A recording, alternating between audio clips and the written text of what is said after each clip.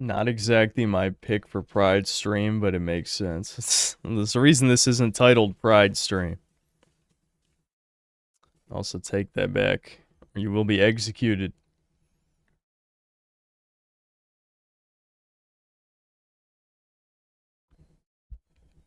My room looks like a back room now, yeah. Well, I still have Poir here. Poir will keep you safe from the back rooms. There you go. I didn't pack him up yet.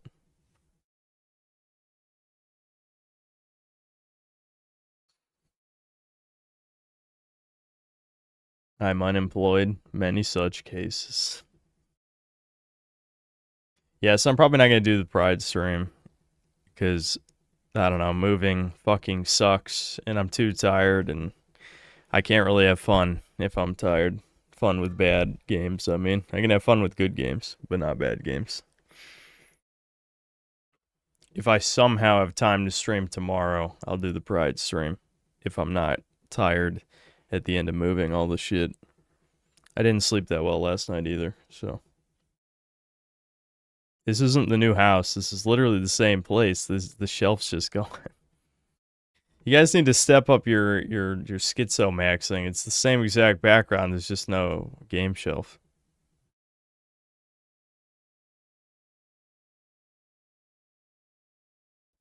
Why am I always moving? I've been here over 2 years.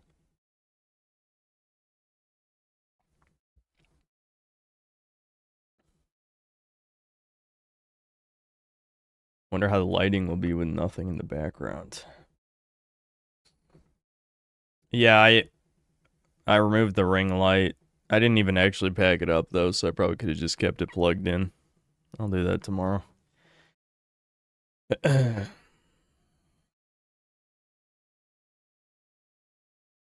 Why would I get a vasectomy? That goes completely against my plans to impregnate everyone.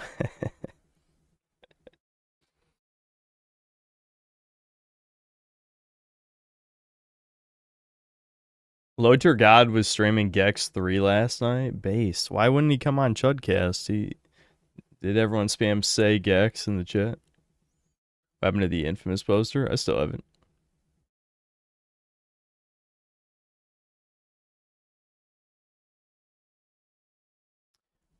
Alright, I haven't seen this yet, so that's why this is up instead of Spyro. I wanted to see what they talk about with Dark Arisen. We'll probably watch videos later, but I'm gonna play at least an hour or two of Spyro before we do something else, because I just need to chill. I need to milk the tiny droplets of nostalgia left in my brain just a little bit longer. Oh, it's on Air. Is that the chicken, the expansion? Like I said, I haven't seen this yet, so if they talk about that, I guess I'll give my opinion.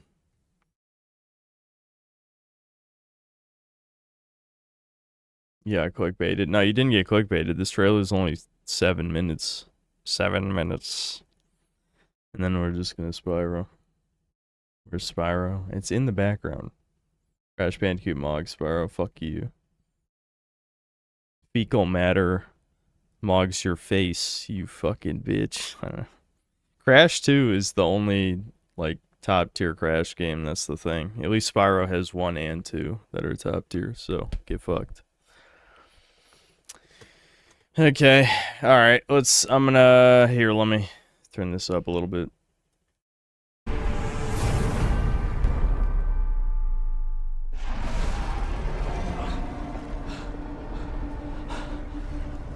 Arisen. 'Tis a burden I alone must shoulder. Yeah, whatever, Foyd. You ain't doing shit. I'll solo this fucking dragon. 皆さんこんにち And then は I get one shot. ドラゴンズドグマ2ダークアリズンディレクターの木下健人です。本作は王道ファンタジーの世界で自由な This is something I was talking about with Devin, but this is the most fucking hilarious shit. It's almost parody tier. If you're not a Dragon's Dogma freakazoid like me, you might not understand. This guy directed the first Dark Arisen. So literally history is repeating itself. Where Itsuno directed Dragon's Dogma 1. Then he moved on after the game came out. Kinoshita came in, fixed the game with Dark Arisen. Fast forward 10 years later, Itsuno makes Dragon's Dogma 2. He leaves Capcom after it's done. Kinoshita's back to direct the expansion.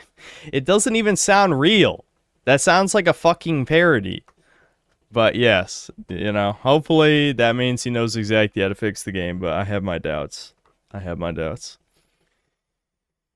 Yeah, literally Kino Shita. Yeah, I trust it. I am gonna fucking, yeah, because he's known for making Kino shit. That's right. That's fucking right, because Dark Arisen is some Kino shit. Even when I'm getting one hit killed, it's Kino as fuck. 冒険を楽しめるドラゴンズドグマ2に新たな遊びを加えた拡張タイトルです。より遊びやすく、新しい体験を追加し、より手に取りやすく、この3つを目指したプロジェクトです。Okay, 3 goals. Let's hear the 3 goals. 新しい体験については大きく分けて3つの要素を追加しています。まず1つは新エリアノルガンを舞台にしたストーリーコンテンツ。Don't care. 新たな土地で各社たちの新しい冒険が描かれます。2つ目は Snow DLCs do have a good track record, I have to say. It was my favorite of the Dark Souls 2 expansions was the Snow one. I'm sure there's other ones that I can't think of. There you go. My one example. That's a pattern right there. One example. There's other ones. I swear to you there are other ones. Chat will say so. 本編エリアで楽しめるチャレンジコンテンツです。育て上げたキャラクターで12種のユニークなダンジョン。Yeah, the fact they're adding 12 dungeons is kind of interesting. I heard about this though, that they're just stronger versions of the existing bosses in these dungeons. に挑んでいただけます。そして3つ目はキャラクターエディットのバリ。Oh, they're expanding the character creator? Oh, that's good. Maybe I'll actually be able to make a proper chud. Did they add any anime hairs? バリエーション追加です。髪型やタトゥーのバリエーションを追加し、新たな姿での冒険が可能になります。これらの新要素は、PlayStation 5、Xbox シリーズ XS、Steam では追加 DLC として配信予定です。Nintendo Switch 2では本編とエキスパンションを一つにまとめたパッケージとして発売を予定しています。Yeah, why not? This is the real question. This is like the most question of all questions. Yeah, why'd you wait 2 fucking years? ドラゴンズドグマ2発売後、本当に多くのプレイヤーの皆さんから反響をいただきました。本編ゲーム体験に関したさまざまなお声をはじめ、もっとこの世界を冒険したい、さらに遊び続けたいという。Yeah, want to continue playing, explore the world even more. I'm assuming the translation there is they want an end game, right? Because even base game Dragon's Dogma has the Everfall. The Unmoored World in 2 has a time limit, and it feels a lot less structured for replayability, right? So there isn't really much of a functioning end game in 2 outside of, I believe you got like upgrade materials for the end game stuff in the Unmoored World. That's what I seem to recall. But that was it. 多くいただきました。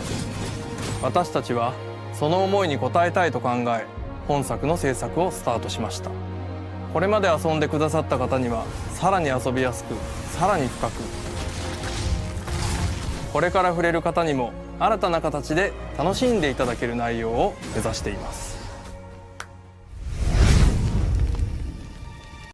Can players enjoy gameplay like the original Dark Arisen? What a question. What a question. Okay. 初代のダークアリズンと同様に、本編とは異なる新たなエリアで新しい冒険と物語を楽しめる内容になっています。今回、新たな舞台となるのはノルガン、極寒の地に広がる滅びと謎に満ちた土地です。この地では魔物との戦いや探索によって遺産品を入手できます。Yeah, so this is just the new Bitter Black Isle. You gotta praise the shit you find instead of just getting the loot. So they got your RNG gacha system thing. Again, I don't care. I was pretty neutral on it, even though, well, my luck in my last playthrough was pretty fucking bad. If you watch the last couple streams, where my first entire run through Bitter Black Isle, I didn't even get a single level 2 weapon for a class that I had, vocation levels in. 犠牲品を拠点へ持ち帰り What the fuck is that thing? Vile. Look at that vile creature. Get these uggos out of my video games. Even the hags got it look like a supermodel. 鑑定することで強力な武器や防具を獲得できます。単純に数値が高い装備だけではなく、特別な効果やユニークなスキルを持つ装備も存在します。より強敵へ挑み、さらに冒険を進めるために遺産品を集め、装備を整え、再び探索へ向かう。そうした繰り返し遊べるハクスラ的なゲームサイクルも本作の大きな魅力です。本作の物語の中心となる存在がキーアートにも描かれ Yeah, so Fallen Dragon, this is the replacement for Daemon. That's kind of what I was afraid of. See, Daemon is a demon, hence the name, right? That's a completely new enemy, new skeleton, completely new animations. It fought like a Dark Souls boss instead of the way most Dragon's Dogma enemies fight.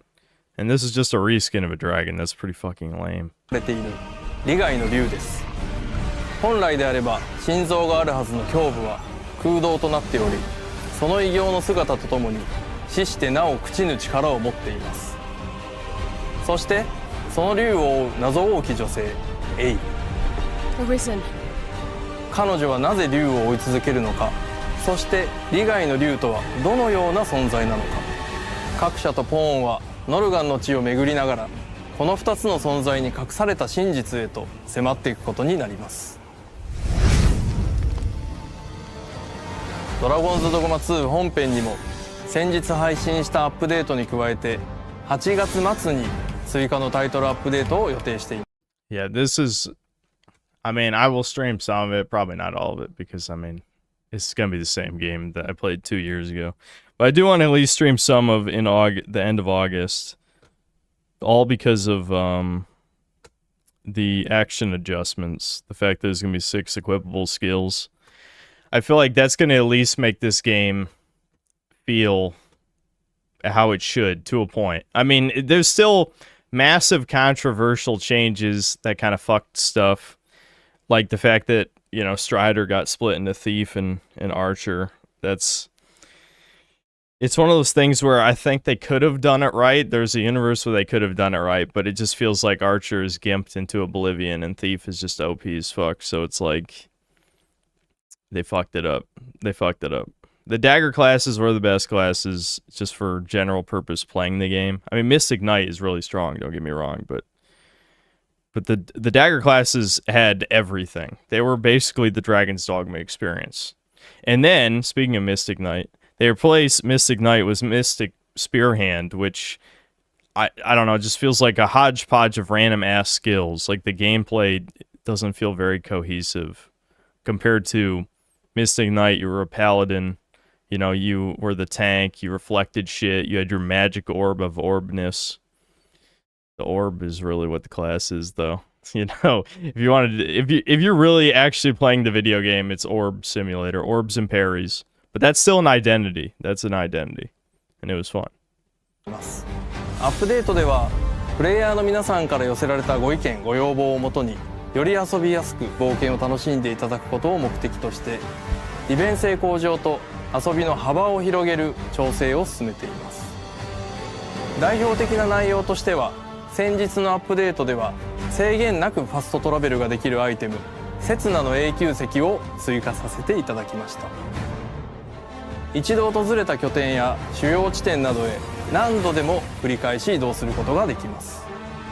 また8月末のアップデートでは多くのご要望をいただいて Yeah, this is just baffling completely. It was obviously one of Itsuno's autism moments that he refused to have extra save files for the sequel for no reason. Like, there's not even a good reason why there's only one save file in the first game.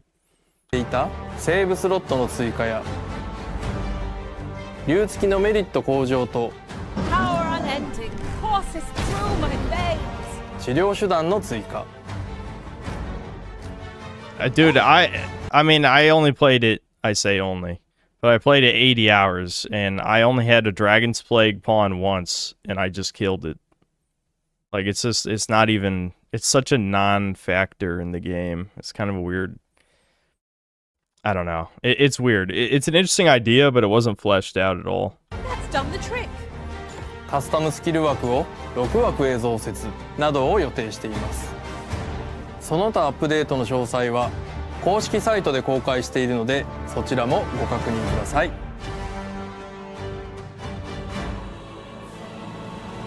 本編を遊び続けてくださっている皆さんにも、これから新たに冒険へ旅立つ皆さんにも、王道ファンタジーの世界をさらに深く、さらに自由に楽しんでいただけるよう、今後もアップデートとエキスパンションの両面から展開していきます。ぜひこれからのドラゴンズドグマ2ダークアリズンにもご期待ください。This title will be available on Nintendo Switch. I still can't believe this is real. This feels so fake. Sometimes living in like our modern ultra consumer hellhole is a good thing, because if we didn't, that would not exist. I guarantee you it wouldn't exist. This is probably one of the few times I actually have to thank normies for being consumers, because if they weren't so desperate for, you know, a medieval fantasy game that they would try anything, then we probably, you know, wouldn't have gotten that expansion. But I guess we'll have to see how much it realistically makes the game better.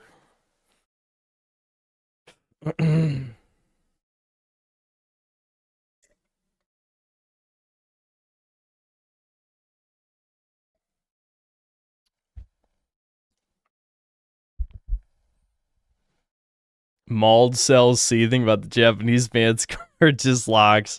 It is weird how like middle-aged Japs will have high school kid haircuts, though. That is a little strange. I'm not sure why that's normal there.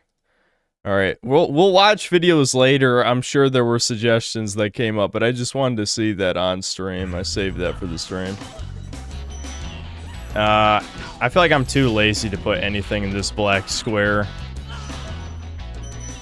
Hold on, maybe I can get the Chudcast overlay so that at least there's something there. Let me fade this out real quick. This is Chudcast, isn't it? Oh, I see. That's not going to work because I need to crop this window. Hold on. I can do that. There we go. It's like ghetto Chudcast. Hold on. I can fix this. Do I have like just a blue part here? I guess if I did green, but then it's just green. Why do I just have green?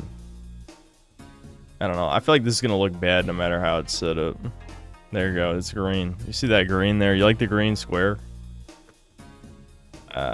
I guess I could try and make it so the Chudcast window fits here and doesn't look stupid. Maybe. Let me see.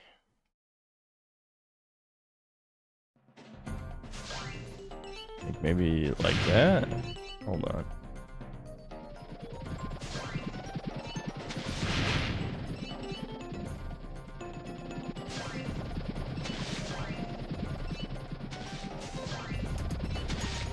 That's fine, I think.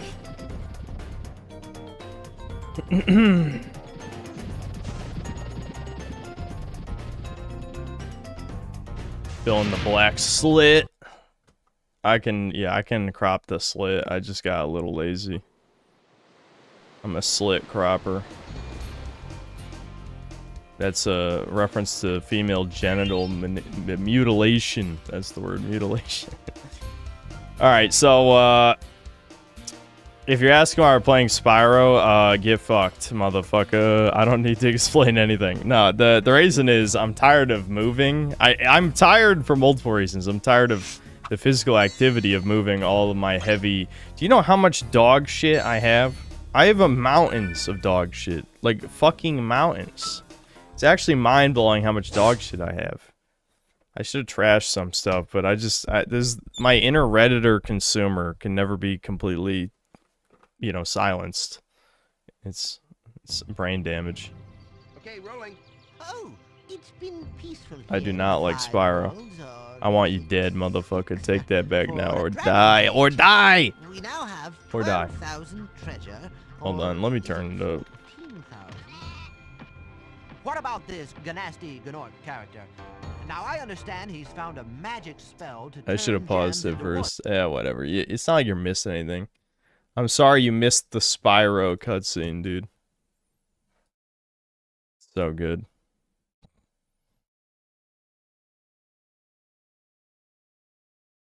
For his cause. I'll take that question. Nasty Nork. And now it's just not capturing. Vampire. Awesome. He has been There we go. contained in a remote world and is no threat to the Dragon Kingdom. No threat!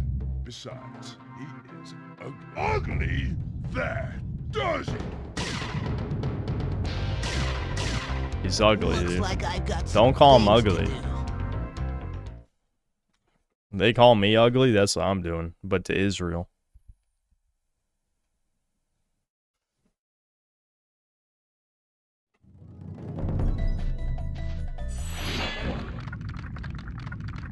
Remember the game Scarlet Nexus, anime style action game bought on sale a while back?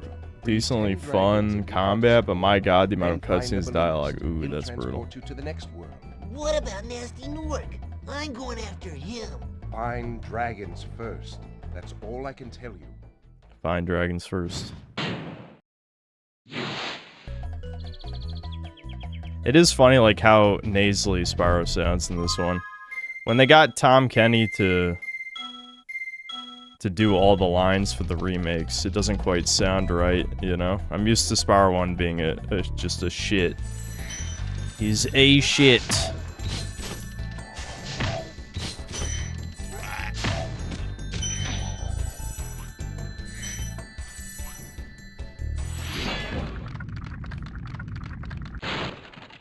Where's Nasty Nork? I'll torch him. Keep your horns on, Spyro. You have much to learn first. Do you know what the dragonfly following you is doing? His name is Sparks, and he's helping and protecting you. Keep an eye on him and see what I mean. Wowie zowie. Health. If this is a modern game, there'd be like a forced tutorial read, and then some bitch would be like, Focus S. Your health bar is represented by the color of bar, blah, blah, blah, blah, blah.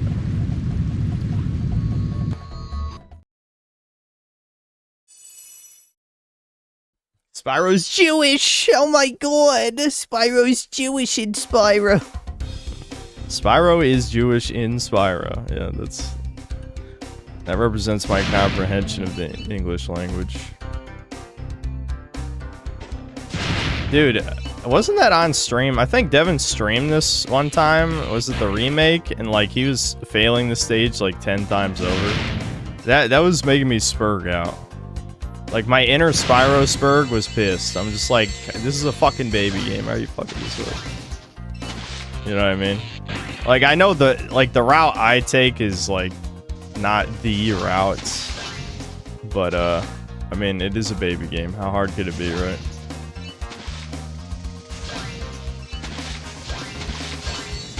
I'm no speedrunner, that's for sure.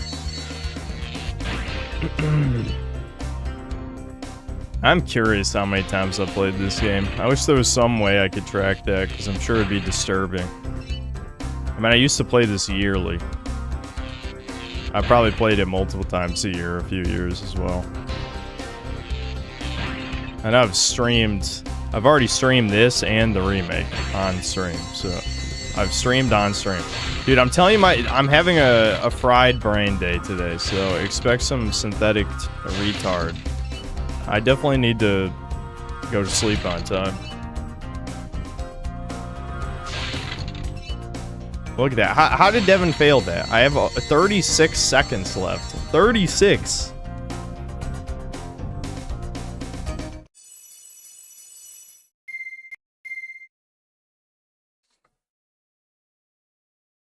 Another thing about Scarlet Nexus, everything has a pop-up tutorial. When you try to close it, a second pop-up confirming you want to close it. Shut the fuck up, let me play. That's brutal.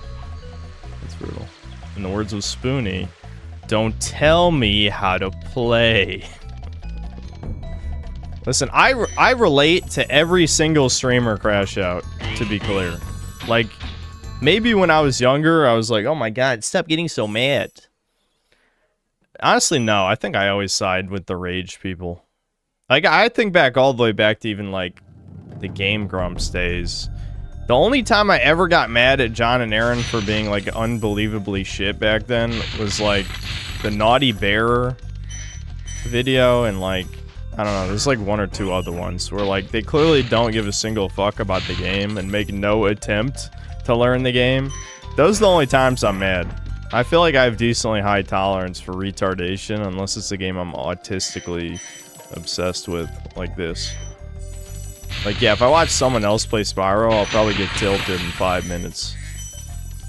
But I have also played this, you know, 30 times, so it's okay.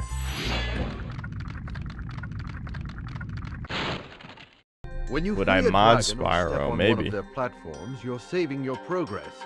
That could be useful if you run into trouble. Not that you ever run into trouble, Spyro. Yeah, Aaron is unbelievably bad at video games, but I never...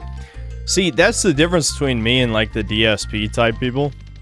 I wasn't mad because he was bad. Even a lot of times, I wasn't even mad at him blaming the game like DSP. What I was mad at is he would pretend to be some kind of expert on game design when he's completely dog shit at video games. That's the shit where I'm just like, have some self-awareness, you fucking retard. This fancy vortex thingamajigger. It'll take you back to the artisan home. But first, let me tell you a story. No thanks. See ya.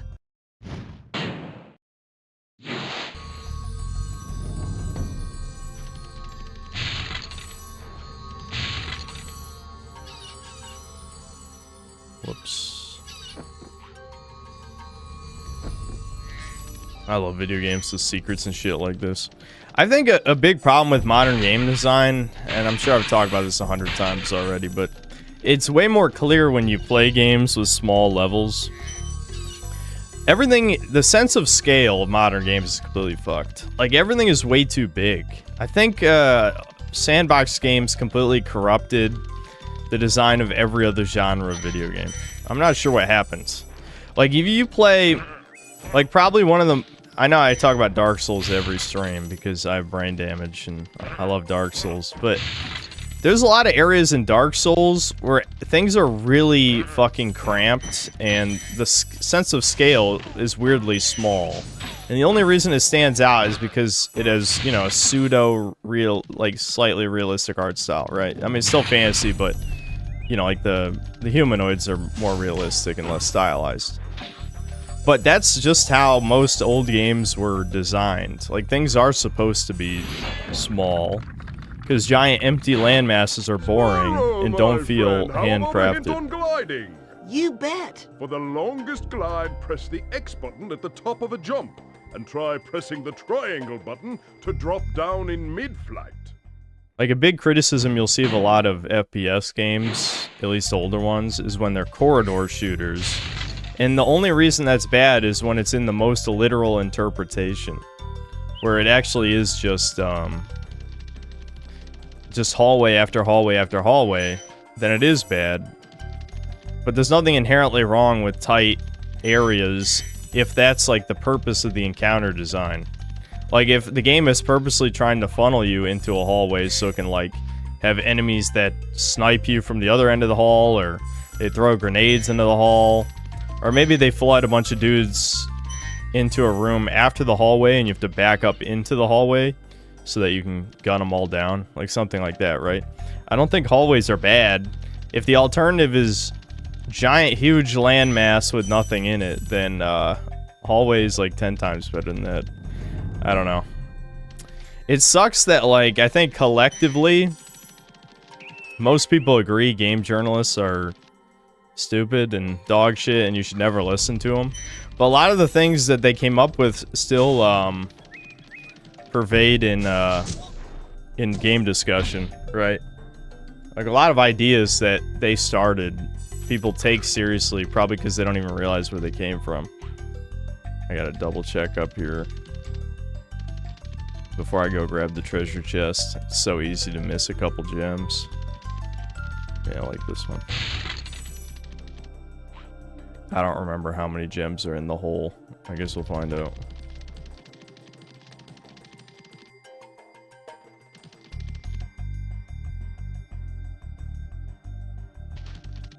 What was the thing holding the egg? It was a thief, dude, wearing basically a fucking burqa. Shit.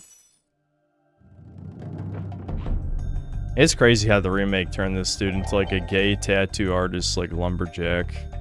That's the one I showed in the video not that long ago. Alright, how many gems? Yeah, I got them all. Nice. Let's go. Watch the dragonfly, Spyro. His color indicates his power. When he eats butterflies, he stays strong. Like me. Sure. Yeah, I saw on my homepage that Gerby made a video on that. Yeah. Yeah, I'll have to see it. Gerby. I never knew as a kid you could just leave the level and it saved all your stuff.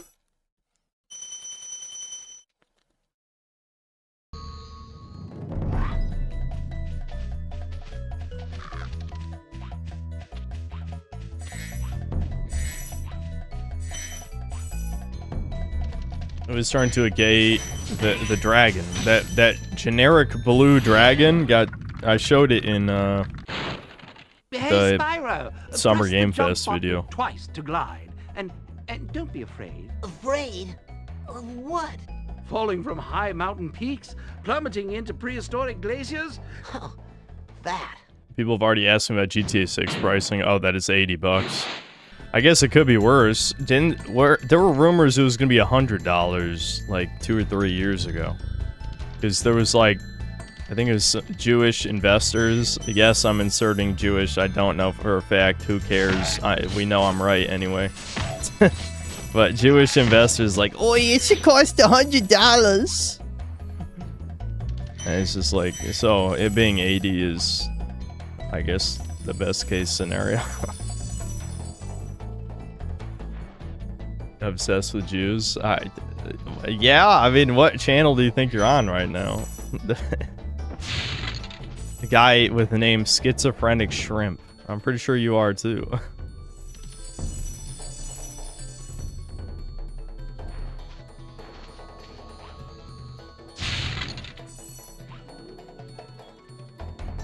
Because he is Jewish. Yeah, Jews are schizophrenic. A lot of them, that's true. The incest babies.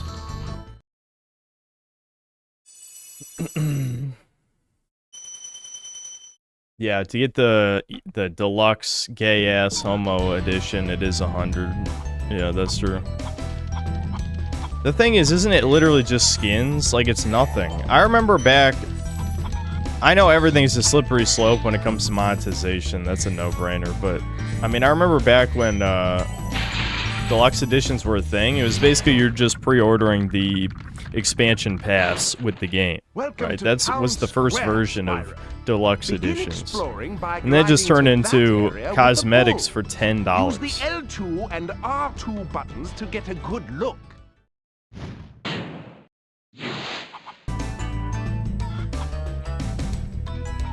In order to access certain stores, you have to buy the deluxe. Oh my god. You know, it's funny. So this is something I'll mention now, and you guys will have to remind me later, because I might forget, because I'll be so tired by the end of the stream. I wanted you guys to give me some suggestions. I was thinking of, since the strange Sneed and Feed video bombed beyond belief, which I'm not saying I'm surprised. I actually knew that was going to happen. That's why I was wary about making the video, you know, 2 weeks ago. But I was thinking maybe it's time to do the biggest gaming disappointments videos.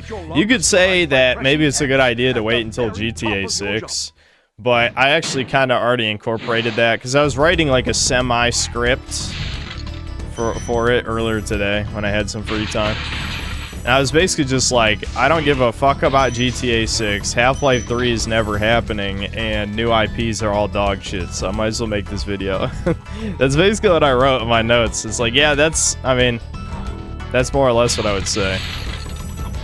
I was in kind of like a My issue with writing scripts is sometimes I'll just write it too robotic, but that time I wrote it in the style of how I talk, so it worked out pretty well.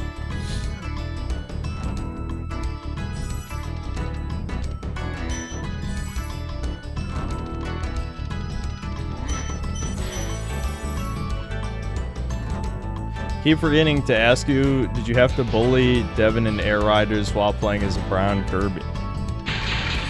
Well, I'm brown. I'm showing my Italian heritage. 30K for Strange Seed is as good as it gets. I mean, I might have got some new eyes on the game. I mean, most likely I did, because if you combine, like, all the unique viewers on the stream, 30,000 is way more, right? Like, if I had to guess, I'd say between 10 and 15,000 unique people watched the 2 streams, you know? So double that is good. That's good. Or more than double, even, depending on what number it is. Thank you for releasing me.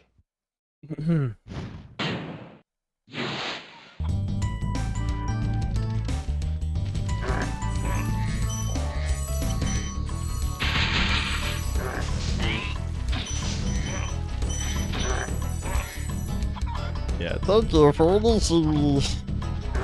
At least the remake did record extra lines for a few of those dragons. There we go, got all the gems. Impressive they moved to a house that looks exactly like the old house. Yeah, I know. If you want a fool, is there a type of autism for house blindness? Like, we got face blindness, but maybe house blindness is a type of autism too. All you have to do is move one shelf, and then you're like in a new house. That's funny.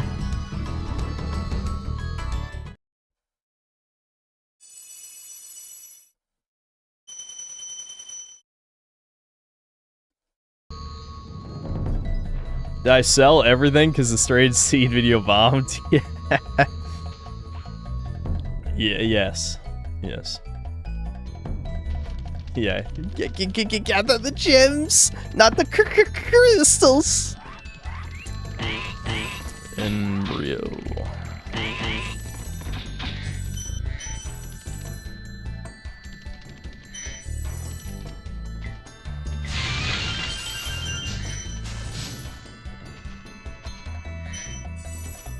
That's on the street begging for money.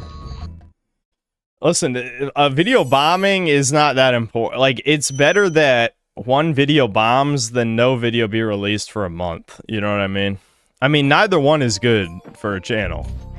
But I'd say most of the time, channels going into a death spiral is because of consistently declining views over a long period of time. Or just channel inactivity. So that's why Devin needs to get back to work, because like doing nothing is probably the worst possible thing you could do. But having a bunch of videos that bomb is also bad. So that's why I think talking about the greatest gaming disappointments is a good next video, because I think almost everyone who watches my videos would be interested in seeing that list. Of course they wouldn't bother me, but here's a hint. Metal armor is fireproof, but a charge attack will take care of them.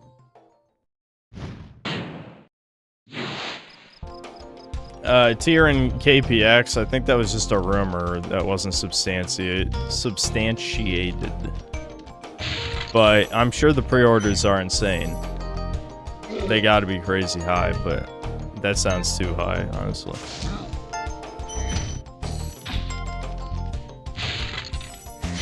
I mean, there's literally, I know literally everything has to be culture war, mental illness bullshit, and yes, I realize the irony of me saying that. But GTA 6 was always going to be successful. There's no universe where GTA isn't successful. I think everyone like darker than a certain skin pigmentation is gonna buy that game. Spyro, want to know a secret? Use the triangle button when you want to zoom in and look around. Oh, your secret's safe with me.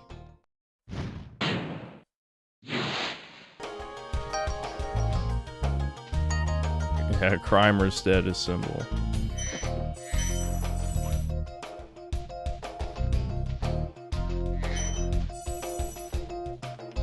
It could be the worst game ever, but would still be the most successful game of all time. Yeah, basically. The only way that it might, that GTA 5 might beat it is that GTA 5 had the greatest consistent lifetime sales, I think, of any video game. So, like, if GTA 6 ends up disappointing, let's just say even 15% of potential, like, buyers who could influence further people from not purchasing the game, it might not be as successful as 5, you know? And obviously, if we're talking about pure cashola, obviously, how GTA Online does is way more important, right? Because GTA Online was bringing billions of dollars in microtransactions. So if the new GTA Online sucks, then there's no way it can be as successful as 5's was, you know?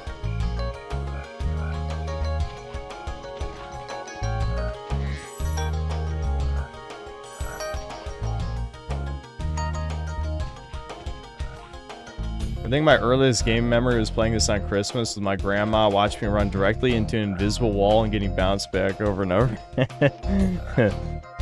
The little wave effect is amusing. I do like how they handled that. My theory for why the game will lack a physical release is to prevent refunds because they have no confidence in the quality of the game. Okay, I doubt that last part. The game, it depends on your definition of quality. I forgot to go back to the treasure chest. Big enemies like this Gnorc with the club cannot The lock be charged, chest. but a quick flame, that should defeat them. Wowie zowie. There's no way you could have figured that out at the end of the level where you have to, you know, use fire on the fat fucks.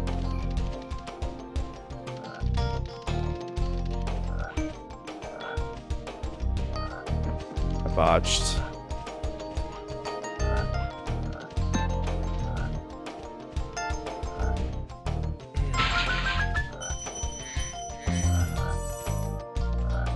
Baby Brain was having a great time looking at awesome graphics. These are awesome graphics. Look at this. This is pure Kino. Every background in Spyro 1 is like a fucking painting. Which is part of why the remake, you know, is such a downgrade in visuals. Because they cheaped out. Like, some of the backgrounds are so good in this game.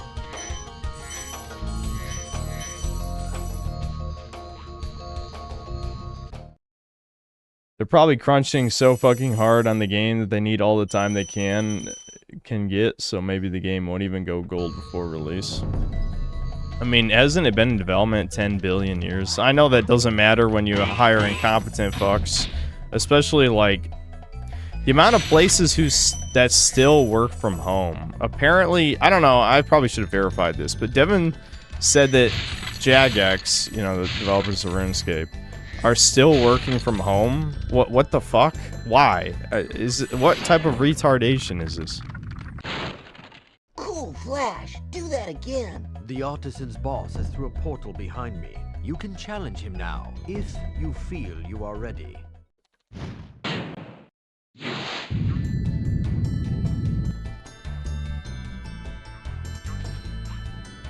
Play Ripto's Rage like an actual man you should. I'm playing the better game.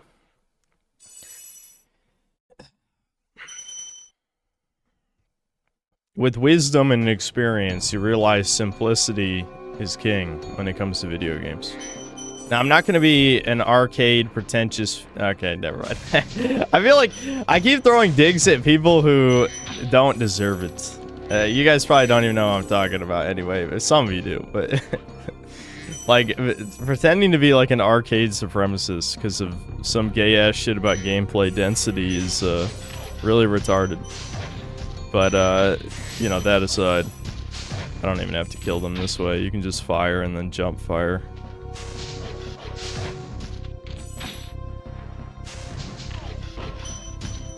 I love how the dogs, like, they try to jump on top of you. They don't bite you. They jump on top of you. It's just goofy.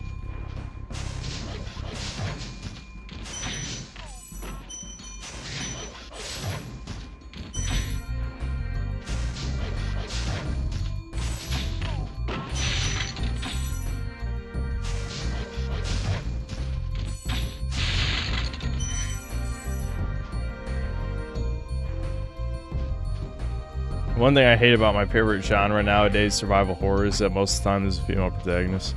I mean, the excuse is probably that, you know, it's easier to get scared when you're playing as a woman versus a man. But in reality, most survival horror games aren't scary to begin with, so it doesn't really make sense. I mean, I know you know, it's highly subjective what finds you scary, but the actual survival ones, you end up usually killing at least 100 monsters over the course of the game. How scared could you be? Nasty Nork has put one of his most devious henchmen in charge of the artisan world. Bring him on. I think I smell a barbecue. Be careful, Spyro. This boss has many tricks up his sleeve. Oh, now the game audio is loud? Yeah, hold on. This song in particular is louder than most of the other ones. I don't know why.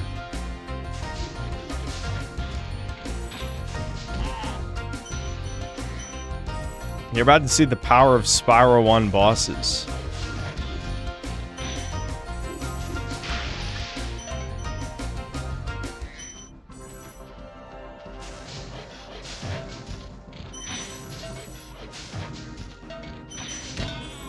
Wowie zowie.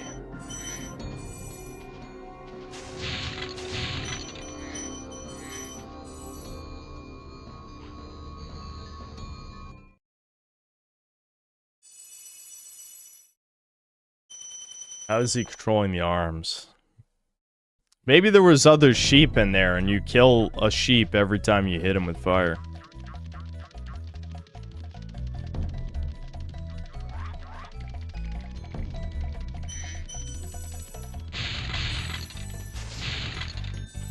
Dude, moving sucks. Mega ultra cock, I'm just telling you.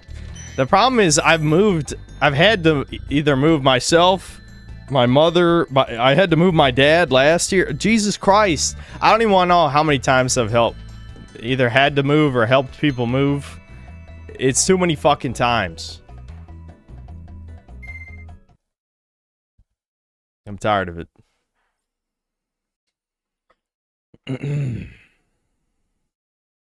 I love the art style of these PS1 games.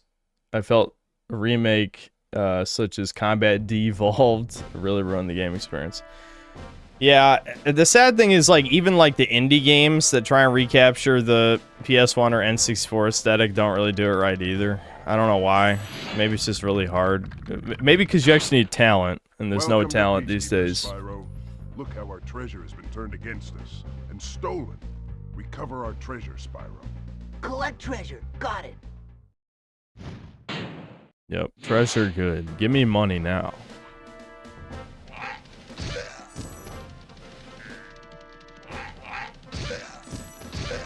These guys make such great sound effects.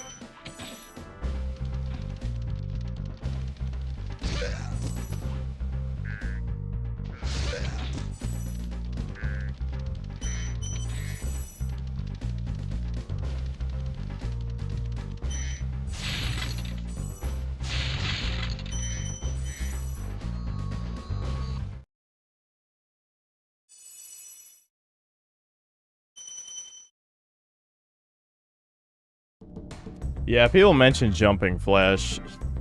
I'm gonna change some things up when I move. I'm gonna finally do a bunch of the shit that I said I was gonna do for years. Like, get a soundboard. Like, I'm getting a fucking soundboard. I'm probably gonna figure out a VR setup. I just want to try some VR slop. Some stuff is gonna probably take a little while because, well, let's just say I'm happy that I saved up so much money because my wallet is getting raped. I missed.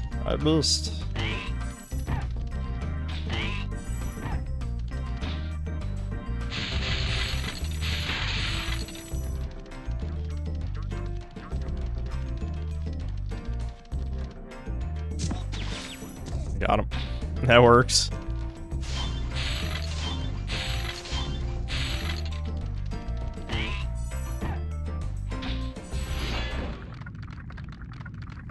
I'm definitely not doing VR chat. Hell no. Thank you for releasing me. Is there a VOD channel? There is an unofficial VOD channel. I don't remember. I think there's actually more than one. There's like Synthetic Man Streams is one. I think there's other one. There's at least another one, isn't there?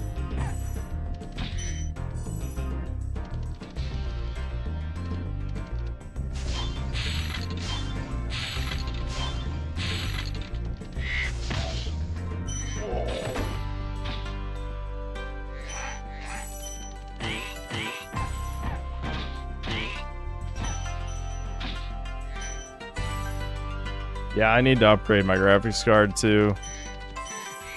I already explained my issue though. Like my motherboard has a fucked release lever for the graphics card, and I gotta figure out a way to not break it and also get the graphics card out. I am gonna do that. Is that you, though. Spyro? Are you the young dragon I've been hearing so much about?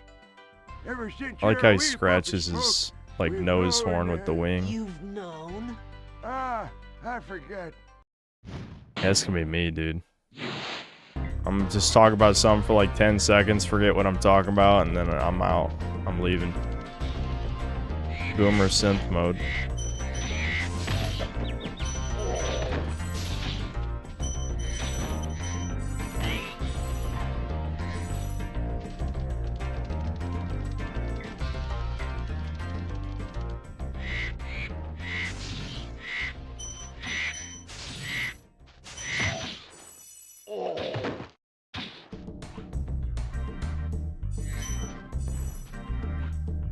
Yeah, gonna be. I mean, I have done it before. I'm sure someone could make a stream compilation of all the times I just forget about what the hell I'm talking about in the middle of it.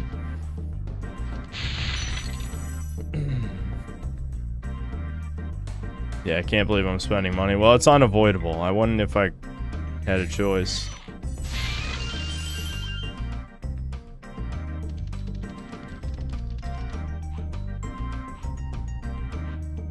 Hello, is being a dragon woke? I don't know, is being a scaly woke? Someone asked a ranged tumor.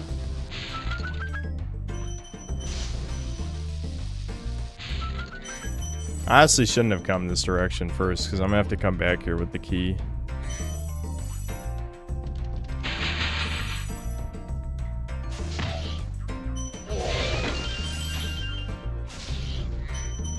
Purple.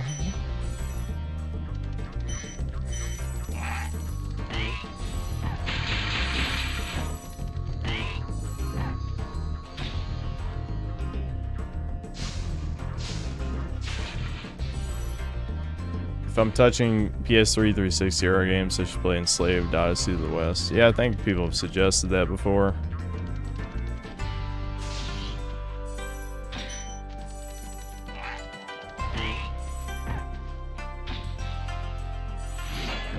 Yes, lizards are ugly too. And there you go. We got the answer. You are a good glider, eh, Spyro? I was born to glide. Why didn't I like the Spyro remake? No, I thought it was fine, actually. It's ironic, given all the remakes I hate, I couldn't really bring myself to hate the Spyro remakes, if only because, like... Even though the only sin it truly commits is the aesthetic, which is a big one. That's a big one. But at least the game, like, plays, I'd say, 90% the same. There are definitely some control differences, but... It's so... this guy, they turned to a fat fetish guy in the remake. He has a big belly and he shakes his big belly. Ugly vultures standing on my head. Those birds might look tough, but they're pretty tasty. Flame broiled with a pinch of salt. And he's out. Mid-sentence, he's out.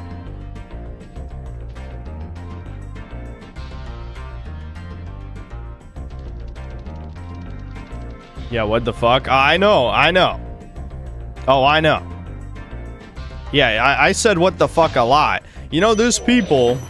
This is years ago. Probably my first year of streaming.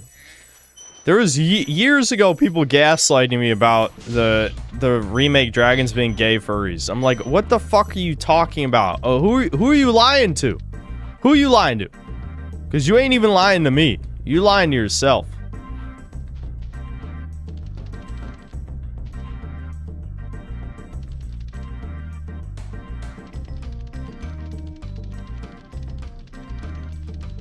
Where's the campfires and vast open world with landmarks? Yeah, I know. You know, when I play Spyro, I'm like, where's the open world? You know, this really could use an open world.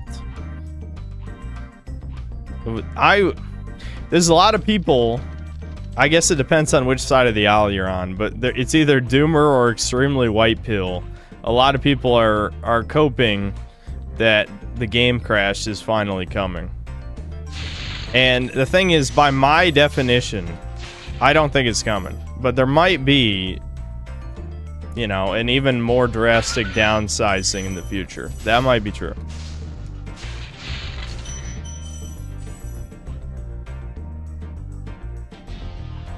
Nice, let's go.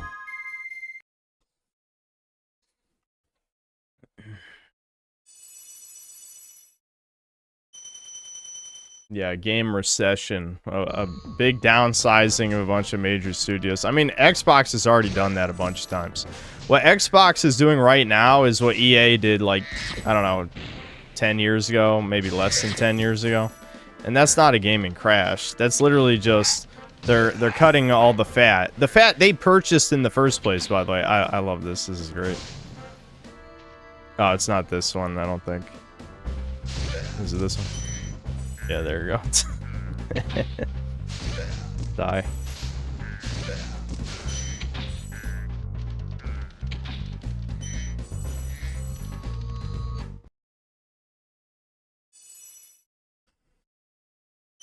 I think movies are in a better place than games. Hell no. Hell no. To be fair, though, I'm not exactly speaking from experience because I haven't seen a modern movie release in theaters in like 5 years. Well, less than 5. I guess I saw, the last movie I saw in theaters was Deadpool and Wolverine.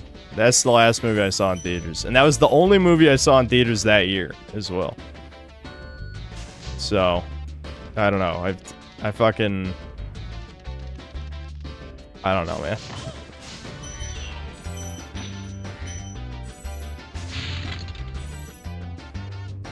Go watch Supergirl and get back to us? I don't know. Do I really want to subject myself to that? I did see James Gunn's Superman on streaming. And I already talked about it on stream when I saw it, I'm pretty sure. But just the fact that they tried to turn it into like his parents wanted him to take over the planet, which he should have done. Take over the planet and breed the Voids. Women wouldn't even be mad about that. That's the least believable part of the movie. Flame won't harm metal, but charging with your horns, that should do the trick.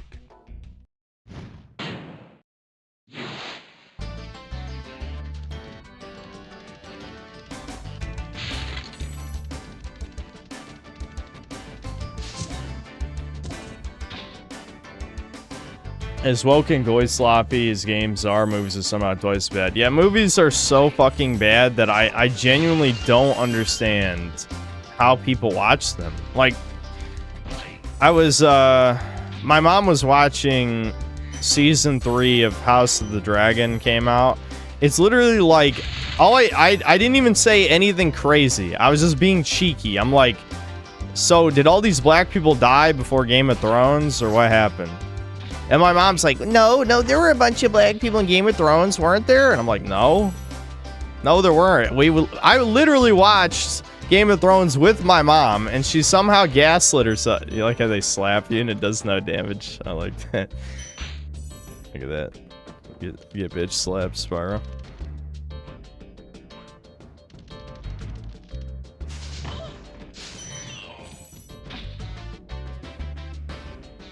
Yeah, in the Sand Kingdom, literally where, you know, brown people would be.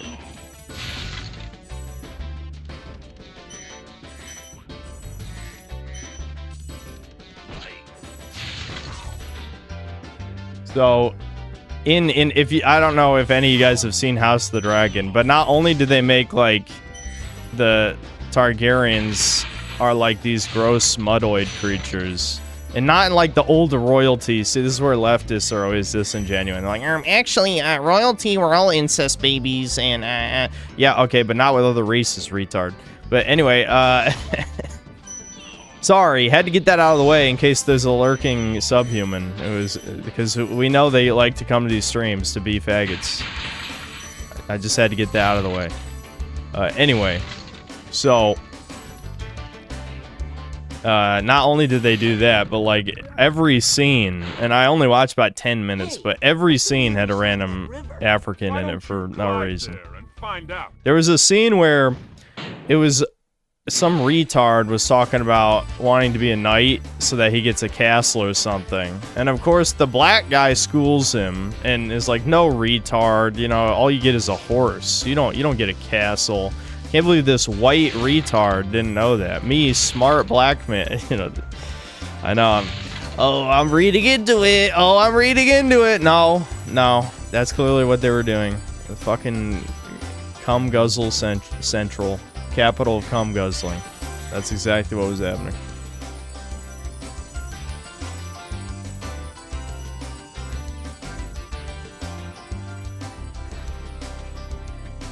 I'd like to know if you're considering the idea of multi-streaming to other platforms. Maybe. I don't know.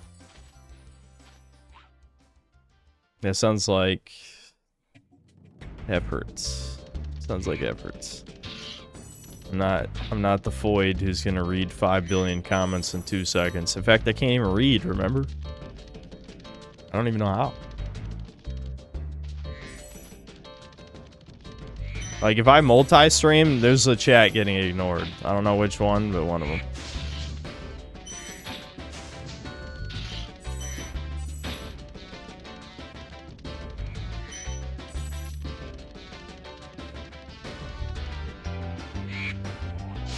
I don't know how that didn't hit me. I fucking just ninja dodged that shit.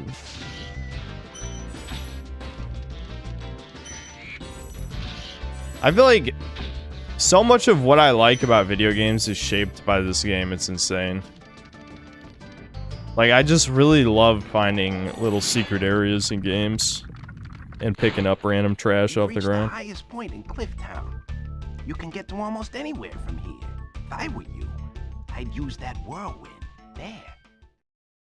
there, that general direction. I don't have fingers. They couldn't model, there weren't enough polygons for fingers. So look at where I'm pointing. Like what I'm talking about specifically, obviously like almost every level in the game is something like this, but like gliding over here, you know, I'm like, oh my god. Oh my god. That's exactly what I sound like at 5 years old, by the way. That's a one-to-one impression.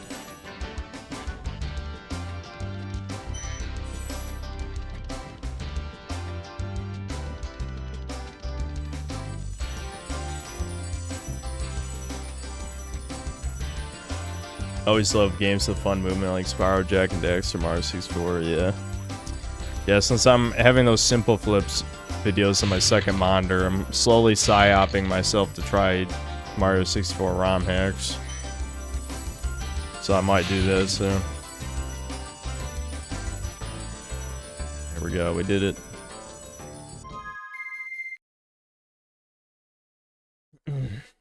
A lot of childhood games of mine were movie license games because my parents assumed if I liked the film, I'd also like the game. Damn, that's brutal, dude. I'm sorry. That's what I picture in my head every time people are like, games are actually better than they used to be, okay? Old games are shit, you're just nostalgic. Every time people say that, I picture you were one of those kids who grew up with, like, the fucking Shrek games or Chicken Little. I've seen Zoomers are actually, dude, the fucking Twitter thing. This like some fucking tweet that got like a fuck ton of likes. I was like, dude, the Chicken Little game's actually fire, for real. I'm just like, are you fucking kidding me, dude? Hi, Spyro. Sparks the Dragonfly has been doing a good job protecting you. Make sure to keep him strong by feeding him lots of butterflies.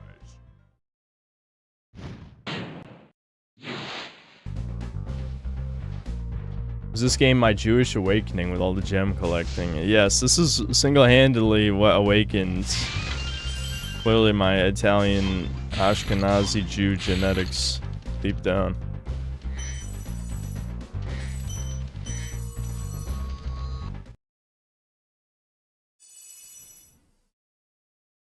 Yeah, honestly, but this is the other part of that argument, is that a mid movie licensed slop game is actually better than probably about half of modern game releases, which is actually like, that doesn't sound real. That sounds like hyperbole, but honestly, just if we're not, well, yeah, actually, I would say by any reasonable metric, that's probably true. Like, if you include indie slop, like, there's 10 billion indie slop games. I saw a statistic that, remember Jeff Keighley said there was like 9,000 games released on Steam last year. Well, guess what? 6,000 of those games made less than $100 to pay for the Steam, like, storefront fee. 6,000 out of 9,000 didn't make $100. Wait until you grow big. That's dog shit. That's worse than Chicken Little, Ratatouille. Any of those fucking licensed games are better than the 6,000 Steam trash. Let's be real. Like, that's just, I think that's just a fact.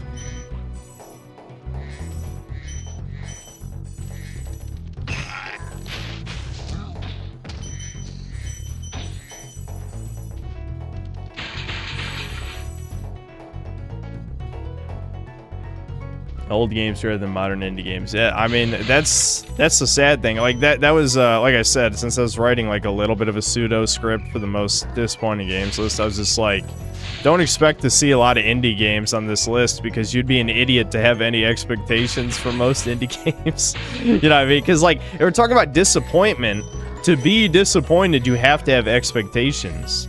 And my only expectations for indie games are the same as for any game. So by that logic, every game would be a disappointing game since they don't meet my basic expectations. You know what I mean?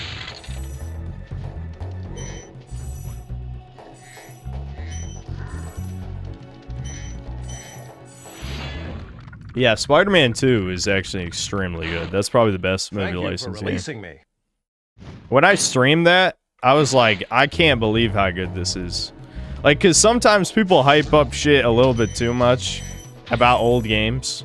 But, like, when I played the Spider-Man 2 game, I'm like, oh, actually, this is exactly as good as people said it was. Like, yeah, I mean, it's not a flawless game, but I think it was just fun from start to finish. So, like, even just delivering pizza was fun because the controls were that good.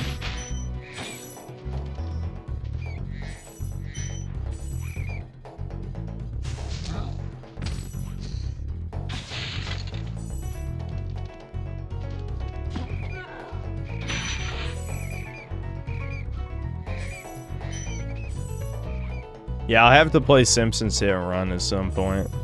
I'll probably rage a bit. When will I stop avoiding Ice Age 2, The Meltdown for the PS2? Listen, I've been avoiding everyone's favorite game if it's not one of the obviously good video games. Psst. Spyro, some big Norks up ahead are wearing armor. And in the ice cave, armor can make their feet very slippery. Oh my gosh. Oh. Slippery.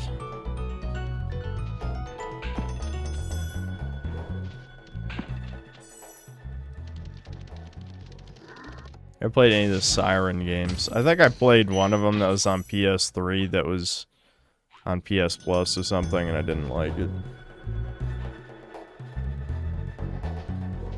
Yeah, a few guys have told me about PsyOps. Yeah, the Mindgate conspiracy.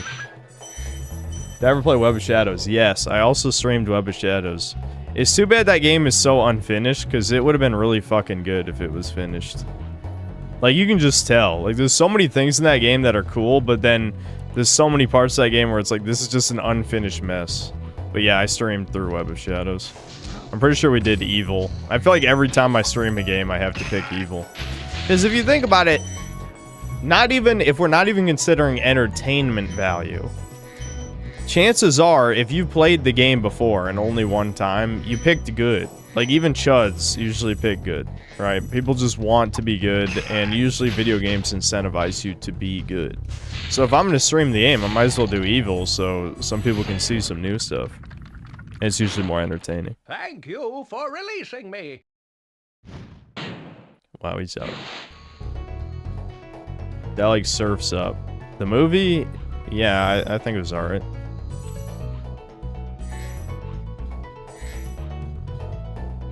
This is another part where I just like mind blown as a kid that they'd have like half the level behind a secret cave. Now, obviously, to a grown-ass man, that's not very secret. I think it looked extremely obvious that you can jump on those.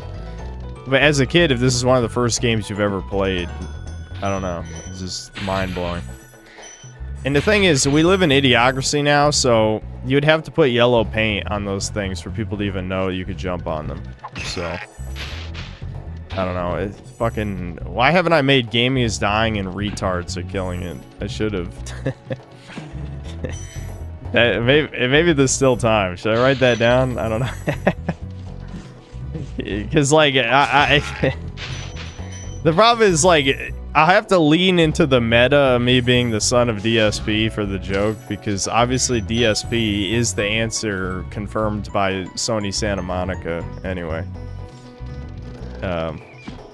It just seems like somehow it's tied into DEI, though. Because, like, there's no way every fucking company at the same time decides, oh yeah, we're gonna just put fucking gross-ass yellow paint on every object. Like, there's like 20 different developers who all did that at the same time. Some dragons thought you weren't ready. That's not just because of DSP.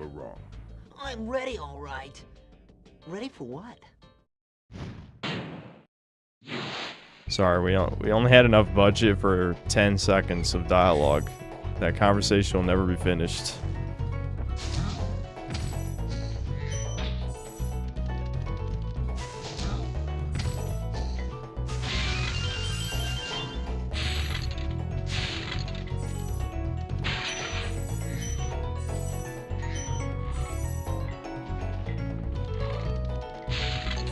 Uh-oh.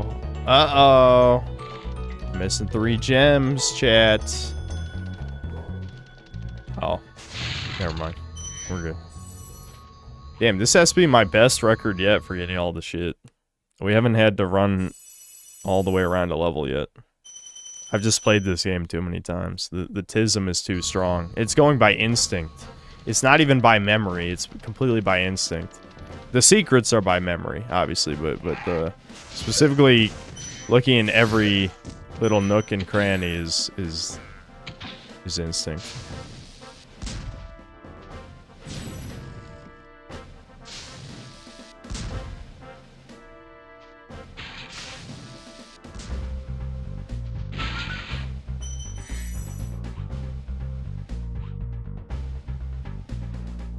These dragons are distinctly lacking in personality. They should be fat, gassy, tattoo artist freaks. That should do it. That's why that is it sad that's in like my top 3 concerns for Spyro 4. I mean, number 1 is obviously open world. Like, that's the worst thing that could happen. But probably like number 3 concern is they turn it into gay furry bait too much. That would hurt me a lot. I mean, there's straight furries there too, obviously, but they're kind of like the bad kind. Like, you look at Tawna, right? Because Toys for Bob did Spyro 4. Like, you look at the new Tawna Bandicoot, and it's like, this is some Tumblrista feminist, like, lesbian bitch or something. So that's not straight furry, that's lesbian. But you get the point. You look at Allura, right, in Spyro 2, and she looks like some weird, like, DreamWorks mutant furry thing instead of her just being a fawn like she was supposed to be. I guess they didn't want a human in the Spyro universe because, like, the upper half of her would be human if it was actually like what it was intended to be. But they turned into this, you know, like pseudo Kumbait. Like, it's not Kumbait literally, but it's like they tried to make her fuckable. Which is like, why would you do this? This is a children's cartoon. Fuck you. Not everything has to be for jerking off. And the worst part is, then they try to deflect that onto me. But me, I know the difference. Like, children's media should not have, you know, Rule 34 material. Like, you can make Rule 34 out of anything. That's the point of the rule. But purposely leaning into fan artists is fucked. What is wrong with you?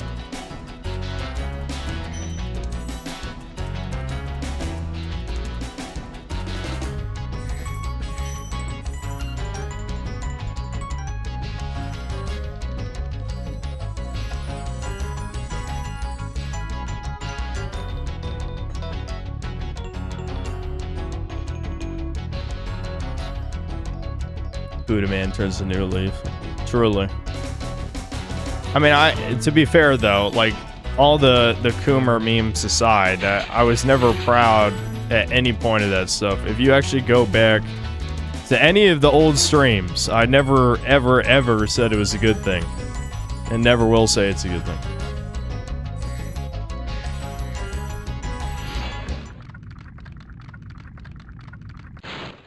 This guy thinks he's so cool. You don't know what it's been like listening to him over and over. But I'll tell you one thing. He should watch his back. Wowie zowie. All that, and he doesn't actually say anything. You know what I mean? He doesn't talk, so how does he say... All right. I actually forgot how this boss works. That's funny. Okay, there we go. Okay, yeah. First phase, he just walks to your position. The second phase is when he turns, and then third phase, you jump over him swinging. Now I remember. Yeah. Let's see. I just forgot.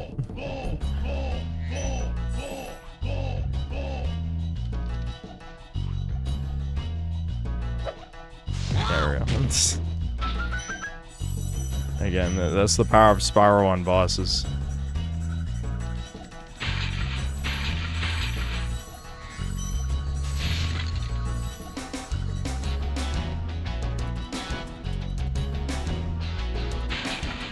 Wowie zowie, 1 purple.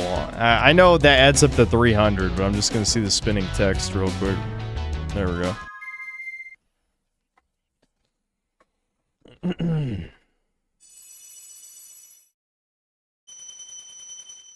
The enemies in this game are so fucking massive. Yeah, I like that practice. I like that practice. People get too teasmo about it. Like, you know, people are acting like it was a huge revelation. Like, dude, why are the enemies so big in the Souls games? It's like, so you can see them telegraph their attacks. They're the same size as you. A lot of the animations, you know, it can be hard to tell what they're actually doing. Especially if their designs are too complex.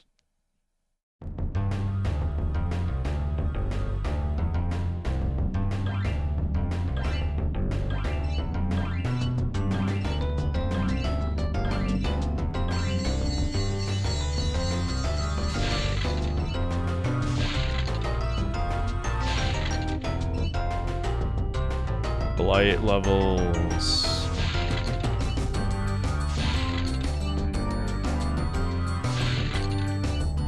If they basically, in Spyro 4, turn this into, like, open world collectibles, I guess that wouldn't be too bad, you know?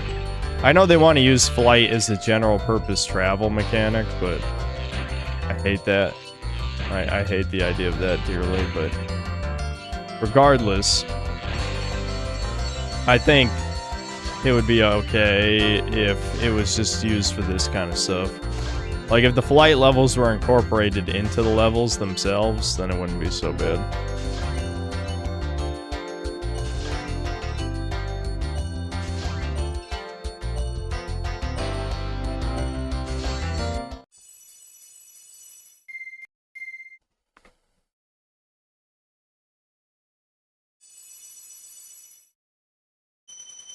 Spyro 2 is the best bosses. Yeah, I mean, it's a pretty low bar, but I would agree, yeah.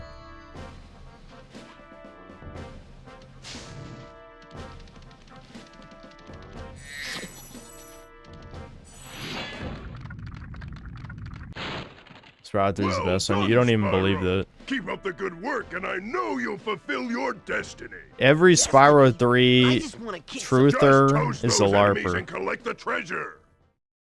Spyro 3 is noticeably the worst one.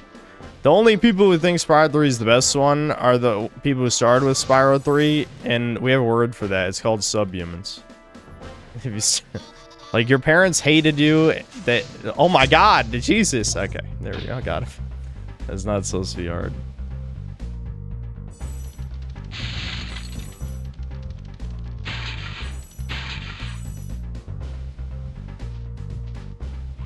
Spyro 3 is better than 2. No, it isn't. I guarantee all the people who think 3 is better than 2 or 1 haven't even played it in like 20 years. Like, the minigame characters are so fucking bad. Actually, just the minigames, period, are even worse than 2's. I think genuinely everything about 3 is worse than 1 and 2. Except the soundtrack in 3 is better than 2. That is true. 2 only has maybe 5 or 6 really good tracks. In 1, every single one is a banger. Like, this game, the whole soundtrack is like my fucking childhood.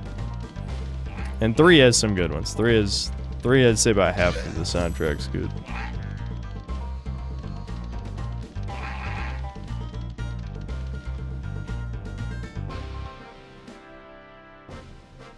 We did it. We got all the treasure. Alright, I'm gonna go grab some water. Then I'll read the super chats. I'm assuming dinner exists, but I'm not even really that hungry. Maybe I'll just eat later. I object. Why are... I don't understand. Like, what's the argument behind 3 being better than 2? Like, everything 3 added is worse. It's just a worse version of 2, honestly. Like, I just don't get it. The minigames are worse. All the additional characters objectively make the game worse. Yep, I said the word objective. Give fuck. I don't know. How is 3 better than 2? I don't get it.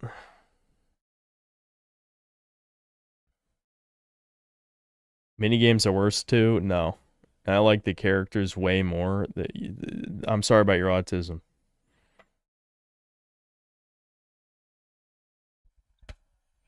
Three is more memorable? Yeah, memorably bad. I remember how horrible it is. Just like all the slop games I've played over the past 6 years. Very memorable, but I hate them all.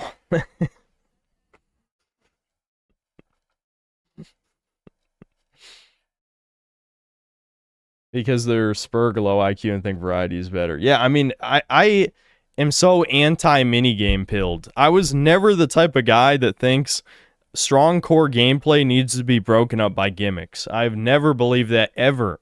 If you do believe that, what happens? You get Donkey Kong 64. Donkey Kong 64 is the pinnacle of that dog shit game design philosophy. Alright, I'll be back.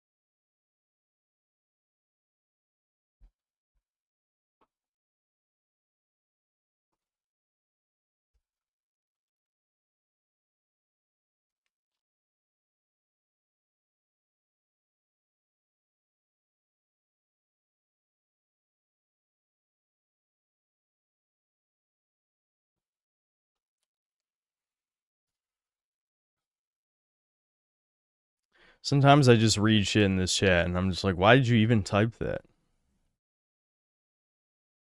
Nintendo fans are not human beings, prove me wrong. I can't. He gave me an impossible task.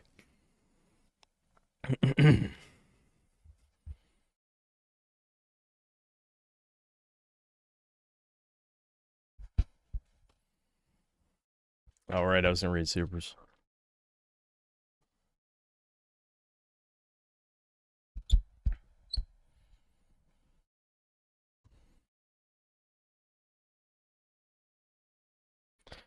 Hadius, thanks for the $2.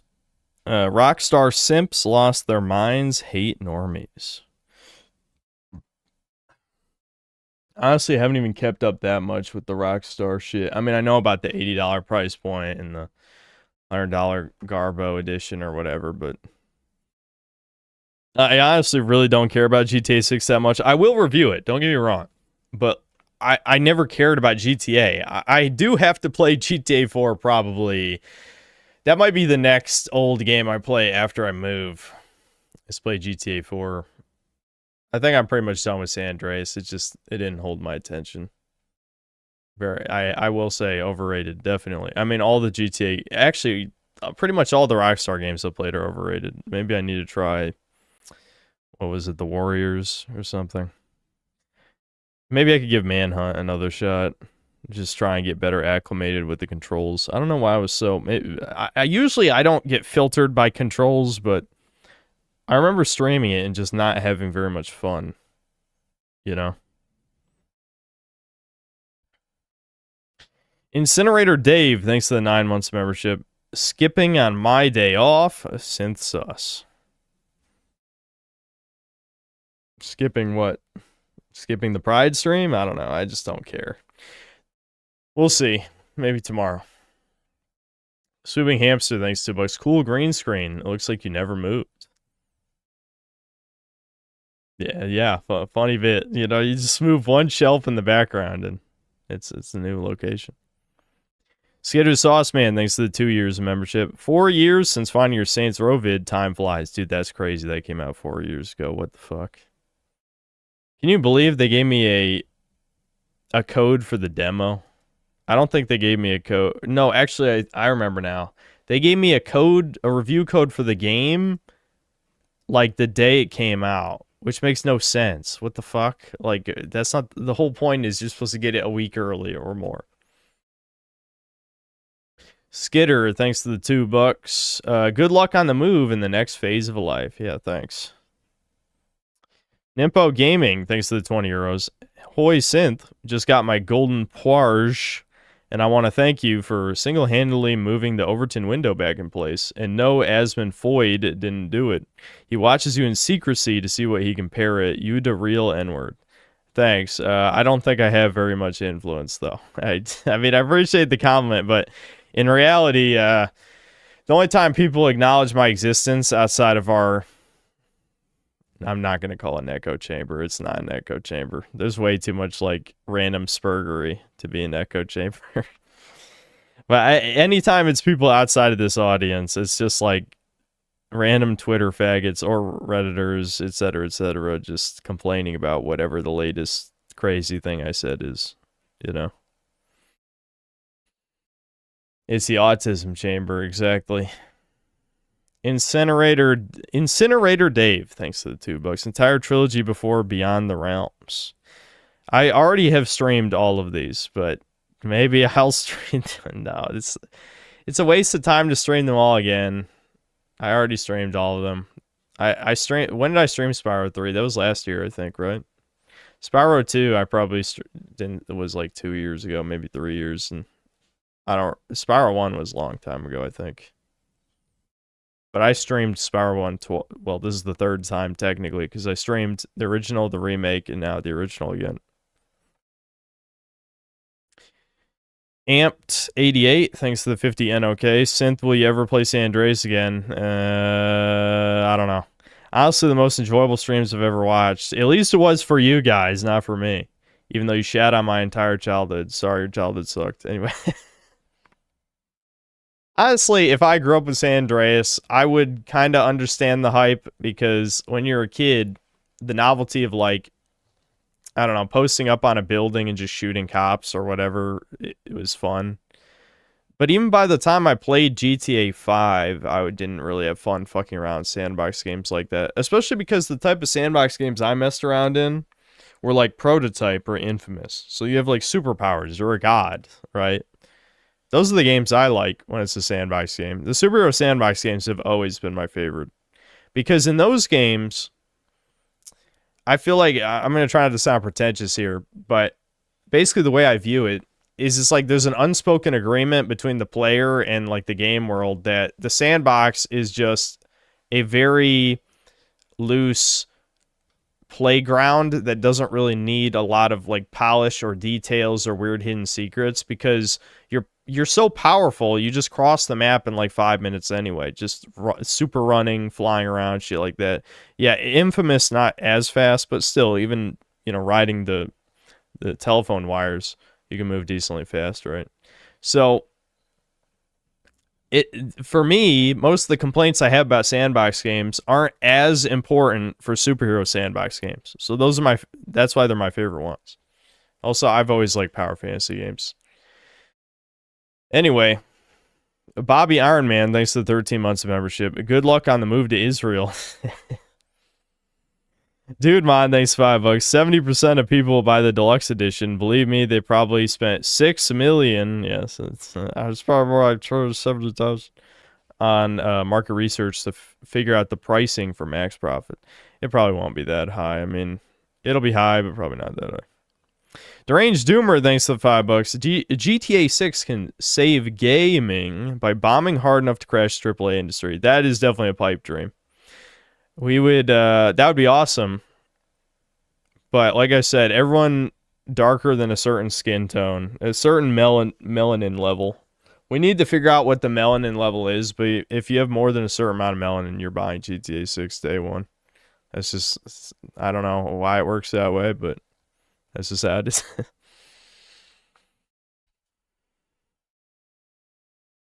Mega Rock and Roll, thanks 21 months of membership. No such thing as a skippable synth stream. That is, I mean, I appreciate it, but that's definitely not true. I feel like every Dragon's Dogma stream is skippable. Probably at least a quarter of all the Breakers streams are skippable, if not half of them. There's probably other ones, but there's plenty. Jordan Corey, thanks to the membership. Meenock, thanks to the $1. Mega Rock and Rolla, thanks to the $5. Soundboard suggestions. No talent. Who the fuck are you? Look at me when I'm talking to you. Item bounce snippet. Curse splat. I'm just doing every voice. I can't do Croc very well, obviously. And Poir voice lines. Yeah, those are pretty good. Browns is first, though. Like, literally, there used to be other ones. It's been years, because I've literally talked about wanting to get a soundboard for probably 4 years, and just never did it because I'm a lazy ass. But, I forgot all the old suggestions. But for me, now, number one is going to be Browns. Browns. You know, like, it's got to be Browns. Hadius, thanks to the $2. This is Black Metal Gamer. Here's some move money. Oh, did like the @ change to YouTube fuck with stuff again? Thanks. I actually don't need any money. I'll be okay. And then another $2. Will Seinfeld bass song make it on the soundboard? Yeah, that's not a bad suggestion, even though it's kind of generic, but I find it amusing. Yeah. Azor Tormenta, thanks to 22 months of membership. Thanks for not letting me know Synth was on YouTube. Oh, Synth was on YouTube. Yeah, like they didn't notify you I'm streaming. Yeah. Deranged Zoomer, thanks to another $2. This super chat is worth more than a Ubisoft share. Ubisoft needs to go. It's time. It's time. I know people are gonna buy the Assassin's Creed 4 remake because retardation. That's genuinely the only reason I can think of. I mean, that game, the original game looks good. It looks good, dude. I've seen the comparisons. Yeah, it's not completely up to the modern standards, but like if it was made like 2 years later, like you look at Assassin's Creed Unity. I know everyone remembers that game because it was broken as fuck on launch. True. But Assassin's Creed Unity is the best looking Assassin's Creed games. Like, I've seen the Nick Tech videos where he compares it to, like, modern games. Like, what fucking... Anyway, you get the point I'm saying here. The graphics are not very dated in Assassin's Creed 4 Black Flag, so it didn't need a remake. And this is just a cheap cash grab. Very cheap.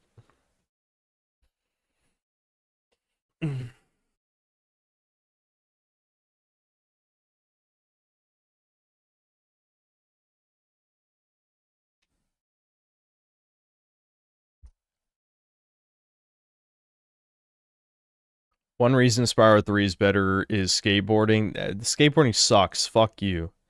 And another is Bianca. Okay, so Kuma reasons then.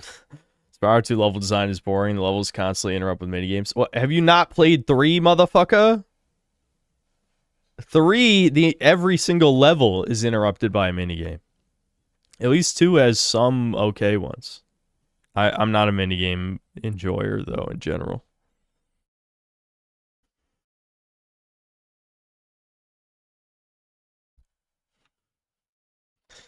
Anyway, Hadius, thanks to the $2. Seething Sanchez simping for Super on X. Yeah, I heard Angry Joe was in this. Well, I won't say in the news. It's never in the news, but yeah, he was fighting with the Nerdrotic and all them or something. I don't know. Angry Joe's still existing, assuming we're always assuming there's no bots involved. We're always assuming. But the fact that he can still somehow get like 1 million views on some of his videos, like, who are these people? Even if, like, I get it if you have like a comfort YouTuber from, you know, years and years ago, like you think of Nostalgia Critic or AVGN or something, or, you know, if you're a bit younger, you could even say like, I don't know, PewDiePie, Markiplier, that kind of thing. But Angry Joe was nobody's favorite YouTuber. Like, nobody. There's not a single fucking person who's parasocial for Angry Joe. He's not even a human. Anyway. Okay, you know, I am exaggerating a little maybe, but you get my point.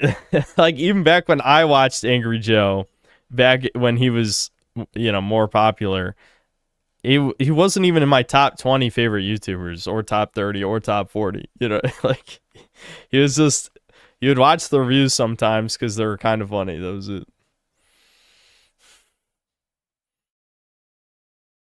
Ugly Bad 4, thanks to the $10. There are some amazing Super Mario 64 ROM hacks out there, and if you start playing them, I'll be here every time. Yeah, I might set some up, maybe. I know Devin's played some. I'll have to see.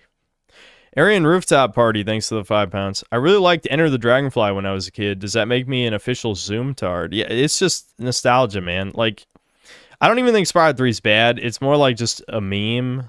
Like, you know, I exaggerate my opinions. You guys know this. I hope. I was about to go on a tangent. Let's not do that. But Enter the Dragonfly is dog shit, though. I should stream it because I haven't played it in so long. But even as a child, I knew it was shit. So we'll see. We'll see how bad it is. I'm sure it's bad. Strange Axel, thanks to the $2. Oh no, Dr. Connor's class. I forgot all about it. Is that from one of the Spider-Man games? I don't even remember. I'm assuming it's talking about the lizard. I was a big lizard guy because he was in the 90s Chatterman cartoon a lot. And, you know, I don't know, he's cool.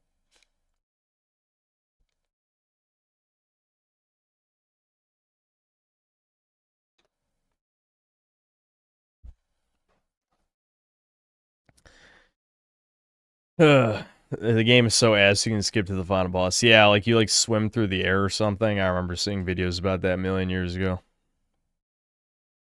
You're normie until something very specific to you gets botched by the Matrix and then you wake up. Yeah, for me it was kind of early. I got pushed down the path early, I'll say, with a lot of bad social experiences. Deranged Zoomer in shambles at this news. What?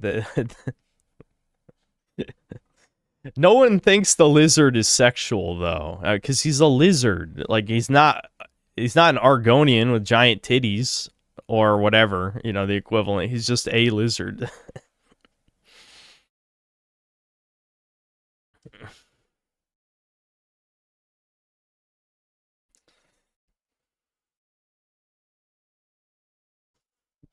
What's the difference? You'd be surprised. No, I'm never surprised, but listen, I'm not getting trapped in this conversation. Okay, it's called Rule 34 for a reason. I'm just saying it's not popular, which is accurate. I guess I'll just say Black Metal Gamer instead of Hadius. Thanks for another 2. Now I put games in another language, less cringe. Yeah, the English voice acting went to complete shit. Like all the talented people, which is ironic because in a lot of these old games, Not all of them. Some of them actually got a lot of professional voice acting. But some of the old games was literally like developers voice acting, and some of it was better than these fucking like Funimation tards or whatever the equivalent is for modern games. Spooky, thanks to the $5. Have you ever played Painkiller Black Edition? Nope. Should I play White Edition instead? I don't know. I couldn't think of anything that clever. Mega Rock and Roller, thanks to the $5. I've seen a lot of people who think GTA 6 is going to be some kind of online roleplay life sim, like their GTA 5 RP servers, and not just another movie game. Yeah, those are some retards. The type of people who think like, dude, I forgot his fucking name. Anyway. Oh, Carmelo. I was going to say something about Carmelo Anthony, where it's like, yeah, the same people who think Carmelo Anthony was like a slave who got whipped by white teenage boys or whatever, and he shanked in self-defense. That Netflix adaptation shit is so true, though. Anyway, Swooping Hamster, thanks $2. Best part of San Andreas was when you got stalked by trucks. Yeah. I don't know. Maybe it's good for one more stream. There were a lot of funny moments. I'm not going to lie. It's not like it was a bad game. It definitely is not a bad game. Let me make that clear. I was very annoyed by a lot of parts, but it's not a bad game. It's just not really that fun, honestly. Like, it hasn't aged very well. It had a lot of funny moments. It's just the gameplay wasn't that fun. M. Garcia, thanks to the $2. Imagine chimp outs if GTA 6 ends up like Cyberpunk. Yeah, can you imagine? Is it coming to last gen, or is it only coming to PS5? Because if like it has a last gen version, I'm sure it'll be completely broken, like slop. Even Rockstar trying to polish things, I imagine if there's a last gen version, it's garbage. It's fully next gen. Okay. I guess we'll see. If it doesn't work on PS5 or Xbox, because they have to make it work for Xbox One S or whatever, or Series S. I keep forgetting the naming scheme for Xbox because it's S. But they have to make it work for the Series S. I don't know how many people realistically own a Series S, but that version's probably complete shit. Eric Williams, thanks to the $2. Your appreciation for Air Riders is giga-based. Thanks. It is good. I mean, that is one of those games. That was the rare moment where I was not disappointed by a sequel to one of my childhood games. Like, yes, there were some big mistakes. Namely, like, how the online matchmaking worked. That was the big... The other big one being only one city trial map. Those are really the two big things. One city trial map, and the online matchmaking was done in a very stupid way. But I think in every other way, it was awesome.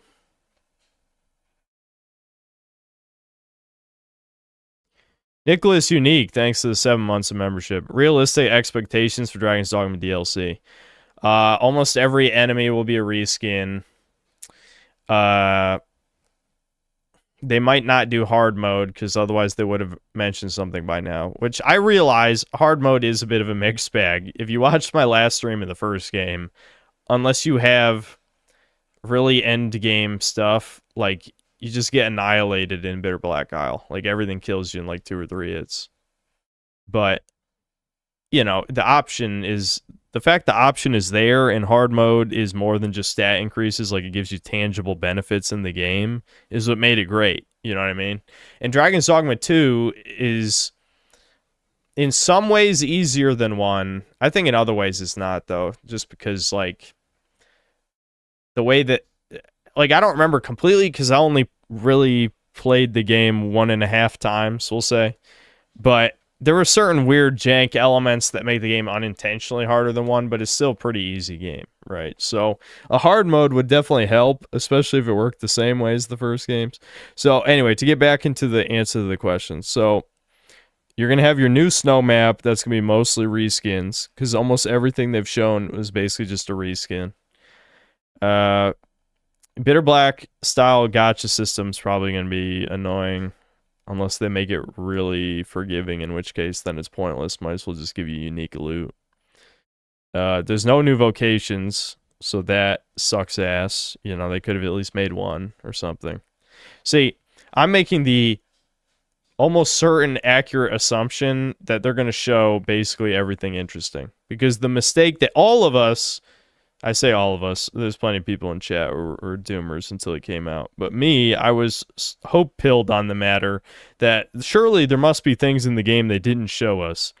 The only thing they didn't, like, overly spoil before launch of the original Dragon's Dogma 2 release was they didn't do that much details on the Unmoored World, the post game, right?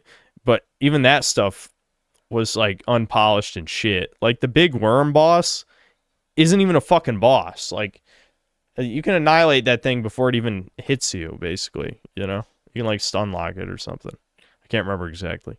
But the point is it was easy. So realistic expectations are snow map, reskinned enemies.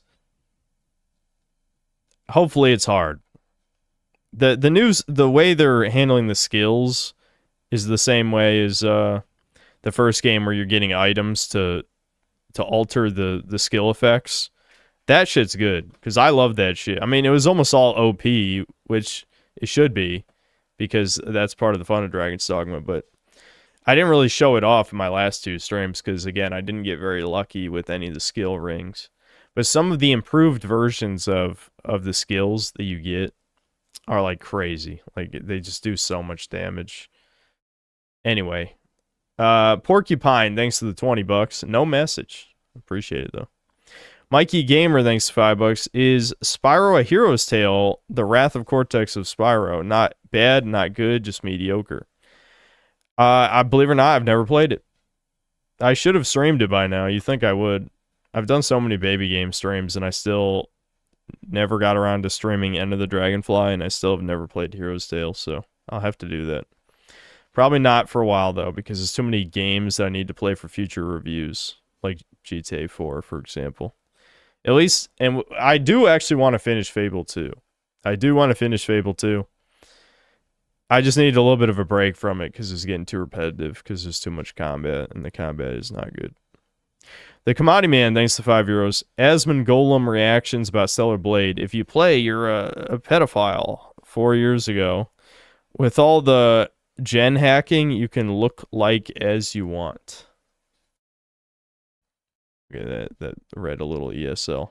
I get what you're saying. I think I've seen a comparison image where in the past he was like more pro lolly stuff, and then now he's like anti lolly stuff. But I also don't care about anything Asmongold has to say because he's not a real human either. No one's real. We live in the Matrix. Become a solipsist. Don't believe in anyone other than yourself until proven otherwise.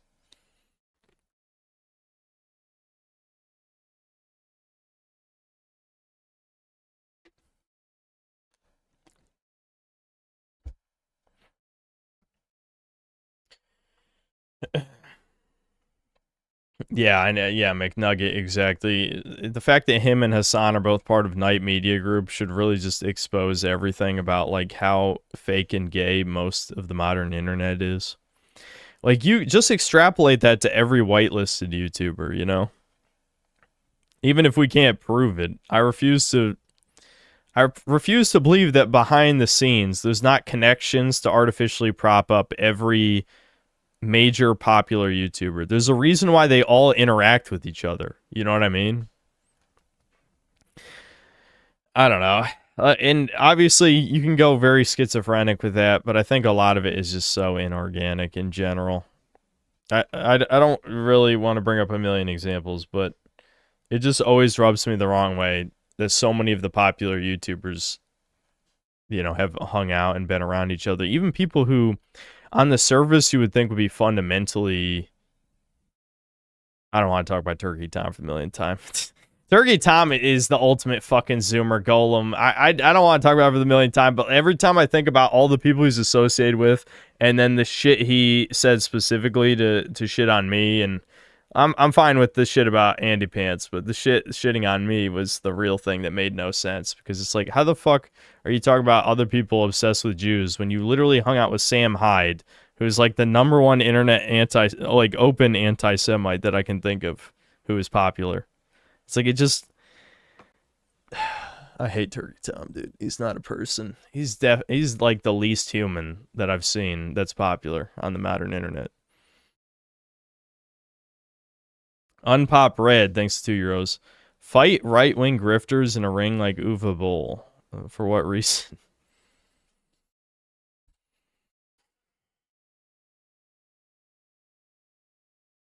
Yeah, it was just jokes. Yeah, there's like with that. Never mind. I'm not getting into this. We all know, any one of us who watch those videos. I don't even watch very many Sam Hyde videos anymore, but it's gotten less and less joke. Like there is no. If you actually watch the videos, there is not a hint of irony when he's talking about Jews ever. Like this, it's just none.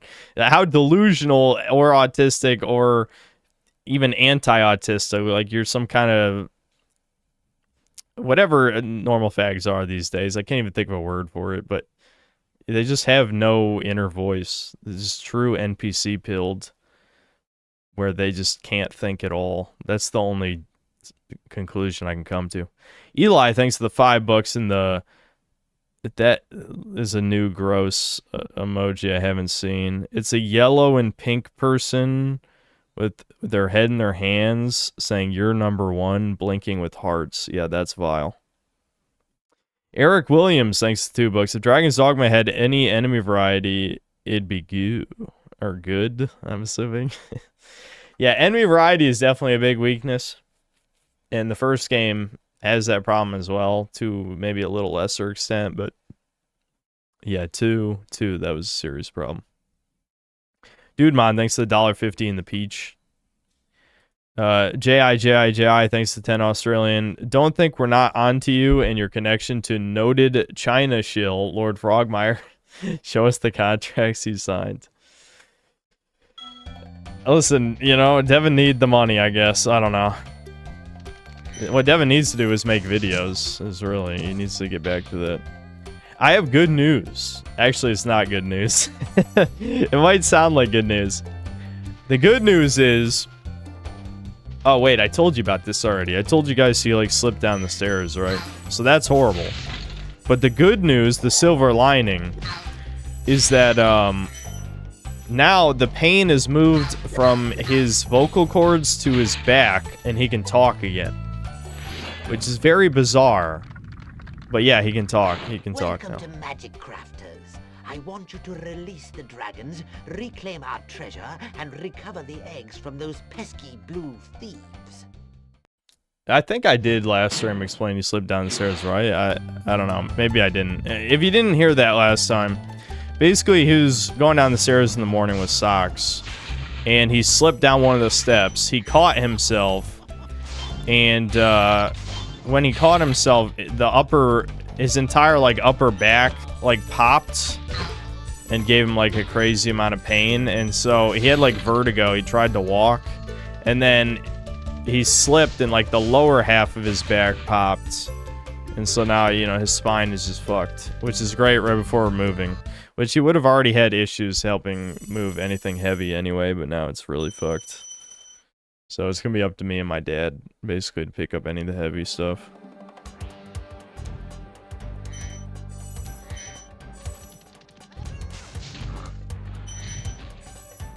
Yeah, he's Mr. Glass. That's what I said. What I said last time is he's Mr. Glass from Unbreakable. These things actually scared me as a child, like unironically, these dudes. Because like my brain is like, what the fuck even is that? You know what I mean? Like 5-year-old me is like, oh, that thing is scary. I don't even know what that is. But like every enemy in this game, it's not a threat. So I don't know.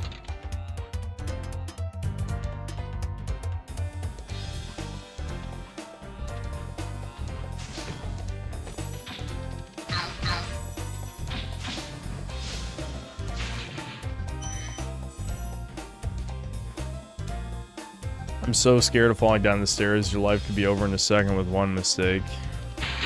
Yeah, man, how many old people die from falling down the stairs? Probably a lot. Spyro, you're not afraid of those big, noisy, gigantic, awful beasts, are you? Of course not. I didn't think so. I sincerely doubt Turkey Tom is more of a subhuman than the Critical, because the latter unironically said Devote 7 First Light is a good video game. I feel like that's the least of my issues with Critical, is him saying that. Like, I don't know, the Critical Sneeko shit, again, if the internet was organic and real and not full of subhumans, that should have been, like, maybe not career-ending, but it should have definitely permanently damaged Critical's reputation. Because, like, not only is Sneeko, like, said a million retarded-ass, like, subhuman things, but, like, he's obviously not very intelligent. So the fact that Critical wasn't even ready for that shit is such a bad look. But again, nothing on the internet is fucking real. Everything is fake and gay. Almost actually died there. I got nervous. Dead internet theory is real, but for the wrong reason, you know?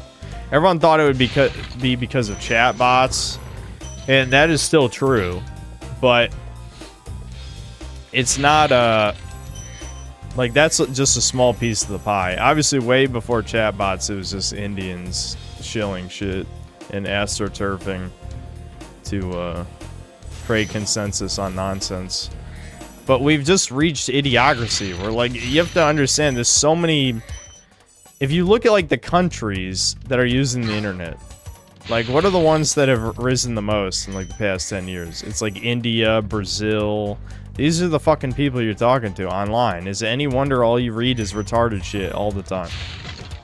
It's genuinely just... I don't know. It's so fucked. Oh, thank you for releasing me. Yeah, and if you're reading Chinese shit, it's usually just... I don't know. It definitely never sounds like a person on the other side. Like, I don't know, man. The funny thing is, I'm not even the type of guy who goes out of his way to be racist. It just keeps happening. Like, I don't know how, but it's just like the world is forcing me to be extremely racist. You know? Like, it's not even a choice. It's just, oh, I'm noticing that it's always noticing. That's why the left is literally anti-noticing. Anti-notice patterns. Believe what you're told.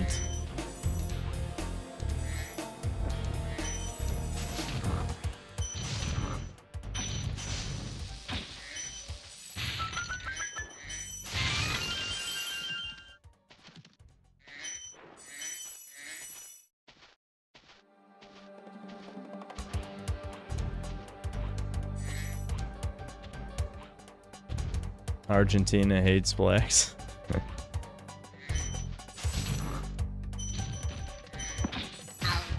China owns 360,000 acres of American landmass. That's... Yeah, that's... I mean, everything is fucked, man. Like, the thing is, that's what I've heard. I don't even know what to call this. Is this the libertarian crowd? I have no idea. But I've heard, like, the cold take, we'll call it that, that the reason why there's so much woke leftist garbage is because China was funding it to weaken... Oh, yeah, I think I heard fucking, what's his face? Razorfist say this. Where it's just like, he thinks the woke shit is like China. I don't know if he still says this, but he said it at one point years ago. It's like, that is definitely part of the component to, like, not only weaken Western values, and the other theory was to make game companies basically completely fucking worthless so they could just take over. Like, I'm sure that's part of it, but that's just completely putting into... Well, first of all, you're ignoring the JQ, which is always the answer to everything. Which I just can't... I can't abide by that. That's an unforgivable crime. The JQ is always the answer number one. But the thing is, like... American values were already eroded way before that by actual communism and not Chinese communism. Like, we're talking, you know, Mr. Goldberg style communism. So, I honestly don't know if China weakening things further really is making as much of a dent in this as people would have you believe. Like, if China took over the game industry, would that even make anything worse? Like, it's already so bad. I have no idea what difference. Like, games, that's the funny thing. Like, I think of Chinese games. What do I think of? I think of extremely derivative slop. Alright, what do I think of when I think of Western games? Extremely derivative slop, but it's woke. Oh, okay. What big difference? I don't know. Like, originality's fucking dead. There's no talent. No talent.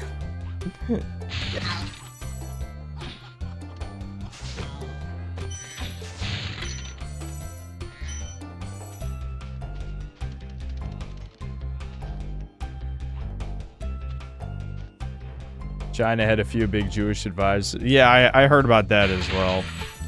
You know. Better China than Israel. Yeah, you know, ideally it would be neither. I don't. Why do I have to choose between like the demon and the monster or whatever, or the horde of bugs, whatever you want to say in this analogy? Begin a supercharge. Supercharge? Excellent. Go ahead, try it. Supercharge. It's just bizarre to me that this mechanic is barely used in the sequels. I guess just because Spyro 2, that I know I was doing my shit on Spyro 3 routine, but I think I will agree if we're not counting minigame shit and playing as the other dog shit characters, that Spyro 2 does have more boring level design than Spyro 3. Like, Spyro 3 actually has more gliding stuff. Like, there's a few levels in Spyro 3 that could actually fit in Spyro 1. Again, minus the minigames. But Spyro 2, for some reason, had, like, so many flat levels and not that many, like, abysses to fall into.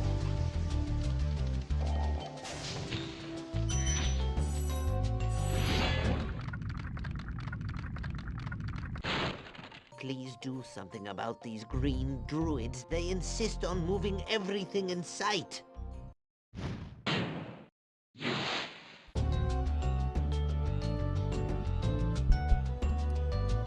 In fact, 85 to 90% of the foreigners helping the Chinese at the time of the communist takeover were Jewish. This included the daughter of the founder of the brokerage firm Goldman Sachs. Yeah. Yeah, so, you know, there's like... I don't know. There's no point preaching to the choir for the millionth time. My point is, like, when people try and divert the conversation to China, I just think, like, their country is gonna suffer an even bigger demographic collapse than most of the Western ones. So, at the end of the day, everyone loses except Israel, right? And whatever Israel vassal states there will be, which, you know, there's always... Like you look at BRICS, right? Like the whole BRICS World Economic Forum thing. When they're done milking Europe and America and all that shit dry, they're just gonna do that to, you know, Brazil, Russia, India, China, what was it, South Africa was the last one or whatever. Well, South Africa is gonna be hard because all the white people will be dead by then, I think. But but the point is, those are the next world superpowers that they would want. At least one of those. Well, they want to turn to a world superpower to milk that dry before they then parasite some other country. I hate those bugs. When I become big and strong, like you, I'll squash them all. Until then, remember that supercharge makes you invincible.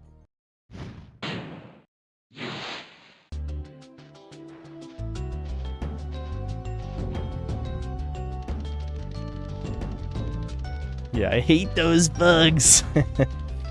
I hate these bugs.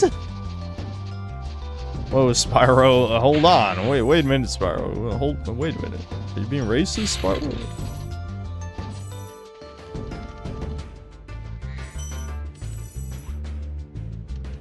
Spyro would definitely, I mean, I know you can argue that Nintendo games just inherently are gonna have way more tism, because, like, I don't, maybe this is just completely unrelated.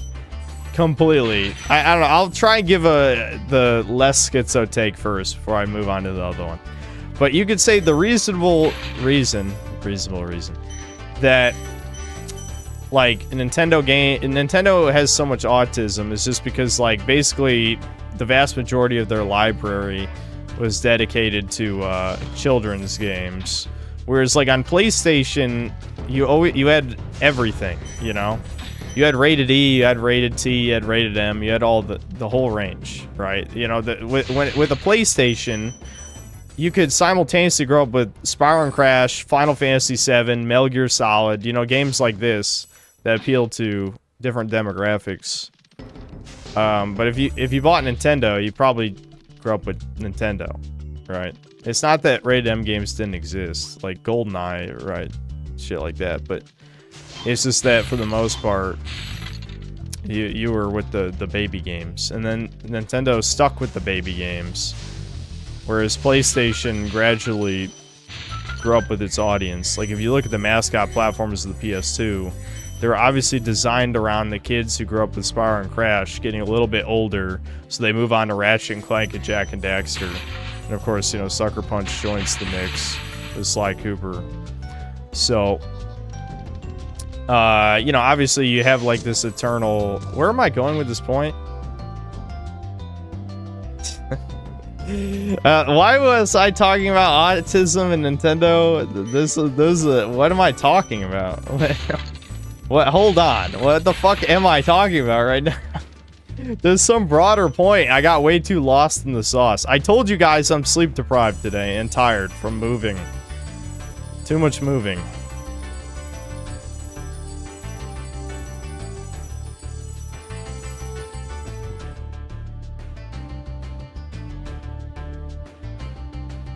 Yeah, 30-year-old dementia, it's over.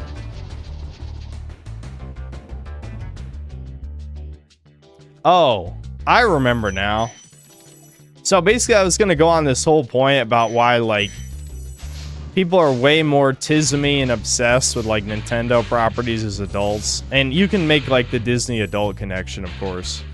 But I was gonna say, like, you know, if you played Mario 64 as a kid, then a few years later you play Sunshine, a few years later you play Galaxy, you just keep playing that shit, and like it builds like this, you know, ultra brand loyalty, eternal nostalgia thing. So then as an adult, what do? Like you replay Mario 64, you love it, but there is another component. So what I was gonna say is, what Super Mario 64 has in, like, certain older games is they have, like, unintentional advanced mechanics. Like, well, sometimes it is intentional. But, you know, I'll watch videos, like, when I was listening to a million Super Smash Bros. Melee videos, you know, there's, like, a lot of shit that was either intentional or unintentional that obviously made it an accidentally extremely demanding competitive game. Super Mario 64 has like a decent amount of movement mechanic shit that facilitates speed running. There we go, got all 500. So we don't even have to compare. Try combining supercharge with jumping and gliding, and really explore the high caves. Yeah, you say as I did the whole thing. Fuck you. I already 100% eat shit. So Spyro 2 has a like glide double jump thing that people use to like clip their walls and stuff, but I think that's like the only... There might be other advanced movement mechanics, but I think that's like the only interesting one. I need to get the key first. But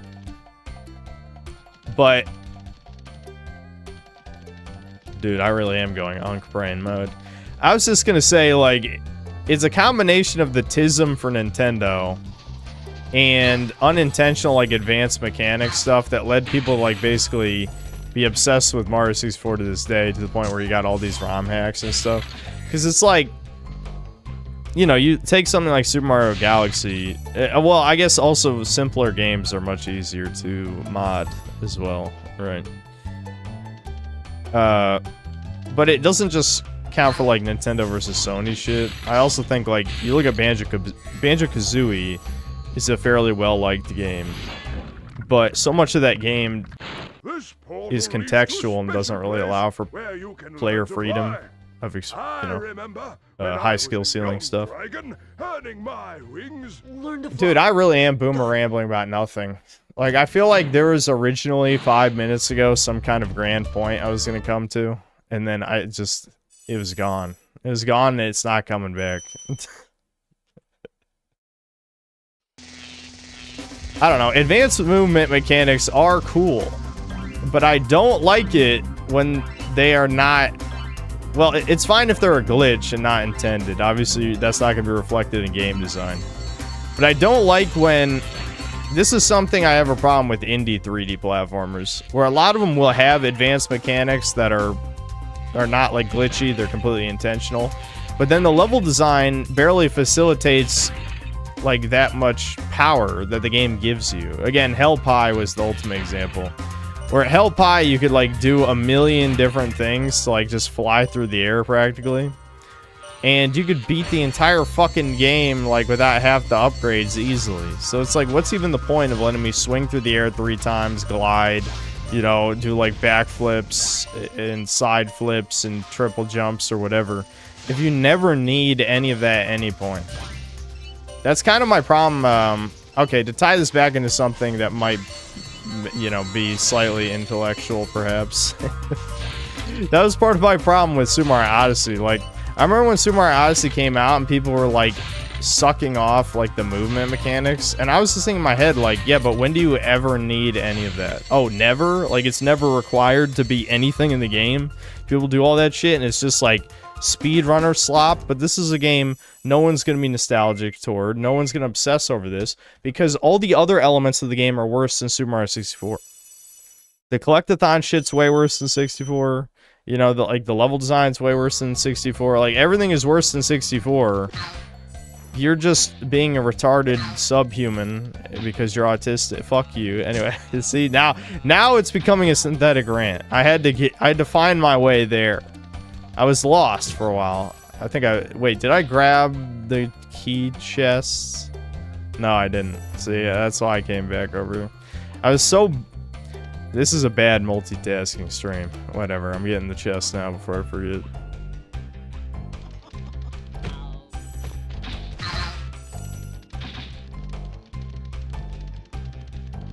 Speaking of platformers, just beat Yellow Taxi Grandma. Amazing recommendation by The Steady King. That's the game I should have reviewed. I mean, it's too late. Well, I guess it's never too late because it was never algorithmically relevant, so it's technically never too late. But if I was going to make a positive game review, that definitely would have been a better choice than Strange Seed. It's just that, you know, I played Yellow Taxi a long time ago now, so I'd have to play it again. But regardless, that is a game where if I reviewed Yellow Taxi, it would literally only be positive things. Like, that game is a genuine, like, 9 out of 10. Like, it's not flawless, but... Like, if they had made a sequel and ironed out the few issues, it genuinely would have been like a 10 out of 10.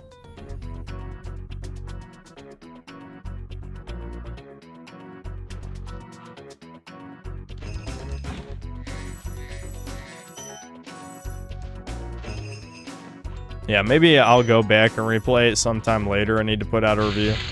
I just think this is a conversation I had recently, but I do have to ask sometimes, why do people want positive reviews? Like, I think I get it conceptually, but it's not like making a positive video makes me happy. It seems more like I actually like reviewing bad games sometimes. It depends on the type of bad. Like, I had a lot of fun making the Starfield review. I think when I was making the Outer Worlds 2 review, I was engaged most of the time, even though I hated the game. There's definitely, like, I don't know, I just feel like people need to have the right reason to want me to make a positive review. You know what I mean? Like, because I have to, like, dispel this notion that just making a positive video is inherently good for any reason. You know what I mean? Like, if it's the idea that, oh, I should make positive reviews to prove that I'm not, like, some negativity vampire grifter or something... I don't know, I'm just making up words. That no amount of positive reviews would ever convince any Redditor subhuman that already made up their mind about me that I'm not that thing.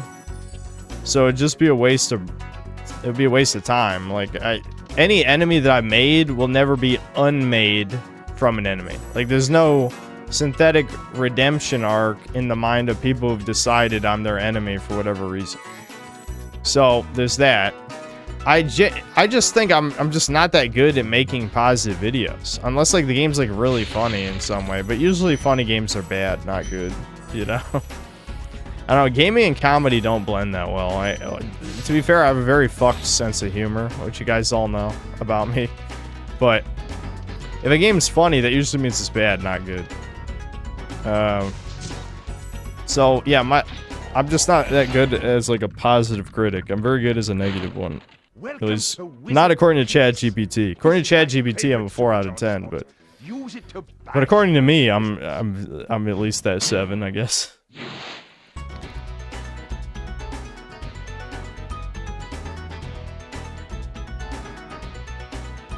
I asked Deranged Zoomer what he thought of Yellow Taxi. He said it's a great game, but he wasn't a fan of do the jump exactly how I want you to platforming. I think there's a decent amount of freedom in as long as you're super jumping every time. You can like skip obstacles and stuff. Like I feel like the super boost jump lets you do a lot of stuff. Like when it comes to the harder platforming challenges, you do have to do like exactly a sequence. But I don't know. Like that's why like if I was tying back into talking about Mario 64 again, like I understand the appeal for people who are doing all the tricks, like how they really enjoyed the movement. And I think that's good if you're the type of guy who's going to play the game for a million hours anyway, that you can do all these cool tricks to make the game faster, but I don't know. I'm usually more of a fan of like intentionally good game design than accidentally good game design. That makes sense. I still like Mario 64 though. It's just that like I guess maybe because I'm the guy who actually likes Sunshine the best, which is like basically nobody, except for nostalgia blinded people. Which, you know, I mean, nostalgia's part of it. I won't deny nostalgia's part of it. But thank you for I guess, but anyway, to get back to the point, as someone who likes Sunshine the best, like, yeah, I do like the cool movement shit you can do in Sunshine with Flood, but like, I still kind of like the Floodless levels where you purposely can do less things because it is interesting to have that challenge, you know?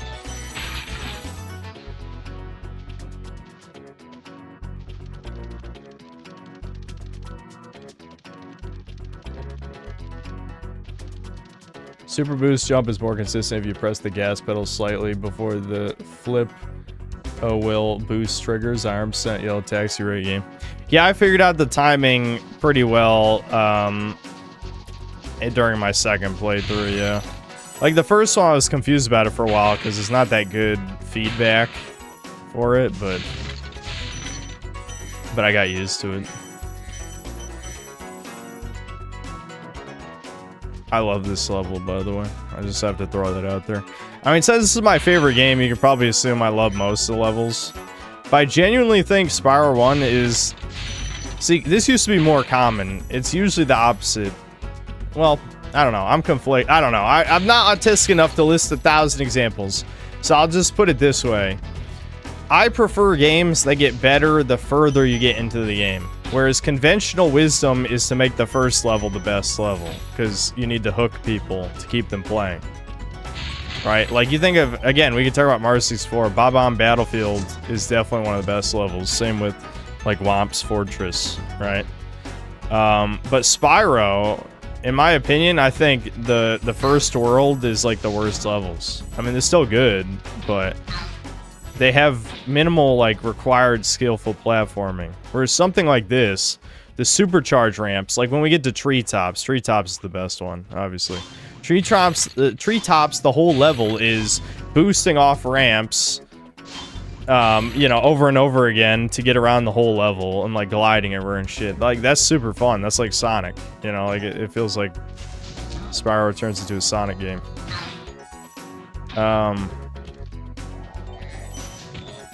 Why did I bring that up, though? That's the real question. I forgot. Listen carefully, Spyro. There's a secret area in the artisan home. It is at the waterfall. Try jumping on the stones there. Artisan home, waterfall. Sounds good. I didn't understand the super boost until I was on the last two collectibles, both of them requiring it. Lol, I played the whole game without using it. Yeah, there's a lot of ramps that you can boost off at just the right angle to get extra height without the super boost. Like, when I replayed the game a second time, like, you do everything so fucking fast if you're super boosting the whole time. Like, because you can just get everywhere all the time easily with, like, no struggle. It's kind of crazy.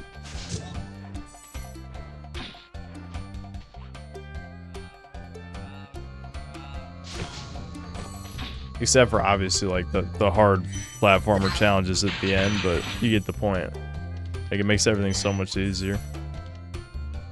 You're just super boosting all the time. Alright, did I get them all? Yeah, let's go, dude. This is, like, one of my cleanest playthroughs.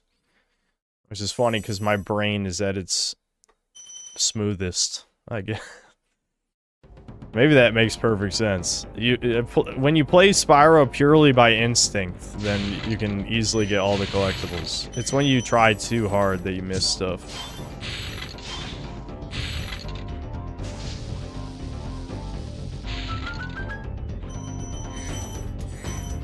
I looked in the steps. One has to take the multi-stream with OBS, and actually looks easy to set up. You only need a restream account, and it's a pretty short process. Alright. I was gonna make a smart-ass comment, but then I realized the smart-ass comment was more weird than asshole-ish. So I've held it in. I'm showing a lot of restraint today. To not go synthetic sus mode.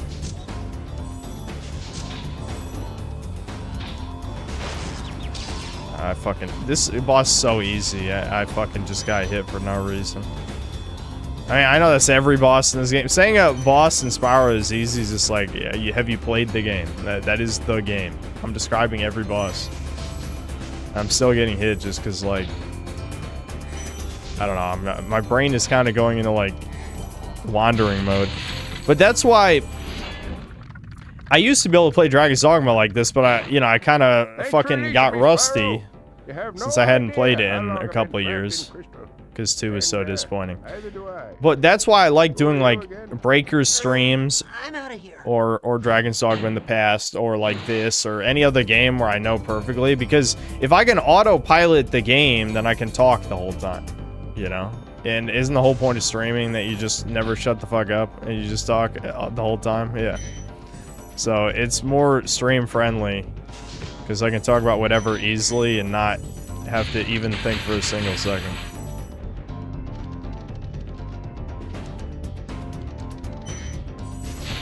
I read Skylanders, and I'm just, like, tempted to rant for the millionth time about how, like, the whole Toys to Life genre was, like, the biggest fucking wasted potential ever. Like, I can't even believe how little they did with that concept. It's like, okay, the only way I'll defend corporations is that the average gamer is a grown-ass man. And it's actually even worse. Like, the average gamer is a 37-year-old white man, which is, like, kind of crazy to think about. What the fuck are young people even doing? I guess they're all broke. The answer is they're broke. You know, Zoomers can't afford video games, so the average age of a gamer is just getting older.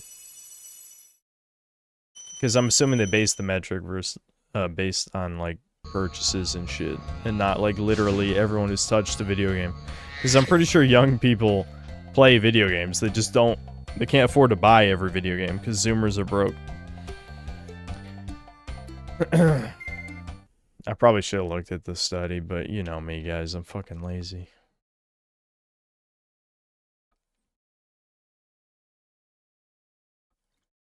What's fun for me in RuneScape? I love number go up. Did I know A. Wyatt Mann is dying of cancer? Who's that?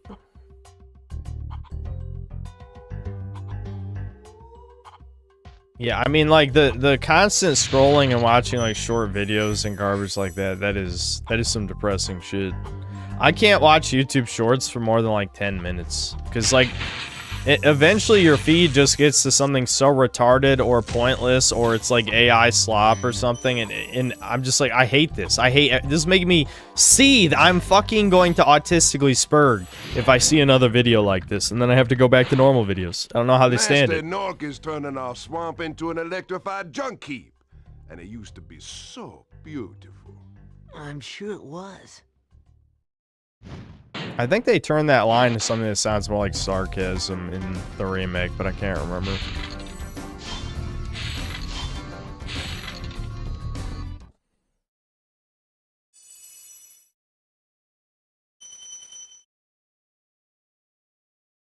Oh, he's the guy who drew the original Happy Merchant. Oh, okay. Because when I think of Happy Merchant, I think of the Ben Garrison comics. Is usually what I think of.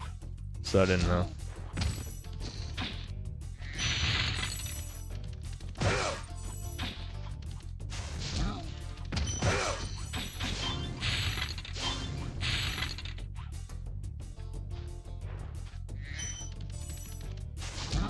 I always 100% the homeworlds before doing any levels.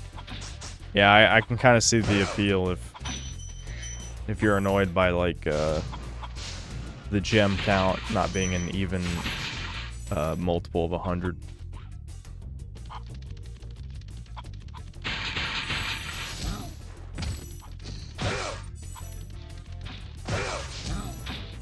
I can't wait till we get to the second to last level and I bitch about them censoring the guns. I can't even remember what they turned those little metal turret things into. I'm sure it was something weird. I just know them turning the fucking assault rifles into goo guns is so gay. Oh my god, it made me mad. What's funny is they didn't censor the revolvers in Spyro 3, I believe, that the dinosaurs use. So it's like, oh, okay, this is literally propaganda then. It has nothing to do with ratings and everything to do with, we don't want kids to think, you know, assault weapons are cool. Or whatever. That has to be what it is. It's just retardation. Watch out, Spyro. The Norks in these parts have discovered the power of electricity, and it really stings. It's okay when dinosaurs do it. Yeah, orcs can't do it. Orcs are not allowed. Because they're too much like black people, am I right? And when you see these guys in Spyro, you think, black! He black! She black!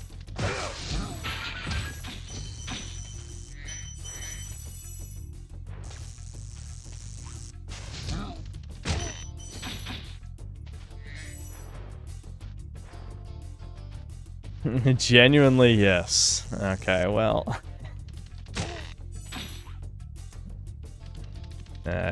I don't care.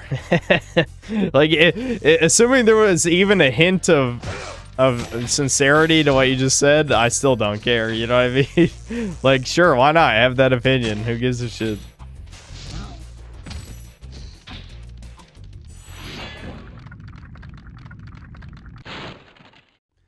Good job, Spyro. One day you'll be able to tell all the dragons about your amazing adventures.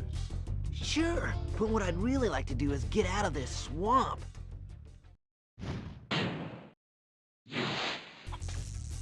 If you'd want to experience this class again in a fresh way on your future playthroughs, I'd highly recommend setting it up on an old CRT with the original hardware. I mean, I literally did that growing up. I don't care as much about the CRT filter anymore. Hold on. Like, you can set up Duck Station with, like, a mock CRT filter. It looks okay.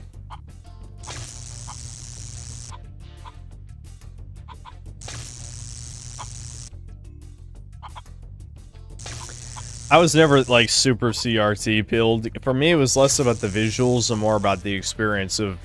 Like, what was actually important about CRT gaming had nothing to do with the TV and everything to do with, just sitting next to someone on the couch playing a game next to them, which is basically a dead experience at this point. You know?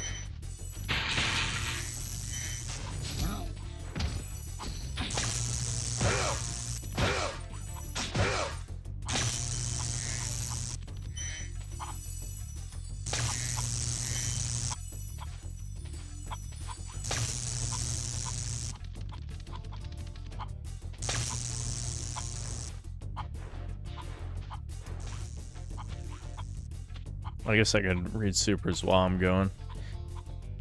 Hold on. I'll just scroll up. I might as well, because, I mean, it took me way too long.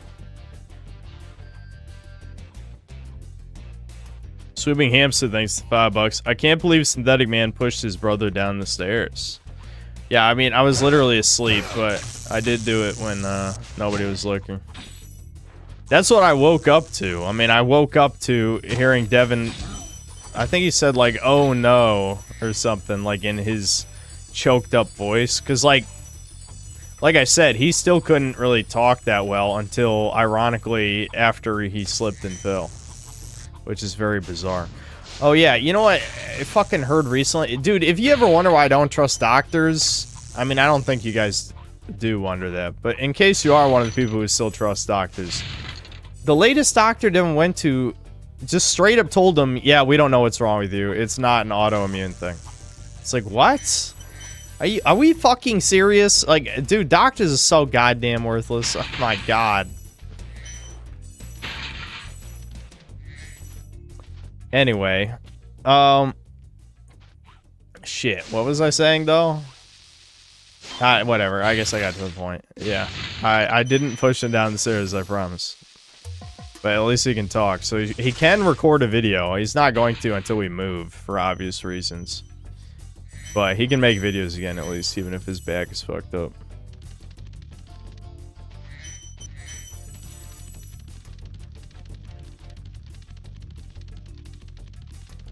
I have weed brain without smoking weed. It's just, I really didn't sleep well last night, but I'm not mad. Like, the reason I'm streaming is because, like, I knew I'm not, like, in, like, a crotchety mad mood. I actually was before I was physically tired.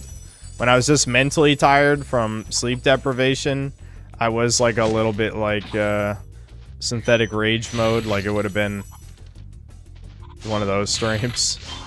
But after I got physically tired, now I'm just like, okay, this is synthetic weed mode, I guess, like you're saying. There we go, 400.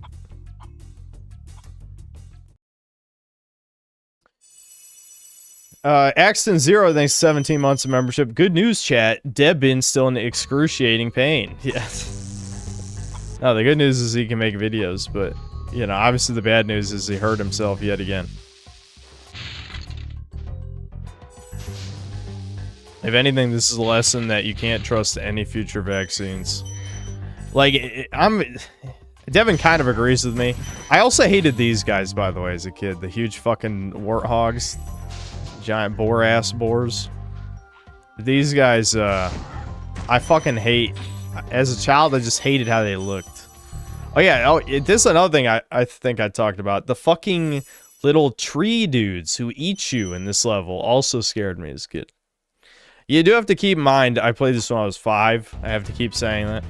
But my point is, I still remember that it's just like a core memory that I was scared of a few enemies in this game. Yeah, these guys, because they eat you. Scary.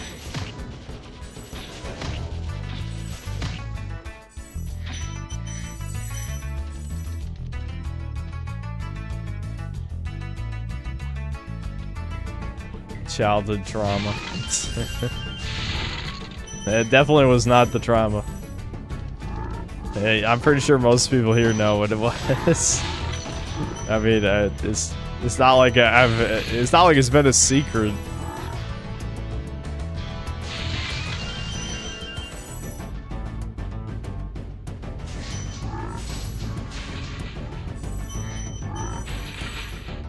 He was scared of the giant snowmen in Spyro 3. Oh yeah, I know what you're talking about. The ones you have to like laser in that one level.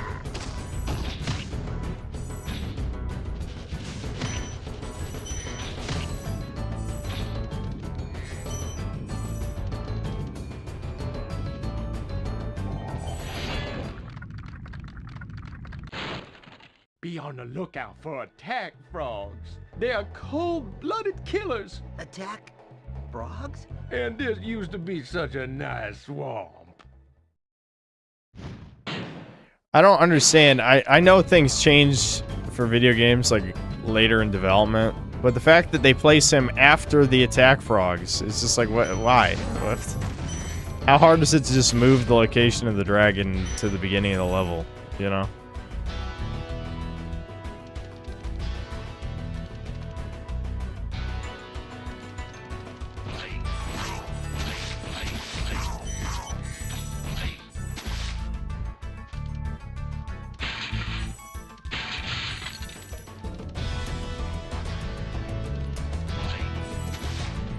All my homies hate attack frogs.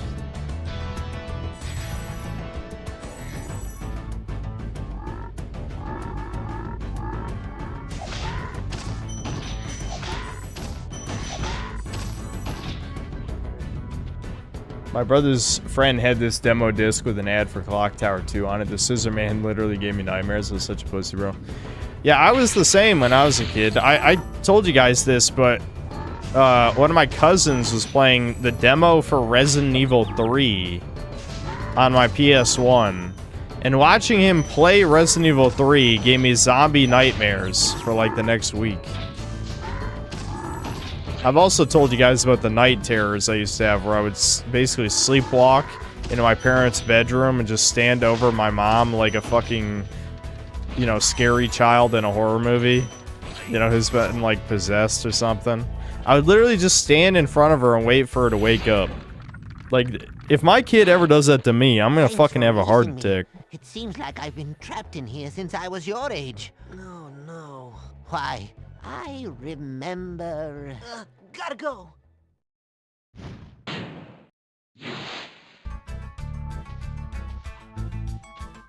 I was pure until I was overexposed to horror slop.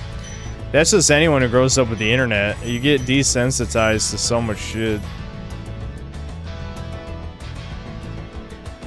I mean, I think about how dopamine fried I am, and like, Gen Alpha is going to be even worse. Like, everyone's going to be functionally depressed because they won't be able to feel anything because they've already seen everything extreme in existence, you know? I feel like in some ways I'm ahead of my time with the whole every game is dog shit thing because, like, if we ever live in a time where people can just play, all they do is fucking play games, of course they're gonna hate every game. Because you've already played every good game. Basically, like, it's not that you've literally played every good game, but it's just a matter of if all you fucking do is play games. Like, a game has to really stand out to be interesting. You know, everything plays the same. Thank you for releasing me. Wowie zowie.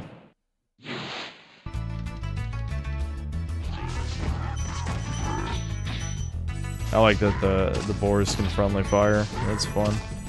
I hate when enemies can't friendly fire. I've actually gotten used to it now. It used to be kind of a novelty when enemies could friendly fire. Now I'm like, if enemies can't friendly fire, then I'm mad. Because, like, first of all, it's fun and cool. Honestly, another thing we don't see that much is, like, enemies, like, openly fighting each other. You know? I feel like, I don't know, games suck. That's all I'm saying. I'm saying, for the millionth time, games suck, okay? Because they're not made by people who want to make a good game.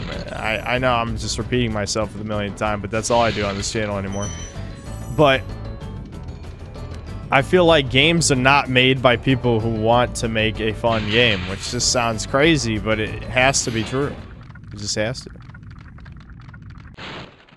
I'll tell you what to do with I think this dude also looks like a furry Bara character in the remake, but I can't remember what he looks like. How about charge them and flame them? We are dragons after all.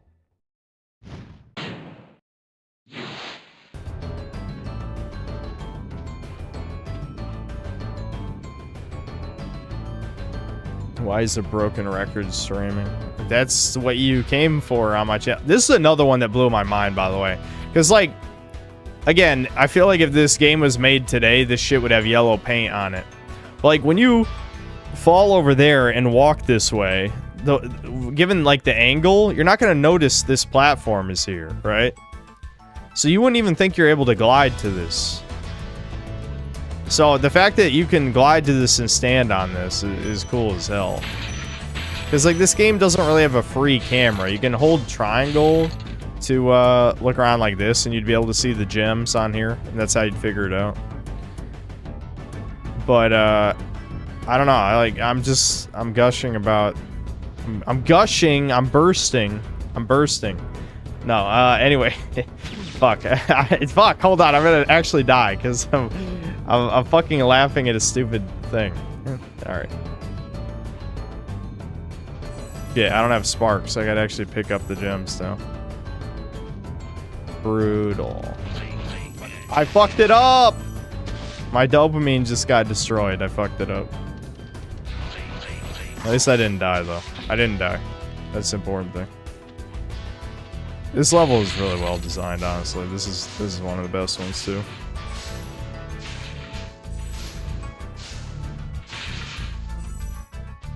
Alright, did I get 500? This is the last thing I like about this level. It's like, okay, yeah, you could exit the level, or you could do this. Look at that. Look at that. Dopamine. Straight dopamine to my brain. That's good shit.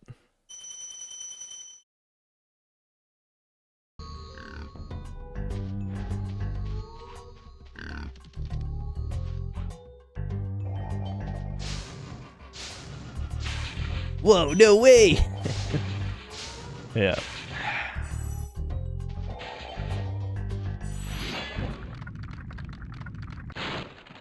Spyro, it's great to see you, but I've got to go.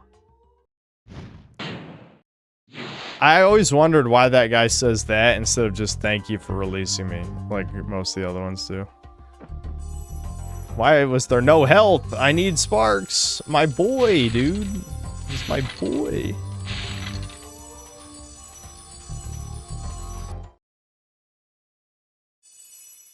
No, I've never played the Ratatouille game. It's so funny you brought that up, given that I talked about, like, movie license games earlier.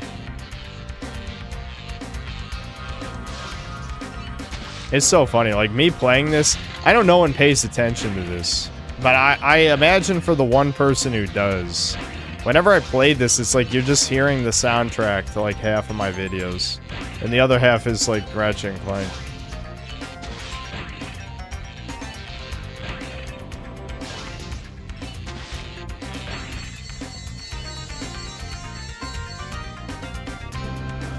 I like the Norks that just like chilling in boats for like no reason. They're just chilling. Wait, I missed one of the boats? Uh-oh. Oh shit. How'd I miss one of the boats? Oh no, chat! How the fuck did I miss this guy? Oh, that's not good. I think I can still make it though. Yeah, I can still make it. There's a bunch of ones back to back over here.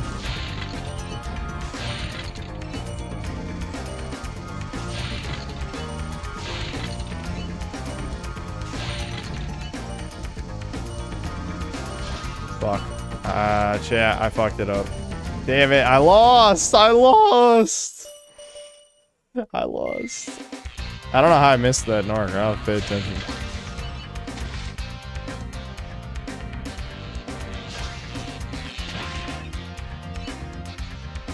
Here, I could try going this way instead. Maybe it's easier this way. I don't think I've ever done it this way.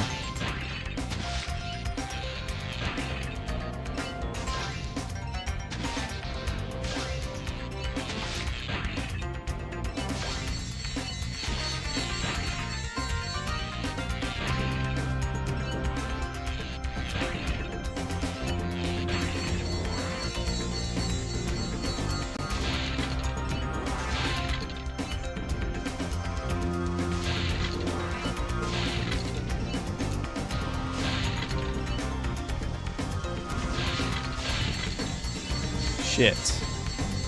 I botched that.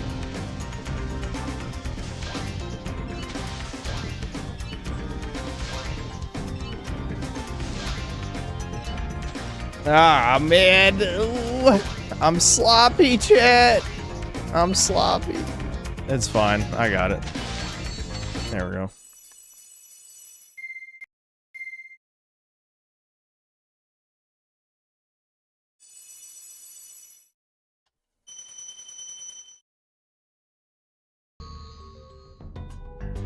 Dude, Mon, thanks $5. Stairs are a mechanism for natural selection. Don't be sad that it's over. Be glad that it never began. Brutal. Devin didn't, like, break his back or anything. It literally just is, like, his whole... Again, it's the Mr. Glass thing. I hate to describe this. This is a jump scare. Yeah. I remember that scaring me as a kid. Maybe that's why the boar scared me. Specifically just that right there. Like, Devin didn't, like, break his back or anything. It's just, like, his whole system is fragile. The worst part is he says he wants to try being a vegetarian for a while since he's basically out of ideas. And it's just like, Devin, you're too underweight. Like, you can't afford to be a vegetarian. Like, this just seems like a bad idea. Like, his other plan is fasting, and I think you should try fasting first. Because fasting, at least, I think has, you know, more tangible health benefits. But I think, like, I don't know. For some reason, he just doesn't want to do that. Here we go, treetops.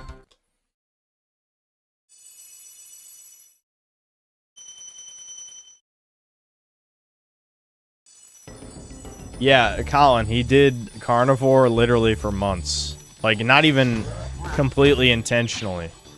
Like, he did carnivore because he could only eat meat back when the mold was at its worst, right?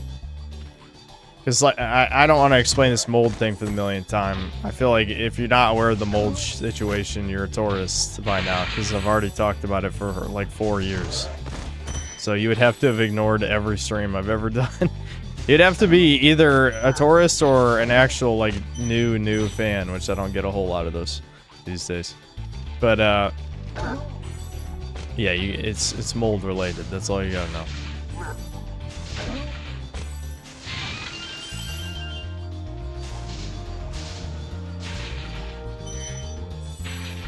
Now, has this game not been canceled? Yeah, how dare you depict monkeys throwing bananas, you racist fucks?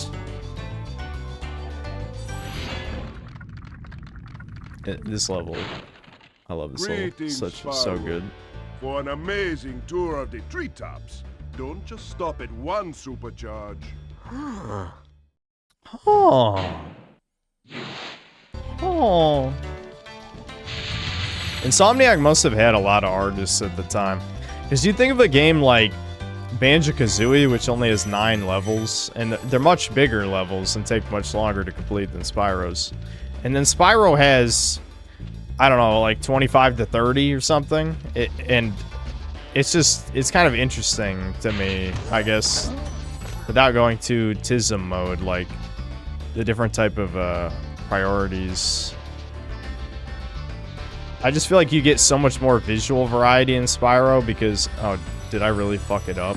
Oh my god, I fucked it up. I'm washed. Fucking washed, shit. That's brutal.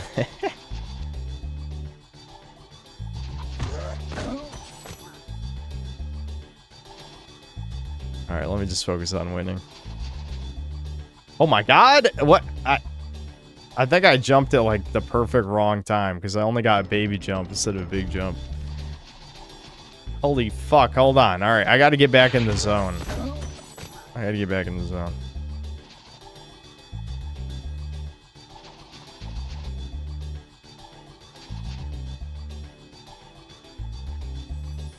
Alright, I got it. That was close.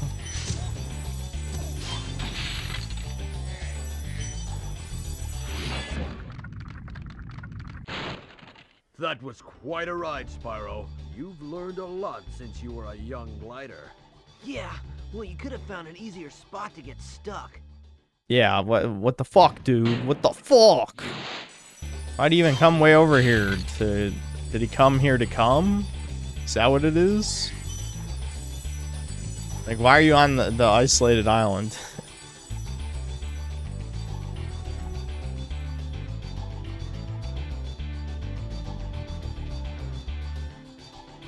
Secret Goon Island.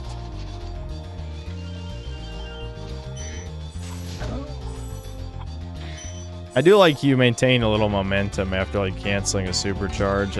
I don't think there's any practical applications of that, but it would be cool if there was.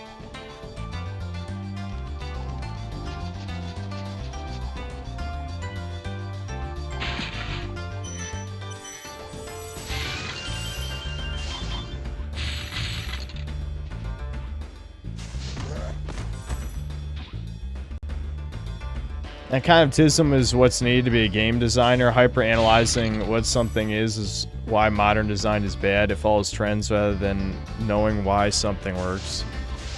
Yeah, that's kind of the problem, is I feel like a lot of the type of people who have the right tism for level design aren't making anything original, you know? Like, a lot of times, again, like I said, I have these, like, simple flips videos in the second monitor. And I look, and like some of these levels would genuinely be good 3D platformer levels in an original game. But those type of people never seem to be the types that end up making indie games, you know? Like, that's the shit that we need, is the guy who makes the baby game who actually has talent in level design. Like, obviously Yellow Taxi did a good job on that front. But like, not to talk shit to be a contrarian, but I do think like level design was one of the weak elements of Hat in Time. Like, Hat in Time is definitely good, but I think the first two levels were much better than the second two. I think the DLC was a bit better. Like, what's it called? The Forest. I forget what it's actually called, but the Forest level was just a giant empty space when it opened up. Like, there's fucking nothing in it. You can really go far. I'm all over it.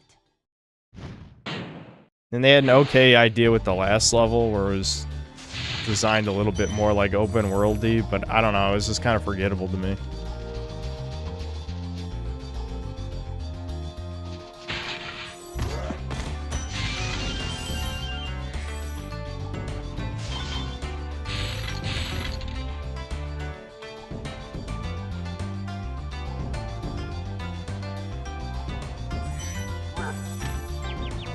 Banana. Banana.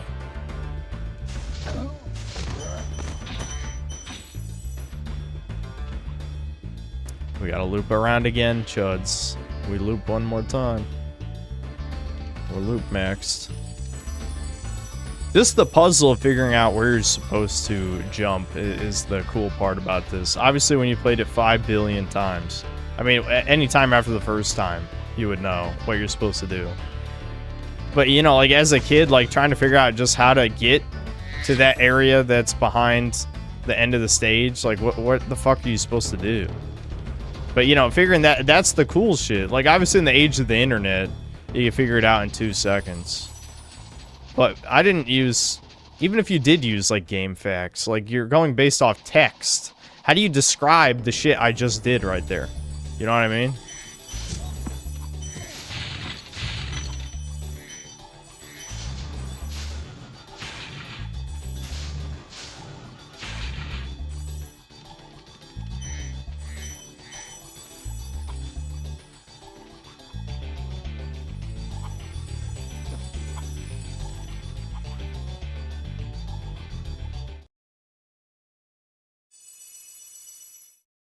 Spyro had some nice tech as one of the first games to actually have real LOD meshes needed because the levels are so large you can actually see quite far. One thing I wish a lot of other 3D platformers had learned from is the gem sparkle. Like, you see this? Like, do you know how much easier it would be to 100% like other collectathons if you could at least like have some indicator of where the missing items are? Like, in Spyro 2, you can just hold all the triggers, and in the remake of 1, you could do it. In the remakes, you could do it in all 3 games from the start. But in Spyro 2, you could just hold all the shoulder buttons, and sparks would point toward the treasure. But in the first game, like, you can literally just look. Oh, look, there's gems over there.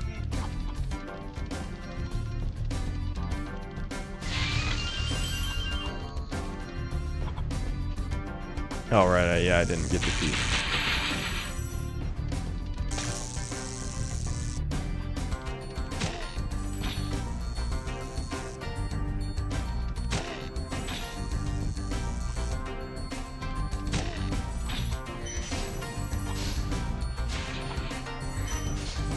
All of the 2 shoulder buttons.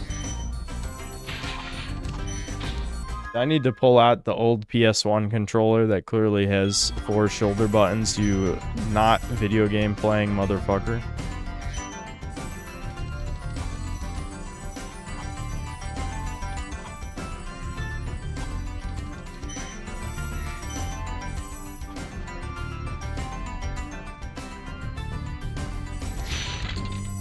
Yeah, fake gamer.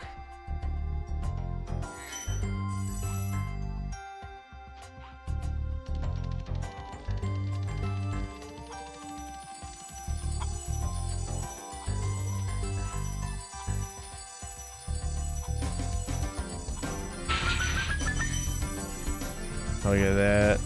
Treasure chud. What I wish Spyro 2 and 3 had done is if the boss levels were still levels.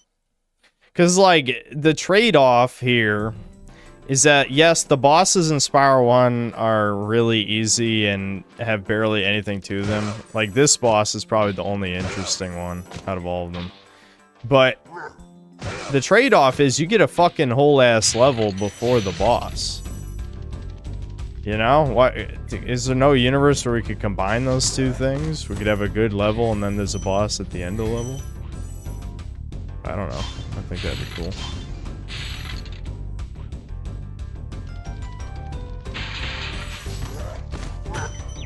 Fucking... Enough with the banana! Enough!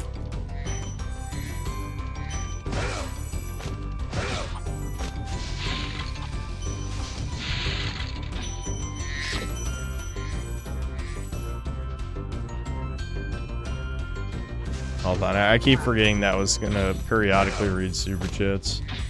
Lord Particle, thanks for $5. Anybody else start coughing after drinking milk products and feel the need to keep coughing and swallowing like there's something stuck in your throat? No. I'm assuming one of those 8 replies maybe explained what's wrong with you. We can only hope. Alfradrum, diagnose him. Figure it out. You got this. You are the synthetic doctor.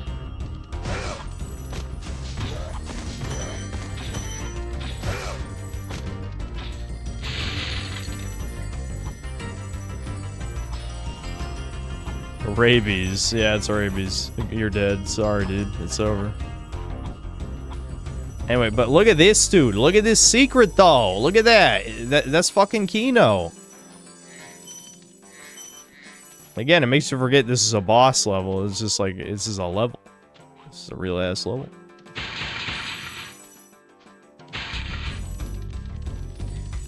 Sergeant Wolvington, thanks to the 100 ARS.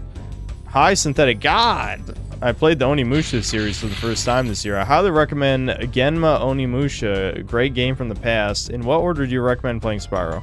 Order of release, definitely. 1, 2, 3. Because the thing is like, if you play 2 or 3 first before 1, then you're not going to understand that, wait, where's the whirlwind? Was it on the other side? Oh yeah, it's there. 2 and 3 add a lot of things, and I would say some of those things are not good, but a lot of people seem to prefer 2. But anyway, the point is, like, it might feel like a step backward to play 1 after those, even though 1 is the best game, no matter what anyone says. But the point is that for 1, what you see is what you get. It is a platformer the whole way through, you know? This is almost like the Crash Bandicoot of collectathons in the sense that there's nothing else to the game. Like, this big robot is all charged up to meet you. Attacking the power pole should what a pun. disrupt its power supply. Anyway, so, like, a lot of other mascot platformers seem to think, like, you needed a bunch of gimmicks to mix up the gameplay, which I always found to be strange. I like how he can destroy his own power thingies with his lightning. I mean, it's already pretty easy, but I don't know, it's just amusing, I guess. Somehow the electric poles are not immune to electricity.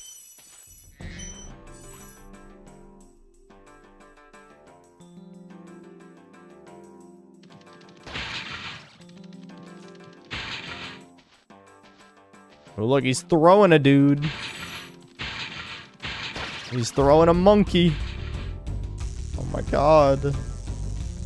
Oh my god, he's throwing a monkey at me, dude. Oh my god. We got him.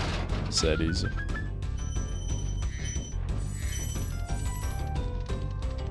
Remember, chat, this is a video game, so there's obviously a secret behind the waterfall. Even the sewage waterfalls.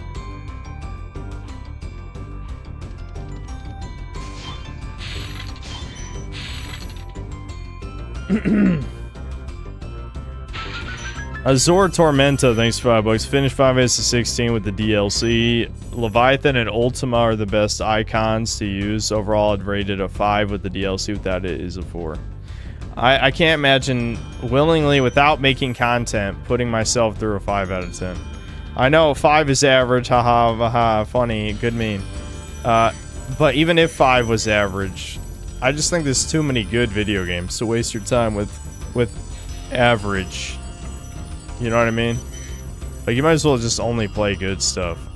There's thousands and thousands of video games.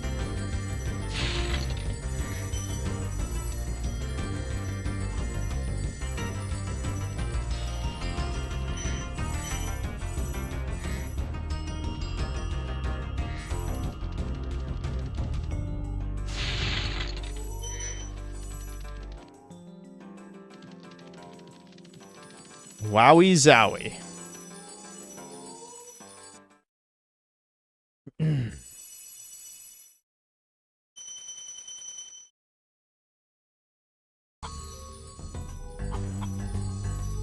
Sergeant Wolvington, thanks to the 100 ARS. Sorry about the meme coin synth. You should be. What do you think of Spyro Dawn of the Dragon? I didn't play it. I only played, I think Devin did.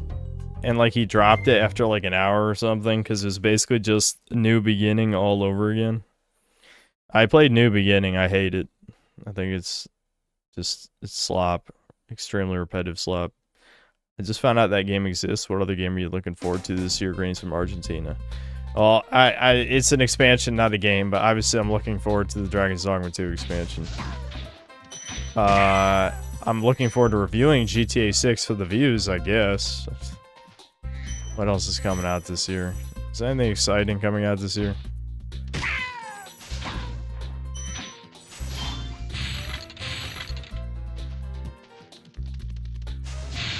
Damn, I gotta eat dinner. Time flies when you're playing your favorite game. That's for sure. Getting a bit dehydrated as well.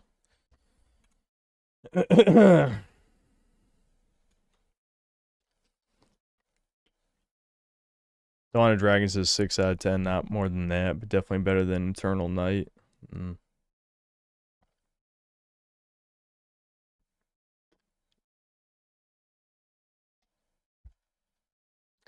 I'm excited for all the melanated comments saying L take on that video. Yeah, there's definitely going to be a million bot comments on that, and they'll be real people. This is the worst part. They'll be breathing humans, in quotes. But they might... What the fuck? Oh, my controller got disconnected. Shit. What's it trying to do? Is this... It's trying to save state? Can I get out of this? Okay, I plug back in. Hold on. I'll just read the other supers real quick before I eat dinner.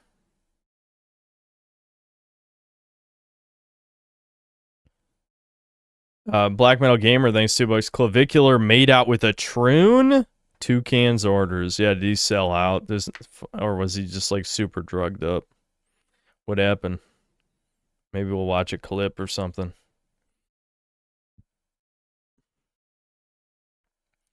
J.I., thanks to the 10 Australian.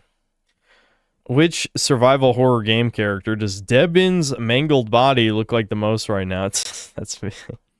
That's mean. I don't know. He just looks like the average European, probably. But humans are superior thanks to the 20 gifted memberships. Appreciate it. Max G, thanks to 5 Australian. Hey Synthman, what's your favorite Jak and Daxter? It's, believe it or not, it's the first one. I think Jak 3 is still good.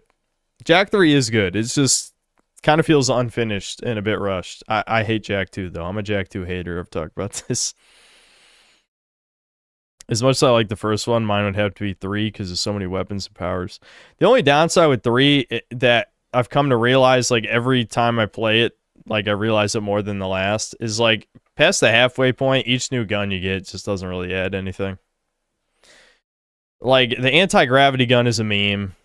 The last gun you get is a meme. That's just a screen clear. So, like, all three of the blue guns are awesome, I think. And the first two yellow guns are good. Yeah, the third yellow gun's also a meme. The UFO. Yeah, that's ass.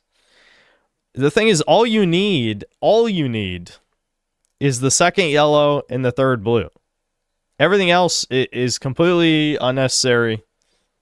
You can switch to purple, like, against a few enemies.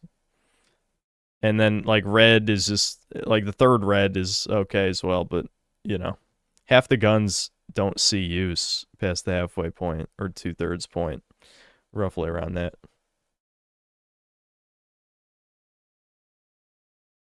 C taken quickly, thanks to 2 euros. Do I use protein powder? Yeah, I drink it sometimes, but since my mom's been working from home, she's been cooking, so I haven't really drank that many protein shakes. Eli, thanks to the 5 gifted memberships. Alright, yeah, that's it. That's insane if Clavicular actually did that. I wonder what kind of blackmail he received from the Jews. Yeah, I don't know. My statement that Clavicular is a male-to-male troon is proving more and more accurate.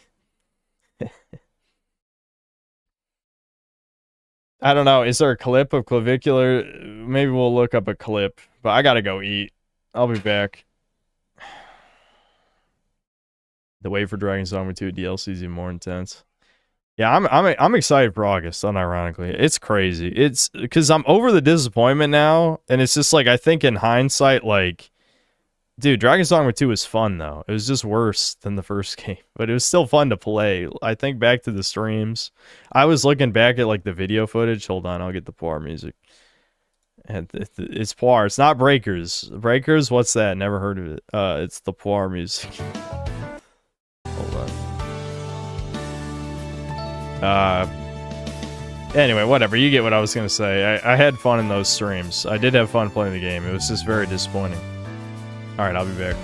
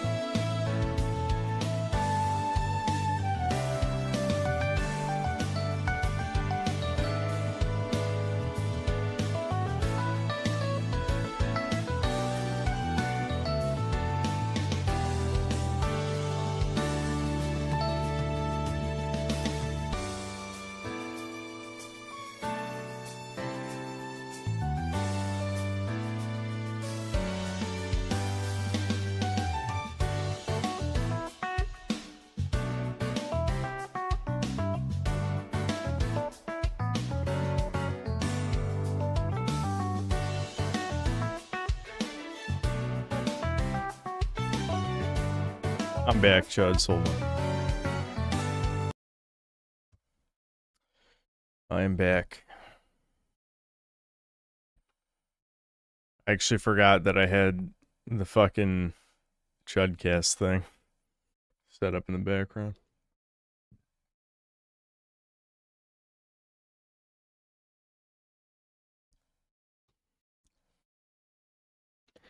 Drawing Y4X, it's a fucking meme that got out of control.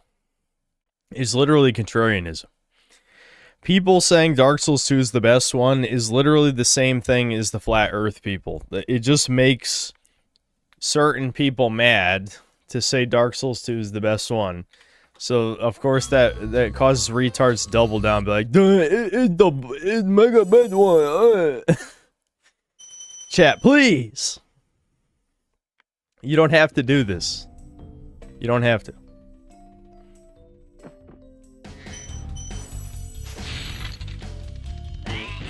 I love how this is like a fantasy magic level and the Norks have grenades. Like, I don't remember what they censored it to. I think maybe just bombs. They were probably just bombs in the remake. I can't quite remember.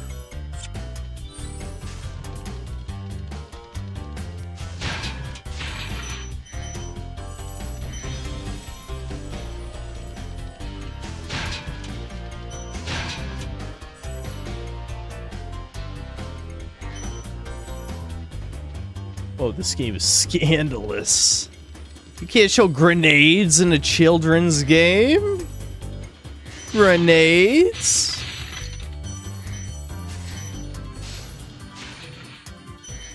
Thoughts on spiritual... I'm assuming that's supposed to be spiritually white browns? Jesus, I can't speak. Explain. What does that mean?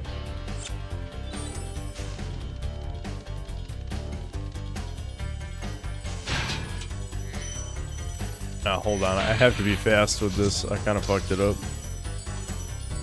It's okay. There's another power-up on the other side.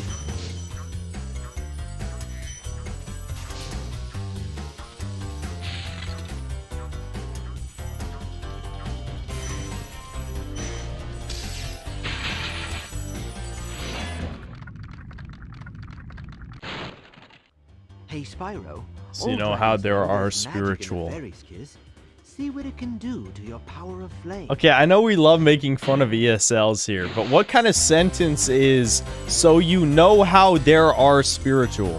Oh, okay, spiritually brown whites. Oh, I see what you mean. So you're saying, what about the spiritually white browns? I don't think it works that way, I'm gonna be honest. I mean this in of course, the least racist way possible. Of course, synthetic non-racist over here. Don't believe the lies that you've heard that are literally just quotes of me. The completely in context quotes. Lies. All lies. It was AI. I don't think it goes both ways. That's all I gotta say. The spiritually white browns you're thinking of are just like the more mixed race people. I'm gonna go back and get the kiss over here. It should be easier. Spyro's getting smooches from all the berries. There we go. What did they mean by this? And why did they stop doing this? In future games, Insomniac became woke pretty early. There's proof. You didn't get any more fairy smooches.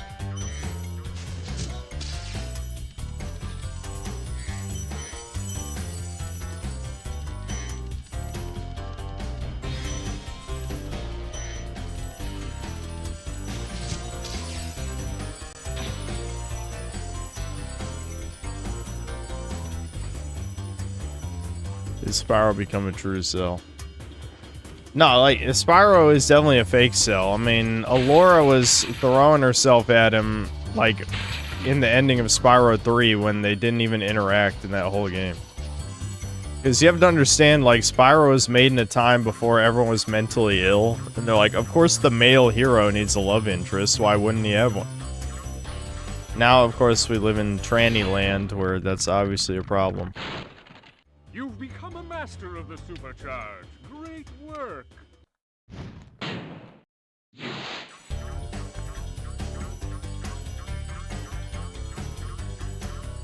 Hold on, let me,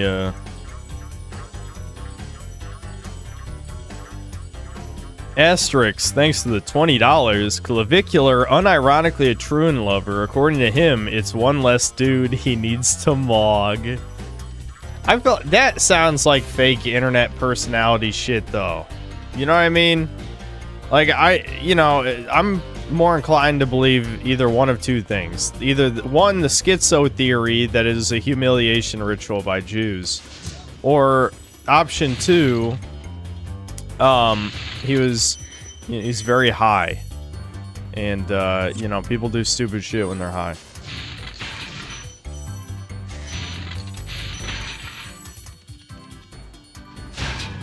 I like this. See, that girl, that was the Stacy of the fairies, so now we get the firepower up for the rest of the level.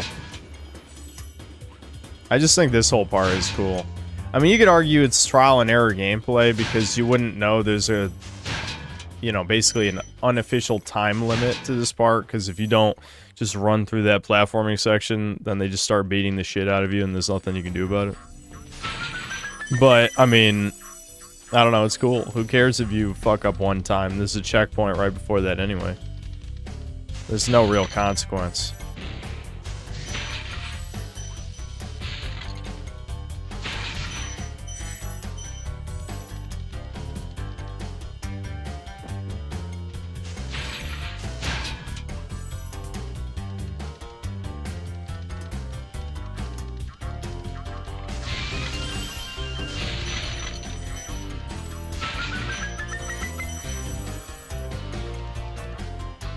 Remember Tate saying Megan Fox with a penis.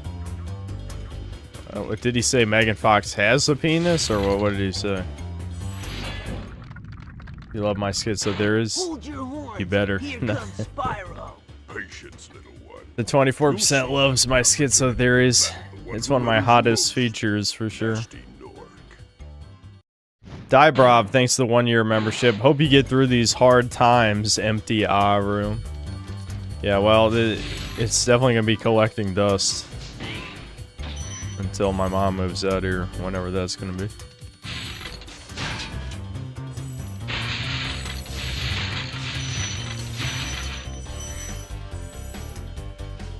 The Commodity Man, thanks to €5. I should have made Henry Cavill should be next James Bond after nuking India in Mission Impossible. Nuking India in Mission Impossible. He would be the lethal weapon with Arnie Hammer. I'm confused as to like what the context is here. What do you mean? Like, what? Am I missing something? What do you mean you should have made? What have you made? Who the hell are you? I was about to say, who the hell are you? I know who you are, like, as in you're a frequent chatter. You know, I have a good memory for that. But I mean, like, what do you mean? I don't know what you've made. Like, I feel like I'm missing a part of this conversation. Alright, pretty sure that was it. I think I only need 20 more. Let's watch it spin. There we go. Who the hell are you? Exactly.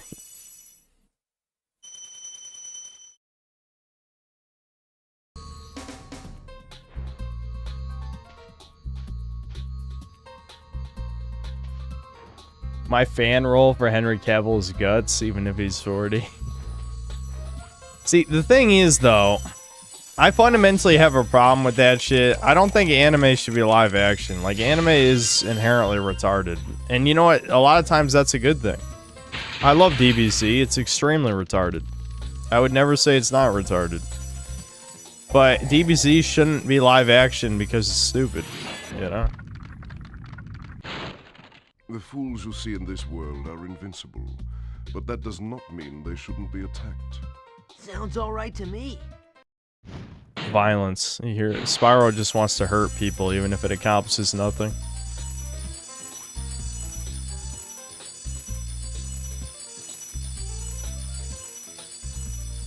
Yeah, I know. Dragon Ball Evolution exists, and it was complete dog shit, case in point. The thing is, even if Dragon Ball Evolution wasn't the worst thing ever created by Jews, at least in the top 3, I mean, Dragon Ball Evolution is almost as bad as Israel itself. I don't know. I was about to go into a whole bit. I didn't want to be racist again so soon. I was gonna talk about Amerimut golems and shit, and I'm just like, I don't know. Do I really have the energy in me for that one? Dragon Ball Evolution is almost as bad. Oh, these guys scared me too, but I think those guys scared a lot of people. The dogs, the evil dogs.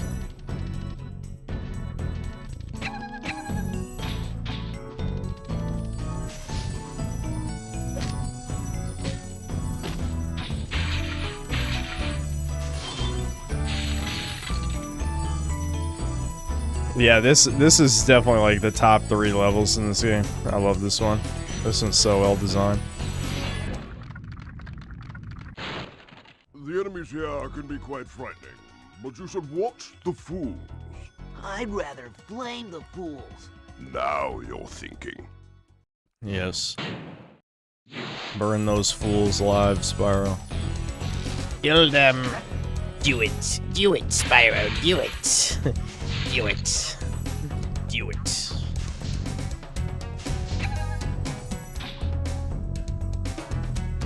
Oh my god, yeah, look at him. Oh my god. You can still kill them, it doesn't even matter.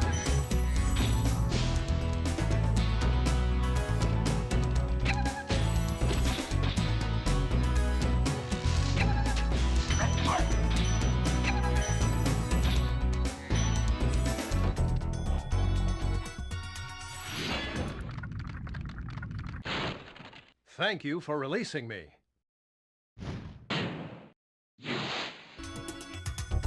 Finally, some good content. Yeah, we're playing a good game. They exist. I gotta remember, still commit to memory. I'm sure all of you have been very diligent in thinking of all the greatest gaming disappointments, and you're ready to spoon feed me the whole list off the top of your head, right? Like, you'll do all the research for me and I put in 0 work. I like that idea.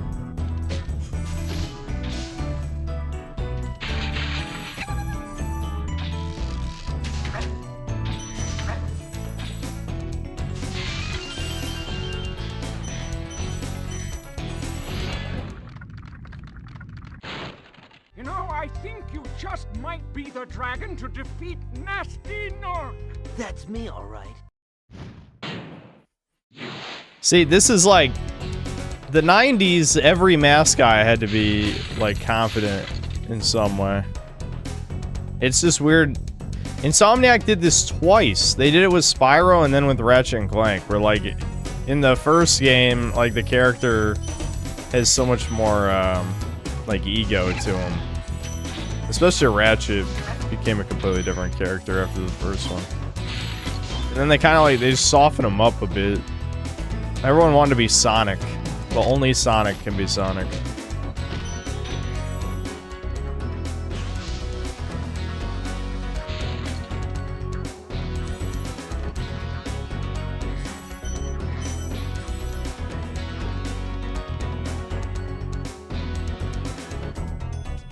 There we go. We're in the whole second half of the level is completely optional. They just don't make shit like this anymore. Oh my, well, I did that wrong. Like, what the fuck? Like, games are deathly afraid of making content that any significant amount of the player base might not experience. Unless they're literal fucking copy-paste chores like a Ubisoft game. This level, Dark Passage, half the level is optional. Like, you don't have to do this. This is all, like, technically one giant secret area.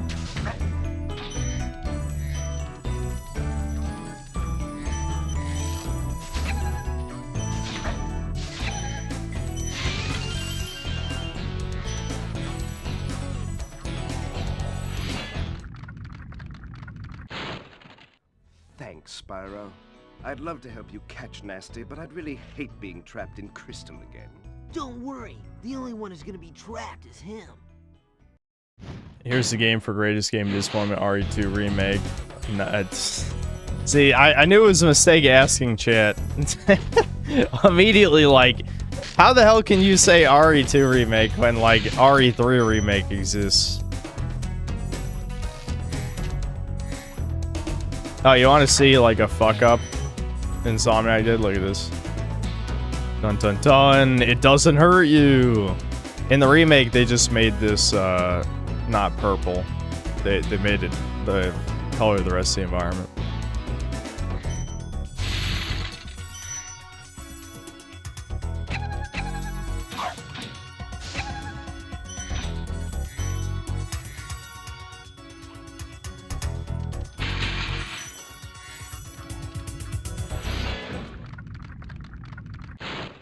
Thank you for releasing me.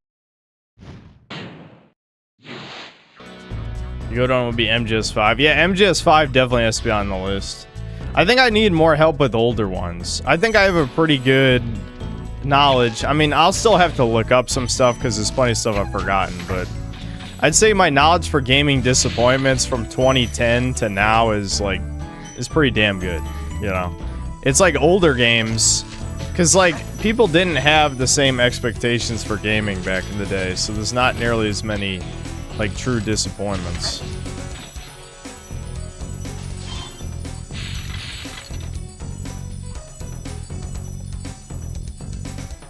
Yeah, Final Fantasy 13 might be a good one. I feel like in hindsight, again, things have gotten so bad. People say games like that, though, were good in hindsight.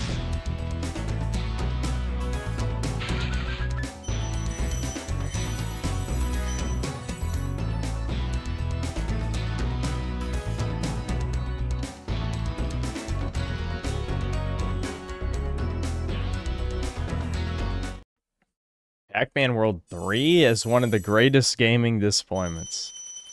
Are we trolling? We haven't... Maybe I need to do this list by myself, I don't know.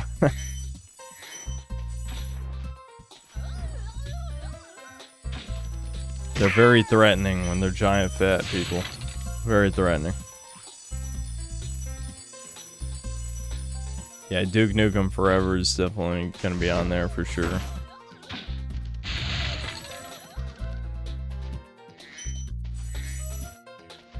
Yeah, Dead Space 3 is definitely a good one. That would be pretty high tier for me. Dead Space, I love Dead Space so much, and like Dead Space 3. The problem with, again, this tier list is gonna be fucked because like things have gotten so much worse.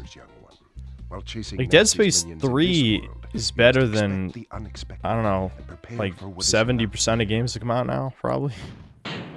Dead Space 3 is disappointing, don't get me wrong, but like in a vacuum, it's fine. Like I'm not gonna say it's like a great game, but it's a fine game. A fine game.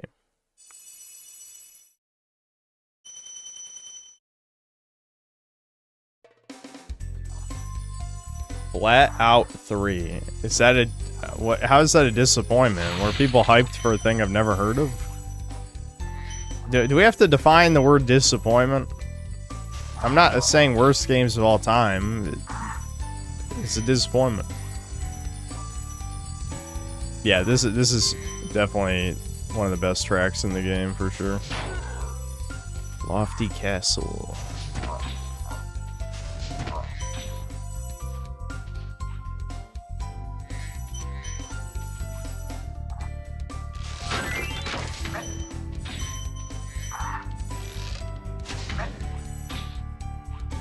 Yeah, Fallout 4 is definitely top tier. Like, this is literally just...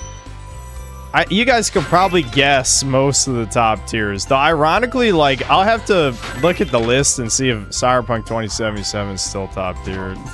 Like, I feel like when it came out, it absolutely was top tier, but... I don't know. I feel like... It's definitely still either top tier or the second highest tier, but I don't know if it's top tier anymore. Like, because obviously my personal bias is going to be a big part of the list, but I don't know. Like, is something still count as the most disappointing thing ever if they at least made like a halfway decent game after all the updates? I don't know. The problem is, the reason I'm debating whether or not it's top tier or just high tier is because it doesn't matter how many fixes the game gets, it'll never be an RPG, ever. I think I point this out every time I play this, but it's very bizarre. This is the only instance of the game where they have a red gem, like, chest. Like that.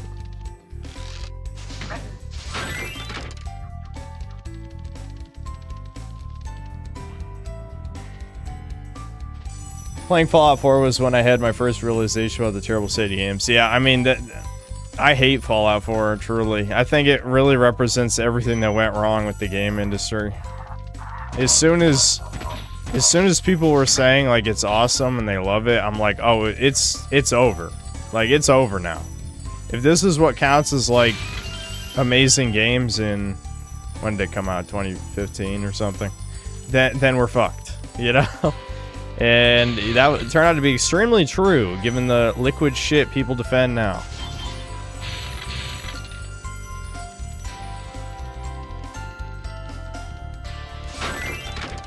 Yeah, you can cheat to get that one.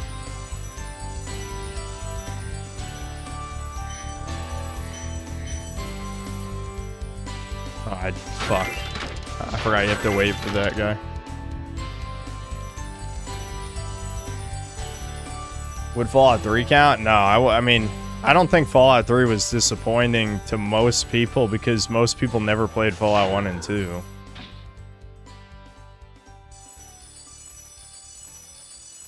I should probably try to limit it to one per franchise because I think there's already plenty of...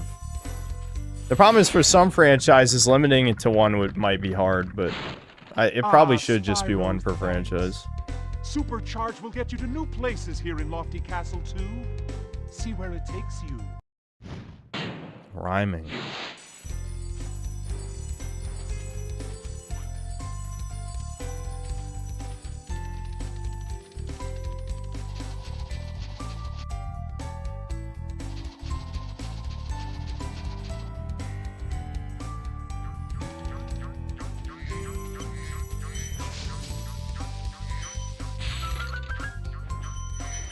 Yeah, Thief 4 is not a bad one, but I actually never played it.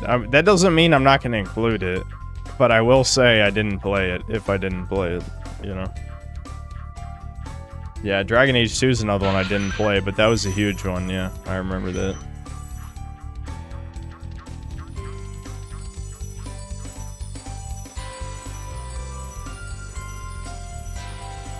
No, will GTA 6 be on the list? I addressed that. I actually addressed that. I was writing notes for it. And I wrote the reason that I didn't wait until GTA 6 is because I always thought Grand Theft Auto was overrated and I don't give a shit about it. That's why. Thank you for releasing me. No, you don't play racing games, so Flat Out was decently popular and had 2 great games. Maybe Need for Speed Most Wanted 2012 fits better. Maybe I'll have to look into it then, if Flat Out 3 was like really crazy bad compared to the previous one. Yeah, Red Faction Armageddon was a huge step down from Guerrilla, that's true. That's a good one. There's so many. The problem is, you guys are answering too quickly. I'm obviously not taking notes right now. I was just saying like to think of it for the end of the stream.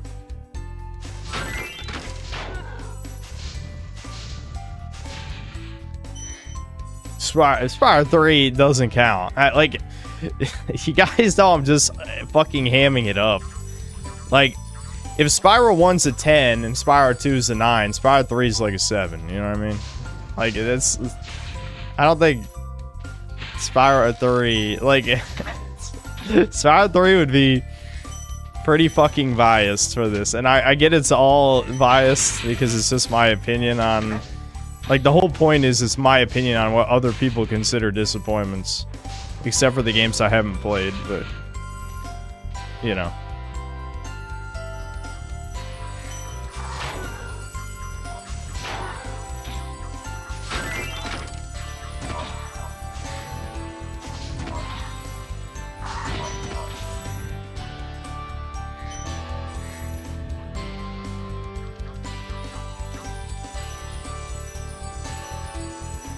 Would I encourage people to skip Spyro 3? I saw someone say earlier he skipped it because of me. No, I wouldn't say skip Spyro 3. I would say play it till you get bored and then drop it. That's probably what I would say. Because, like, I'm assuming you're emulating all this. So if you're emulating, or if you bought Reignited Trilogy, what's the harm in trying the game? I mean, maybe you disagree with me, but all you do is lose, like, a couple hours tops. You know what I mean? Because, like, what's going to happen, this is my prediction. You're probably going to get all the way through the first world, maybe most of the way through the second world, and then you're going to have a realization, oh, this sucks. Because that's what happens every time I play Spyro 3. Like, the first world's fine when there's less mini-games and Sheila is the only other character you play as. And then you get to the second world, Sergeant Bird. Sergeant Bird's actually pretty good. I like Sergeant Bird. He's the only one who I think adds anything to the Spyro formula. And then you're gonna do like some more shit levels with some more like dog shit mini games, which is 100. And then, oh, my dad's calling me. Hold on, I'll answer. It could be important if it's related to the move.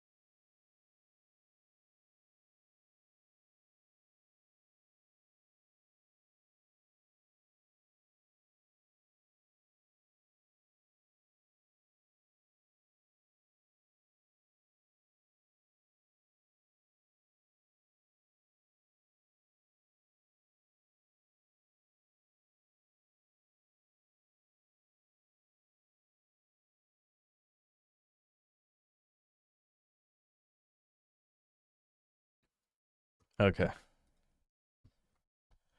I'm here. Hold on. Checks, thanks to the 2 years of membership. Gold Poir Gang. Yep, let's go. Final Morpheus, thanks to the 10 bucks. I know you're pretty mixed on indie games, so I'd really recommend Blood West. Did I buy that? I'm trying to remember. I might have just not gotten around to it. Kind of like Thief, but with way more combat. Good game where you start ultra weak and limited, but you become very capable. Maybe I'll have to check it out. I think when I move, I'm probably not going to do any work for a little while. I mean, obviously Assassin's Creed 4 Remake's coming out, you know, early July, whatever the day is. But I am going to take some days to just chill for a bit, so maybe I'll get around to a couple of those current year releases I've been putting off. I'm too used to streaming everything.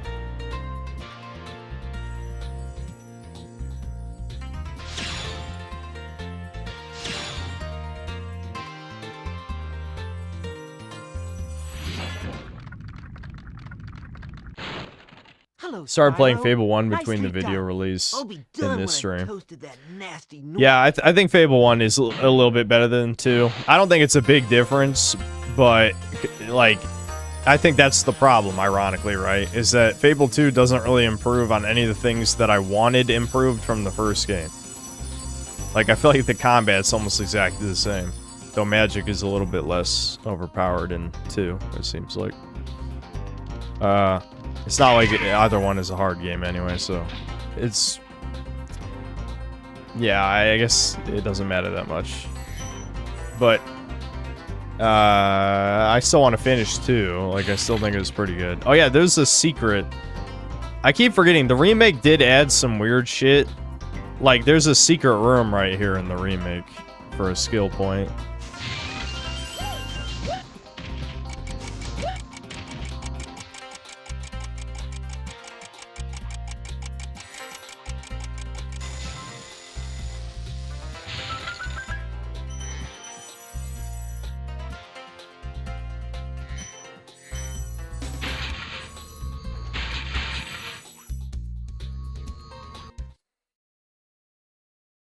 What's up with the awkward member emotes on screen, by the way? Weirdly takes up space advertising. You mean like the badge next to their name? I mean, yeah, it's to show who's a real Cincel and who's a fake crimer in these streets, you know what I'm saying? Yeah, you're fake. You're fake and gay. That's what YouTube's saying. Now give me money.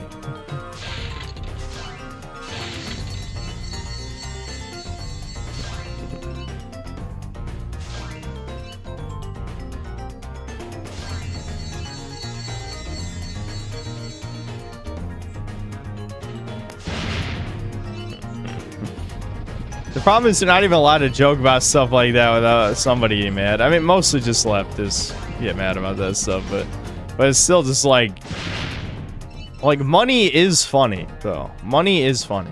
I feel like anything, well, almost anything can be funny in the right context, but I think there's just something funny about being openly greedy. I mean, Jews do it all the time. Mr. Goldstein, he's at it again. Kobe Goldstein.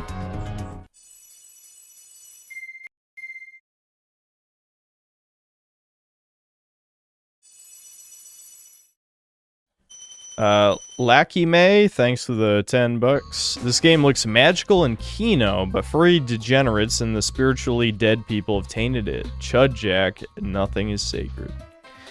Yeah, you're just not allowed to do stuff like this. I think at least, like, with parts of Reignited Trilogy, it wasn't, like, completely in your face. I mean, a few of the dragons were gay fetish shit, though. Like, definitely. Like, it's undeniable. But you look at stuff like Bubsy 4D, where they specifically advertised to gay furries. Like, that was part of the marketing campaign.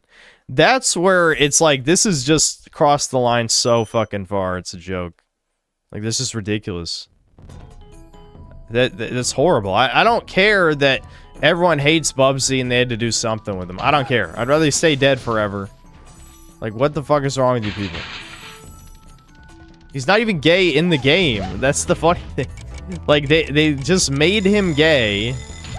Like, they prostituted out Bubsy for sales, and I don't know. I guess it sold okay from what I heard. So maybe it worked. And the thing is, the production costs were probably pretty low, because it was, what, like a 3-hour-long game? Remember how short that stream was? On top of it being a 3-hour-long game, they literally recycled all of the game mechanics from, Demon Tides. So what the, like, that game must, I left a fucking gem. I left one. My Goldstein is mad. I'll have to go back for that gem. Thank you for releasing me. Wowie zowie.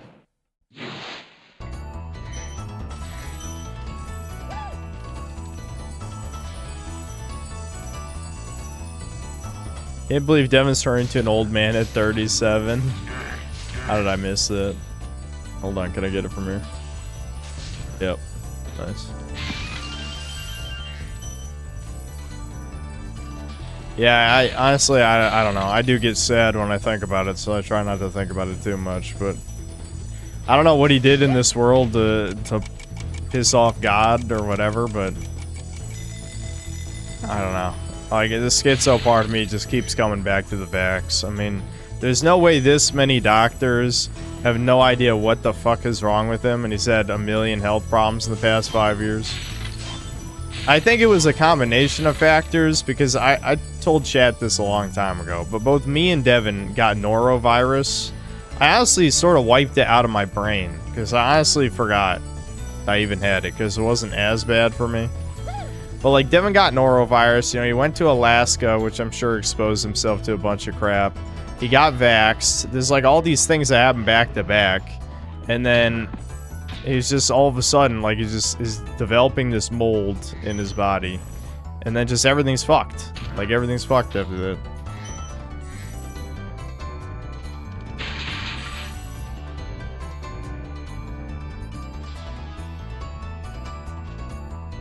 A lot of doctors aren't well versed in research, they just resort to old knowledge. Yeah, I think doctors are fucking hacks. That's really just my conclusion.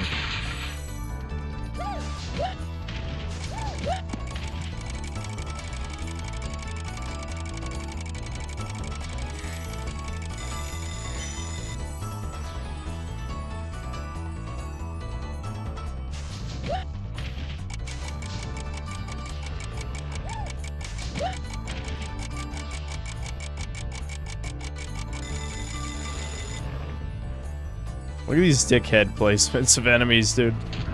Luckily, they give you plenty of time to hit them. This is obviously a baby game in every sense of the word.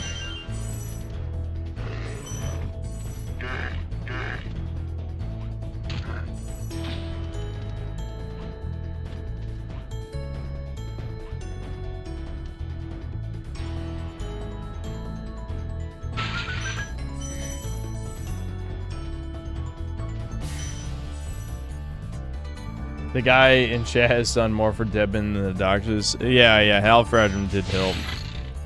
Devin's, it really is kind of at the end of his rope, though, for, like, possibilities. Like, I can't imagine him in a million years a few years ago saying he'd try being a vegetarian. Like, it's just like... Especially, like, this is the worst possible time he could be one, too. Like, if he had a little bit more weight on him. But he can't really afford to lose much. I mean, he's not at, like, his absolute skelly mode like he was, like, a year ago. Oh, yeah, I did go back for that gem. I forgot if I did or didn't. But he's still, like, he really can't afford to lose much weight.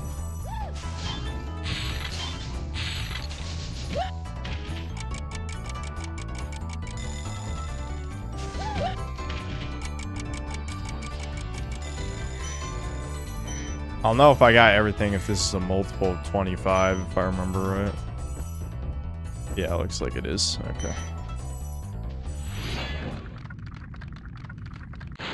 Okay. Any advice before this battle? Advice? A wise dragon once told me, aim high in life, but watch out for flying boxes. Huh? What? Hey? Wowie zowie. I want to remind you, this is like the 5th boss in the game. The 5th boss in the game. And this is what we're doing. The Spyro 1 bosses, they probably could have just cut them. They could have just cut pretty much all of them. Oh, I missed. There we go.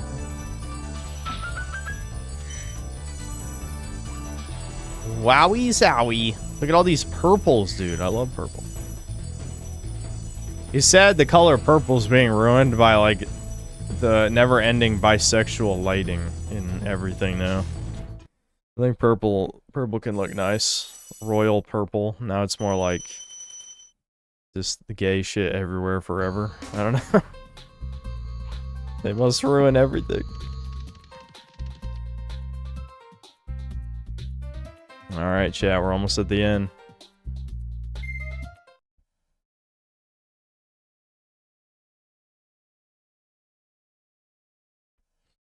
It went from royalty to grape drank. Kazardine, thanks to the $10, just got back from a party and I feel so drained. Almost got into a fight with a black man over the fact that I didn't like some underground rapper. He fled like a bitch. And everyone there felt fake. I wouldn't even know who it was. Like, if someone named... I mean, I'm this way with a lot of music in general, but if you just named, like, any artist that isn't the most popular fucking people, I have no idea who it is. Hey, didn't I already free you? You're in Nasty's world now, Spyro, and you are the dragon who must defeat him. Bring him on! I'm ready! Reach the exit in each of Nasty's lands. Then you can challenge the Nork himself. Yep. That's the gimmick of this place, is you have to free dragons again, because some of them actually did try to fight Nasty Nork. The real question is, why the hell does Spyro never, like, never at any point does Nasty Nork or any of his minions try to turn him to crystal? I don't know. I guess it doesn't matter. Spyro's just immune to it somehow. Maybe having a dragonfly makes you immune, but then you'd have to question why he's the only one with a dragonfly. I don't know.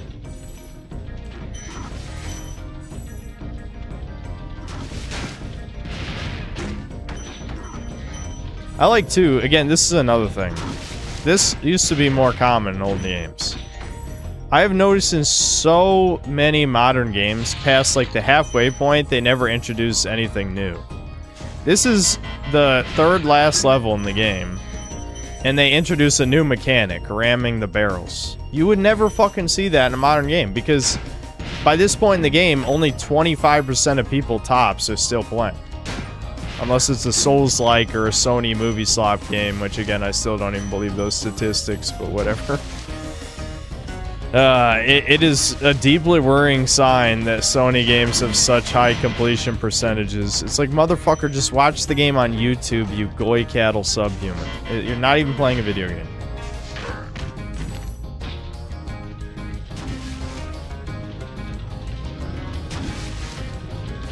But yeah, anyway, my point is, I like the barrels. We have barrels now.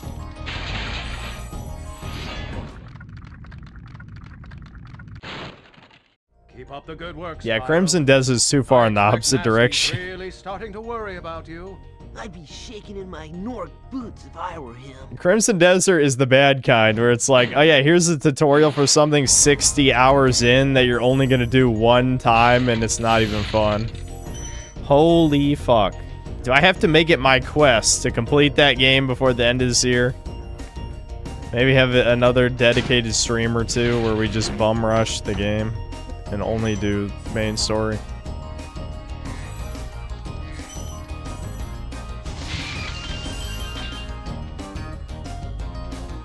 Motor Slice dropped new mechanics all the way to the last chapter. Oh, that's cool. I never did go back to that.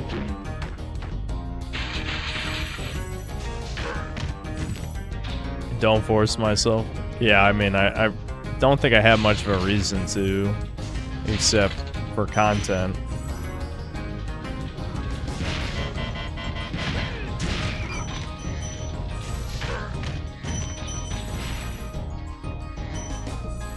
Crimson Desert was such a nothing burger, people already forgot. Yeah, I mean, that's most games these days, but yeah, Crimson Desert was definitely like, I'm sure it was very popular in a certain type of crowd, because it did sell a shit ton.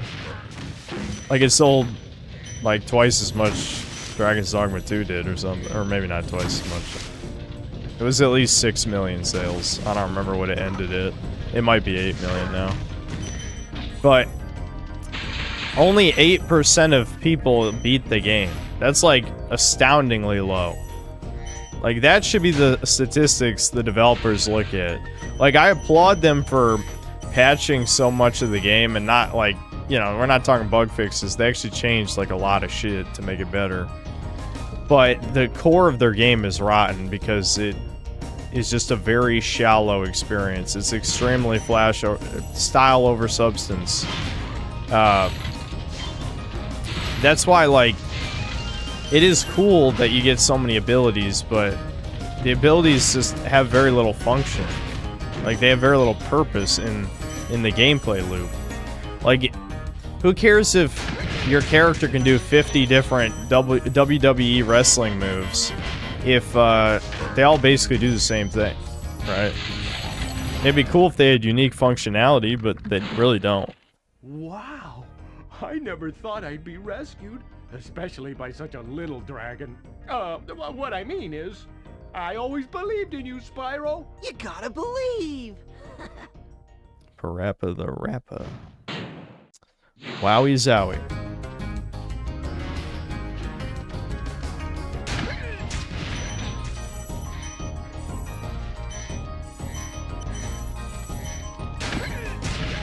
I'm on chapter 9 of Crimson. I have 160 hours. I'm not rushing the main story at all. The meat of the game is open world and random side quests. I hated almost all that stuff, I'm gonna be honest. No, that's not true. That's not true. I actually think I had the most fun when I was kind of just exploring. I think the exploration's not that bad in that game. It actually is not that bad. But I just think, like, a lot of it kind of felt a little too aimless for me. I love exploration as long as I know what I'm doing, like what the purpose is. I feel like a lot of that game, I just don't even know what the fuck I'm doing, you know? I guess sometimes exploration for the sake of exploration can be satisfying, but I've just never been that type of guy. There's got to be things to find, you know?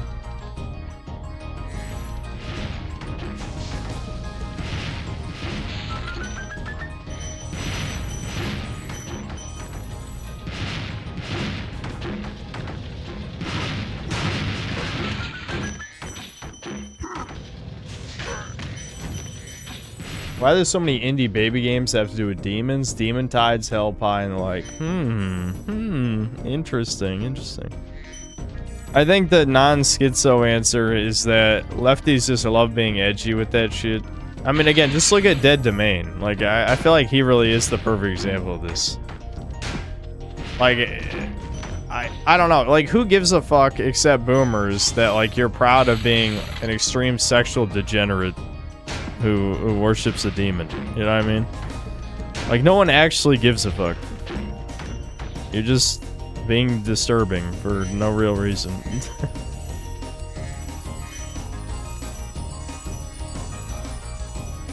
There we go. All 400. Yeah, hell of a boss, has been hotel, that type of shit, yeah. Yeah, the leftists just own... Why do you think they were mad about Freerun? Which I still think is so retarded.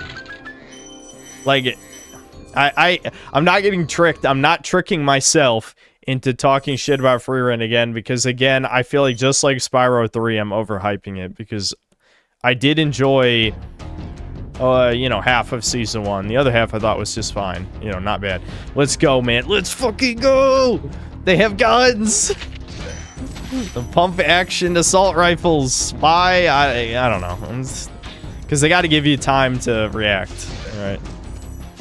If they just open fire, then Spyro would be fucked.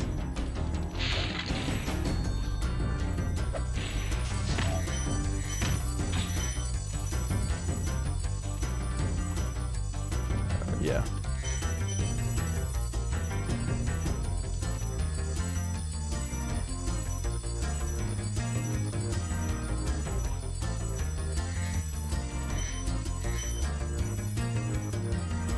Most players will not finish Crimson Desert. That is fact, but that doesn't make the game bad per se. Just, yeah, I don't even think it's bad. I honestly don't think it's bad at all.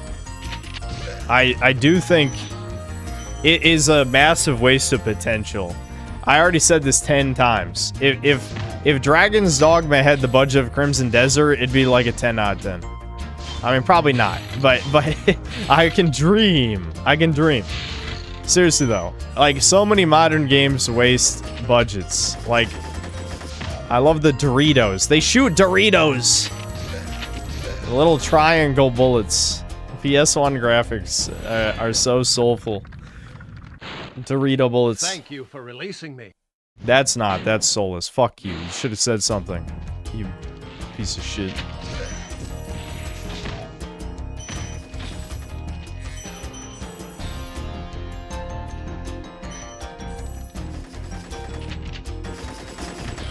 Oh shit.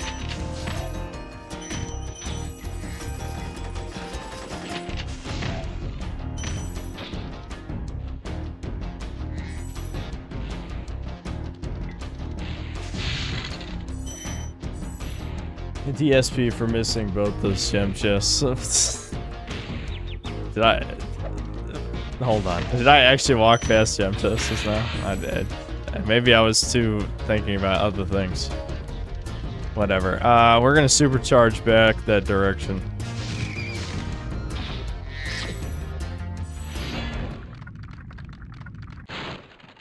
Be on the lookout for Nort Commandos, Spyro. They better be on the lookout for me. Yep. In Dark Souls, you find cool weapons by exploring Crimson Desert. Every weapon basically has the same stance. Yeah, I liked it. Believe it or not, I did like the idea with the weapon augment system that, like, basically the unique properties of weapons could just be switched to other weapons. My problem is, most of the ones I got access to were very lame. You know what I mean? Like, they just weren't that interesting. That was the two chests that spit out gems. You flamed them both, then jumped and missed both of them. Oh, okay.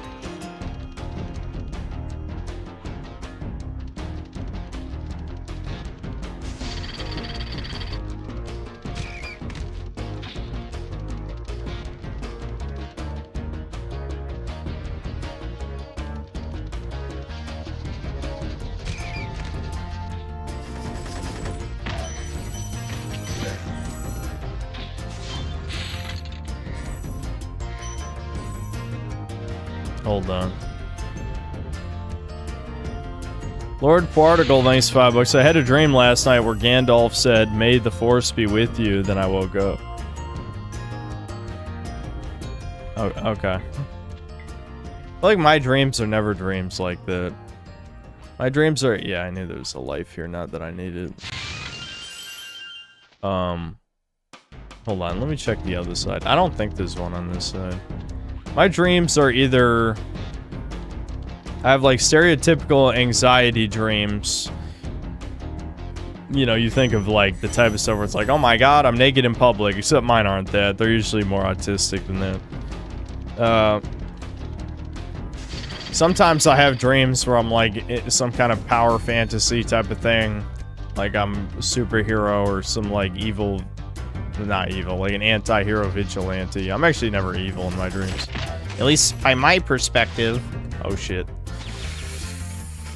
Oh.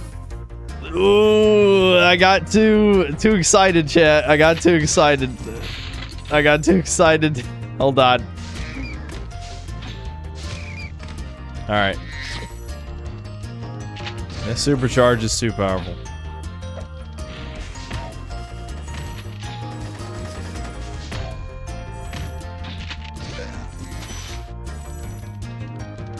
I'm getting downgraded to goo guns. Hurts my soul so much. How dare you ever glorify guns at any point, Judd? They're literally the bad guys. like, if they had to make them shoot fucking Nerf bullets, I wouldn't give a shit. They're guns. Why would you make them Splatoon goo? That's not even close to the same thing. You could make them fucking Nerf darts and it would at least be understandable. They turned it into something completely different. It was definitely political. Oh, did I actually miss some? Yeah, it's fuck.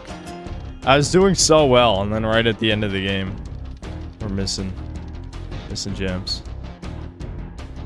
This level is not very long, so it shouldn't take that long.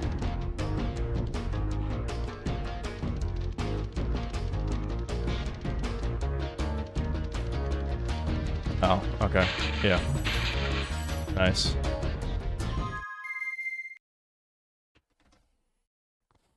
Mimics and traps is so underused in fantasy games, kind of sad. Even Elden Ring had no mimics or Dark Souls 1 troll elevator. Well, it had the boulders, I guess. The boulders are kind of memorable. I like the boulders in Elden Ring, but I guess it's not exactly the same thing. Oh, I forgot! These levels are special. You have to exit out of the exit gate. Fuck. Alright, well, let's speedrun, boys. Speedrun time. This is the only levels you actually have to leave the exit gate to unlock the next one.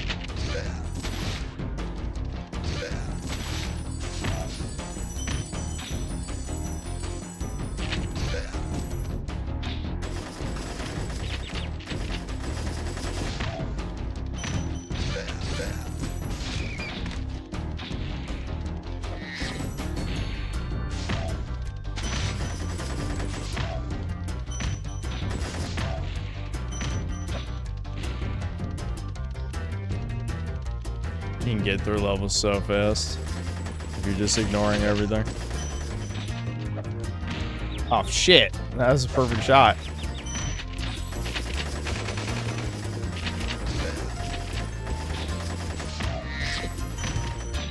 Fuck.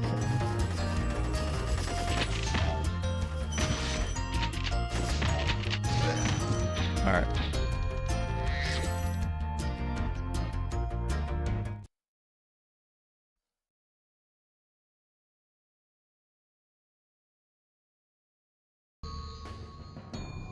Toddler game, by the way. I mean, this game actually is for children, but again, like, I don't know. We don't. Do we even need to talk about the same shit that we talk about for the millionth fucking time that, you know, lefties will just spurg out? Oh, how dare you even show guns in the game for children? Oh boy. Everyone knows guns are cool. No amount of gay ass lefty cuckery will make guns not cool. Guns are cool. Here we go. No intro cutscene. He's just here. Gun nasty gun orc.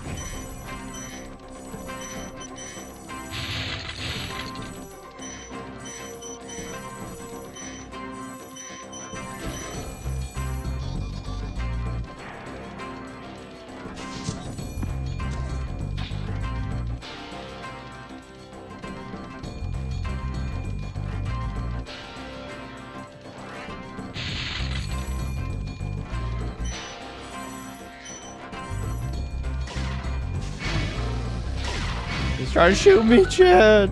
Chat, I don't want to be a crystal. I don't want to be a crystal, chat. Just put me in the crystal.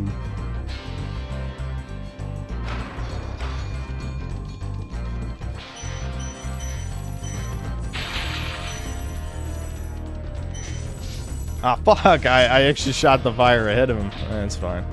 They actually did make the thieves a little harder in the remake, which is probably good because they're way too easy in this. That was actually a good change. 179. That's kind of a weird number. I'm not gonna worry about it till I think this is another one where you know you've gotten everything as long as it's a multiple of 25 at the end.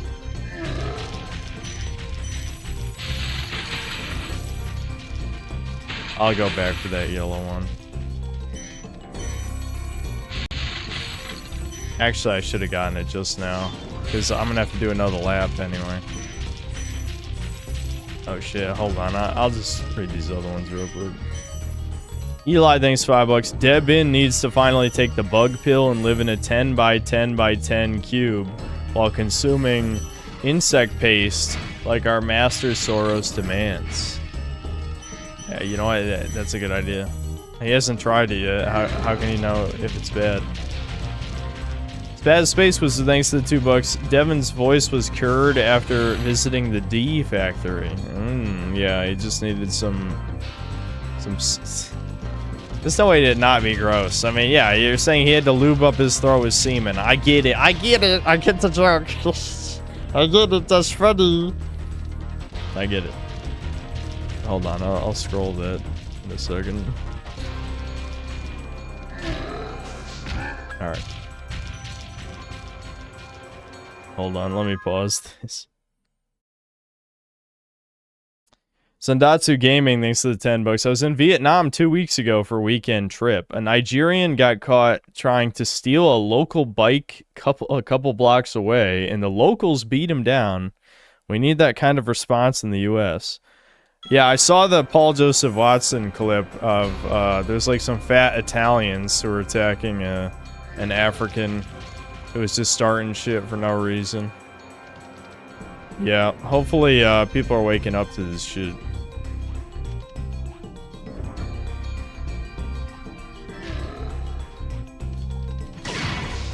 There we go. That's it. It's that fucking simple. We did it. Spyro beaten for like the 30th fucking time. Sorry I took so long. I kind of forgot about you. What about Ganasty Ganork? Nasty Nork is toast. So now there's order again in the Dragon Kingdom? Well, mostly. I've still got some treasure to pick up. What will you do next? I'd say the sky's the limit. And that's it. That's all the budget we had for cutscenes back then. Thank God. Let's go back to those times. You want to save the game industry? Cut all budget from cutscenes. The cutscene budget is $5. You got to make do with it. The games that improve overnight. Skid the Sauce Man, thanks $2. We hope you add Jack X Racing to your list to stream. Yeah, I should.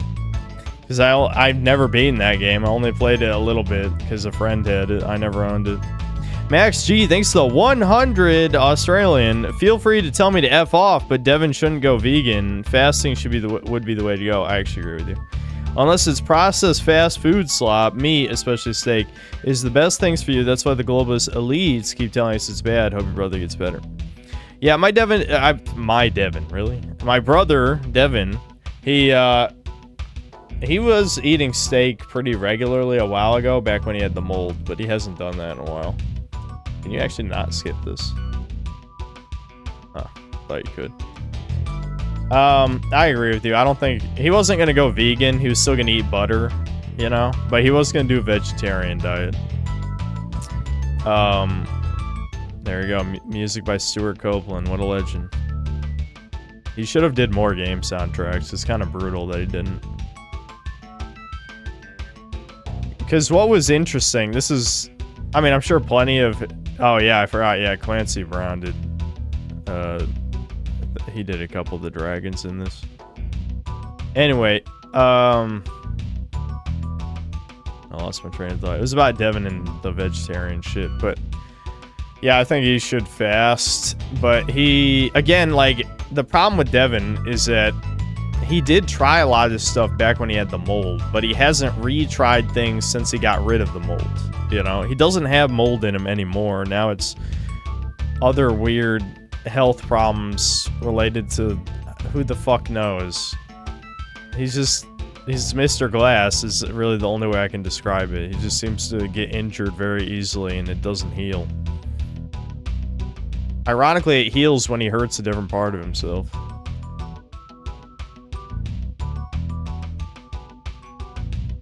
Wowie zowie. I'm glad they didn't torture sheep to make the video game. Or am I? Maybe they should have tortured sheep.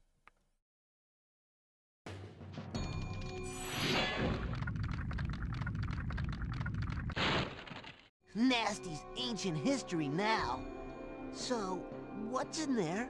I believe this is Nasty's treasure hoard. But the gate will not open until you have found everything in the Dragon Kingdom. Come back when you have reached 100%. Oh, conveniently, I now have 100%. Let's go.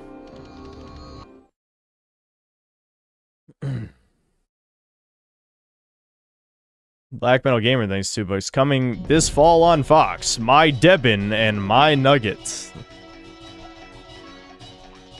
I was trying to think of a good pun for 2.5 men that would fit the situation. I can't think of anything. It's a man, a cripple, and a nugget. I mean, what the fuck? What do you do with that?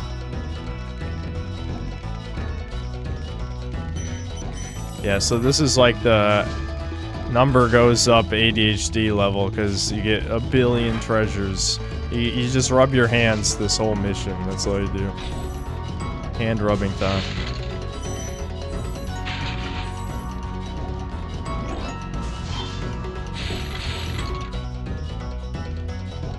The other gimmick is you use these, basically you can fly as high as the maximum height you've reached. So you use keys to unlock further height up in the level so you can fly higher.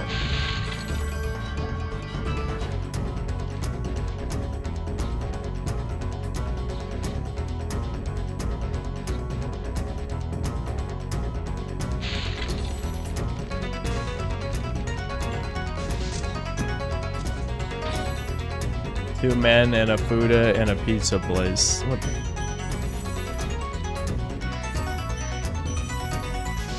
the fuck? I miss old Spyro. Spyro didn't deserve to be dead as long as he was dead. I mean, I know Activision killed him, but still, like, they didn't have to do that. Why'd they do that? Skylanders being attached to Spyro's name probably didn't even fucking give them a single additional sale. You know what I mean? Like, I know the corpos are like, oh, dude, you can't just call it Skylanders. It's got to have something to do with one of our shit properties. And they probably just flipped a coin, whether it was Crash or Spyro. And Spyro lost. Big sad.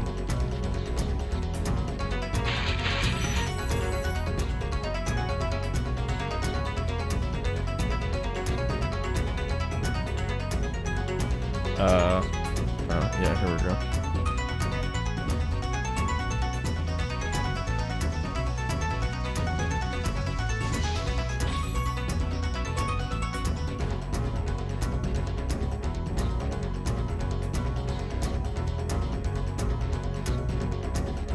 Everyone forgot Spyros and Skylanders.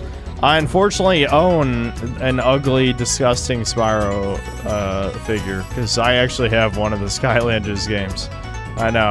Is that any surprise? That's not surprising at all. For all of you know, I'm a consumer man-child deep down. But I do own Skylanders Trap Team and like 20 Skylanders. I'm pretty sure I've shown them on stream before. So I guess I could do like a Mega Man Baby stream. Though I think I might have lost the portal somehow. Or I threw it away. I don't fucking know. If I threw it away, I'm stupid, because I feel like that'd be a good, like, shit game stream. Maybe I could just buy the one after Trap Team, because I feel, aren't they all backwards compatible? I think so. I don't know which one's after that one.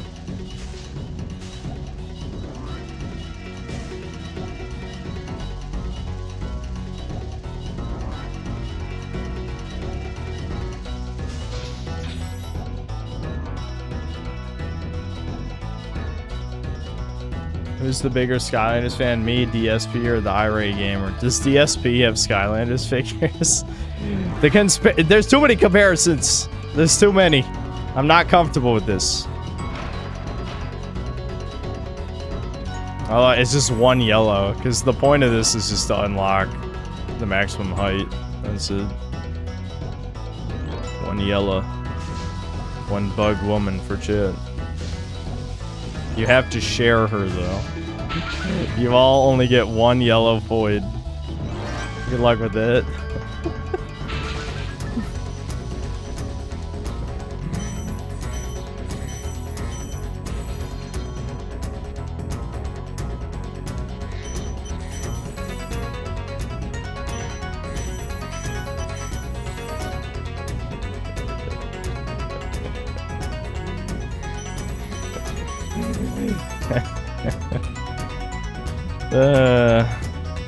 My sense of humor is fried. Alright, here we go. Now you might notice, well, I never checked the totals screen because you don't have to. But if you did, we only got a little under half the treasure in the level. Because all of it is right here. Look at that. Look at that. Oh my god, my numbers. All my numbers, my money's everywhere.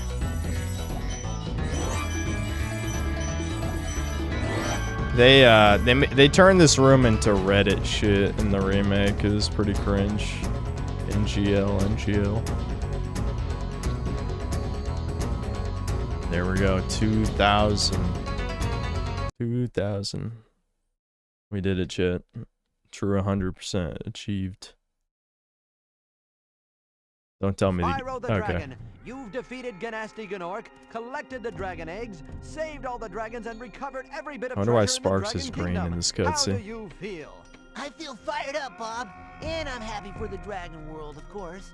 I certainly wouldn't want to spend the rest of my dragon days butting heads with Nasty Gnorc and his weird minions. What's a minion? Never mind. You know what they say. For every good battle, you need a good adversary. And I felt that Nasty, in spite of his misguided nature, was a worthy opponent. Uh-oh. Here we go again.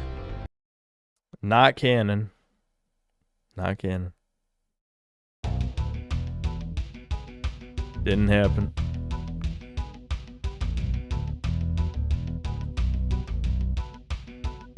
Yeah, Elijah Wood voiced Spyro in the shit ones. Spyro New Beginning and the two after that I can't remember. Yeah. It's bizarre.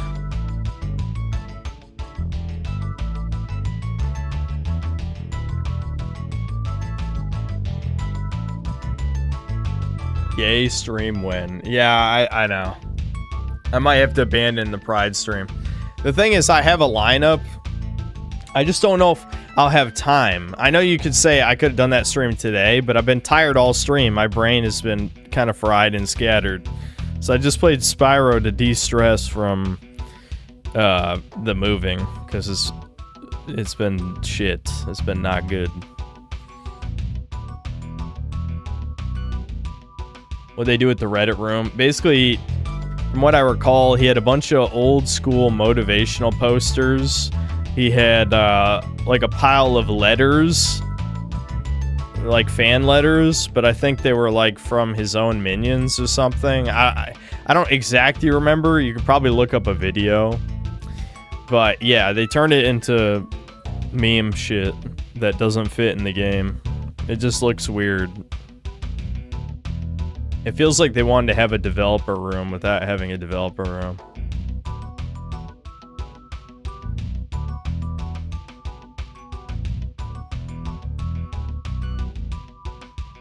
You once said Legend of Spyro 1 was just mid, now you're saying it's just bad. What changed?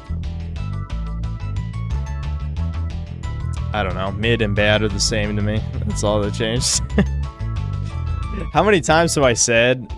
this is something I've consistently said over the years, that if it wasn't for YouTube, I would never play a game under a 7 out of 10 ever again, if I could avoid it. You know, like, if I get tricked into buying a game that's a 6 out of 10, that's fine, I guess.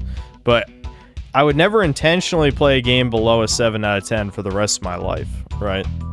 Like, I think...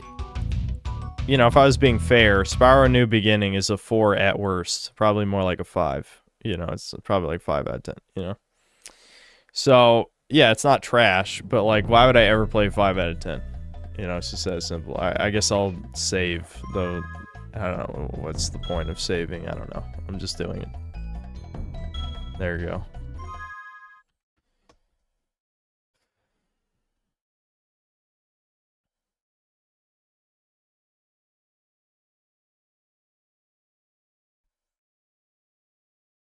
Do not reference that disgusting Subway image. I hate you for that.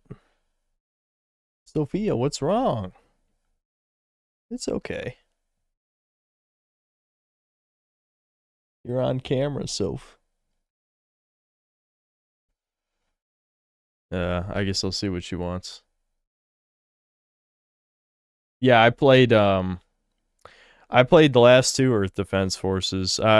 Actually, with me, Devin, and Thomas, we played all the way through Earth Defense Force. Which one's the latest one? I don't remember. Let me see. Earth 5. Yeah, we played all the way through 5. We played all the way through 5. Me, Devin, and Thomas. We only played like a quarter of the way through 6 because it was way too similar to the last one, so we just dropped it. But yeah, we played all the way through 5.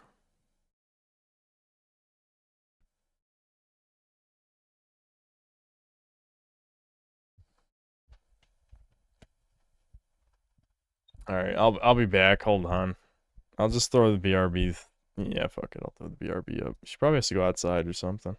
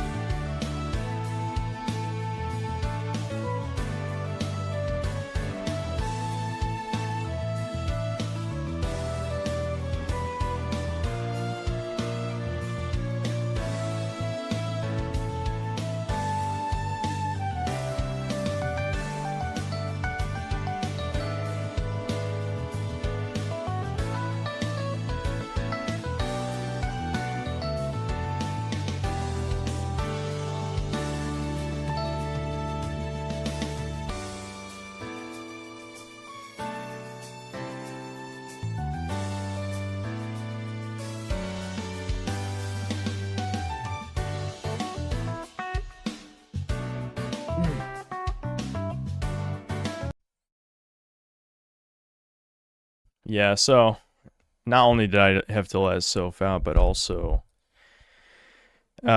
she was actually locked in my room. Because Devin had a Devin moment. Many such cases.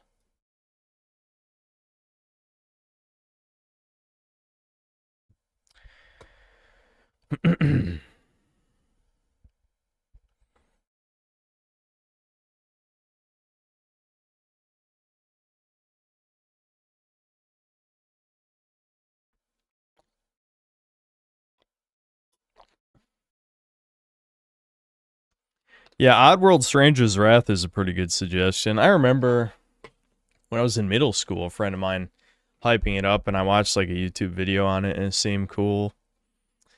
I just, there's so many games. There's like 10 billion games I've been asked to play, so they kind of just blend together in my head, but that seems like a pretty good suggestion. Retardigus 2, thanks to the 10 reals. Did you see that trend of only eating kosher food some fitness people were doing on Instagram because they know that shit isn't poisoned? Maybe Devin should try that. Wouldn't be shocked if it helped. I have heard conflicting things on that, but it might be worth a shot. Just to try it.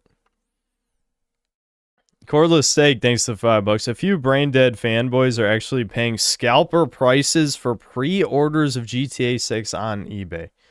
Okay, that's full retard. And there's a lot of people who deserve to be scammed, and those are definitely some of those people, you know?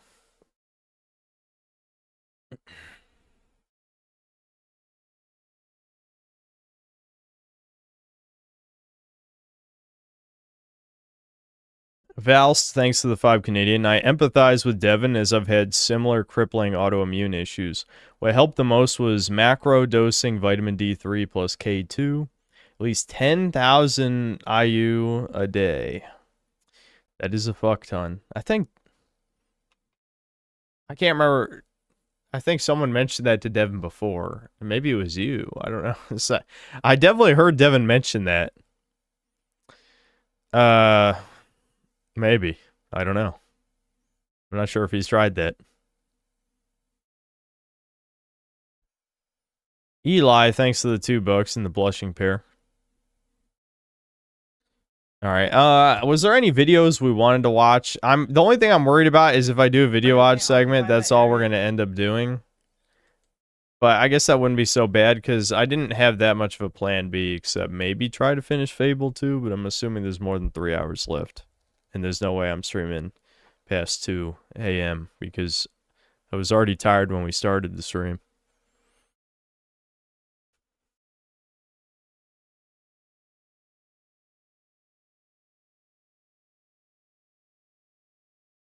Yeah, someone mentioned the Gerby vid about the incel shooting thing.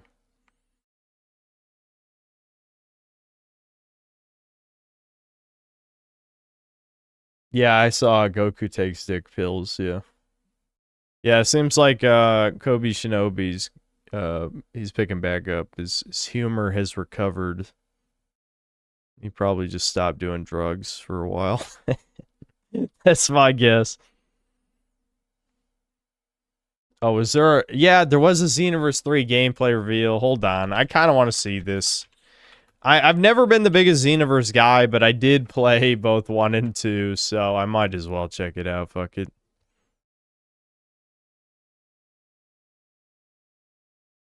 Is it just this Globku video? They're wrong about Dragon Ball Z by Sirius. He's gonna talk about his black excellence, and I'm gonna have to listen. I don't have a choice. Yeah, what gameplay? Is there a neutral gameplay source, or do I have to be fed information from a YouTuber?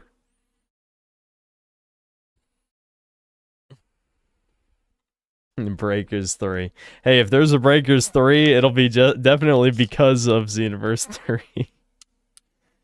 That's funny, man. Wait a minute. There's no Breakers 2. Well, wait a minute. Are they gonna skip 2?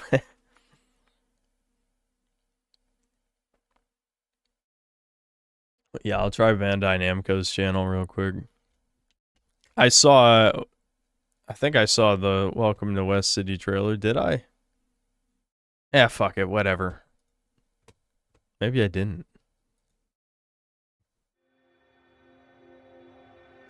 You there, is my voice reaching your ears? Okay, I'm already upset. It's been like 2 seconds.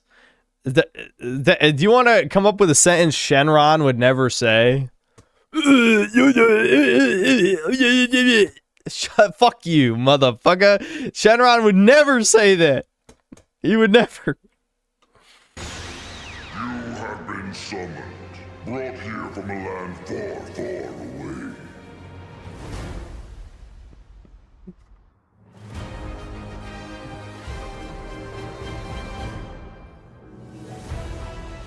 Who are you, and what? Dude, every new Bulma design is worse than the last. Like, they just can't stop. Like, no one thinks the Karen look is good. Stop. Just stop. What are you doing here? Do you know what brought you here, and where you came from? I mean, do you even know where you are? And it's not. Why is she being a bitch already? Shut the fuck up. Like, guys, I'm not doing a bit. This has already annoyed me multiple times. Does this even look like Dragon Ball Z? Let's be real. You see this? If I just show you this image right here, ignore the Ozaru. Ignore that. Do you think Dragon Ball Z? This looks nothing like Dragon Ball Z. I fucking hate Dragon Ball Super. All right, whatever. Let's just keep going. Not like you or I have any lead, so why not join the GS squad? Hey, you! Keep your hands off that, you dirty thief! Move one more. Okay, it's Yamcha. Yeah. Oh, Brett the Yamcha. Do you hear me? So, what do you say? Will you fight with us? These I never understood what people like about the Gammas. They're boring. I don't know. Maybe just because superheroes are just so played out. They're boring to me. For the sake of world peace, you still don't know much about this world, right? Well, I want to test you with a special mission. Bulma and I talked it over, and we have decided that you will enroll in a school. There, you will learn more about this world. It's nice to meet you both. I'm Lilika. Hey, everyone. It's rare to see new faces in this class. Well, nice to... Are they gonna fucking hit? They're not going to, because Dragon Ball is for little babies. But they're not gonna do a fucking romance shit in Dragon Ball, are they? That's not appropriate for Dragon Ball to have like romance quests. They're not gonna do that. They're not gonna do that. meet you. Hey, Punk, what do you think you're staring There's just a fucking pompadour midget. Like, what the fuck are we looking at? We'll see who's laughing in a minute. He's a Saiyan. He's a Saiyan, though. We're the GS Squad, champions of justice. Let's suit up. Time to show them what we can do. Heroes away! Yeah, still, this is the worst part of Xenoverse. Like, I think it would be fine as long as they leaned heavily into RPG elements, which the first game actually did. The second game ruined it by making only stamina and ki were the only two stats that were heavily affected by the skill points you poured into them, right? Everything else, like, I can't remember what the numbers were off the top of my head, but basically, investing skill points in anything else was basically retarded.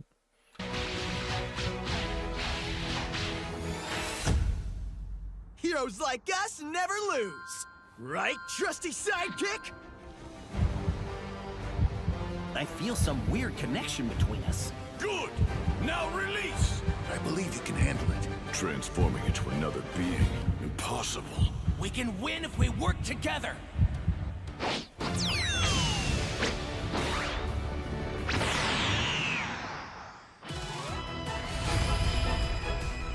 Okay.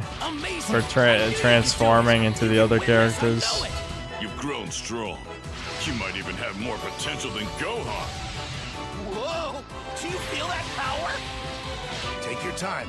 Just focus on giving it everything you've got. Challenging us was your first mistake. It'll also be your last. See, I thought the whole appeal of these games is you play as your OC. So why the fuck would I want to play as the other guys unless it was like, you know, parallel quests let you play as the other characters if you wanted to, but like that being a main gimmick, why? Why though? It seems like just a bad idea. I don't understand.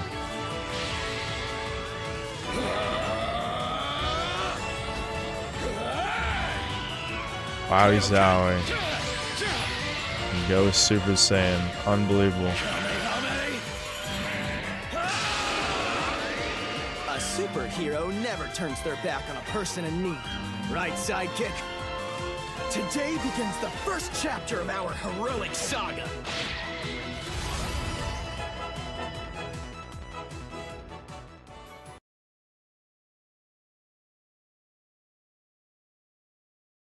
I mean, I guess at least they seem to be doing something different. Like, if I have to look on the bright side, they're not just doing, okay, here's the Dragon Ball Z story for the 10 gorillionth time with tiny little changes in the timeline that you have to fix. Thank God they're not doing that a third time. But this just is not Dragon Ball Z. Holy shit. It's just, no. This is... Yeah, this fucking sucks.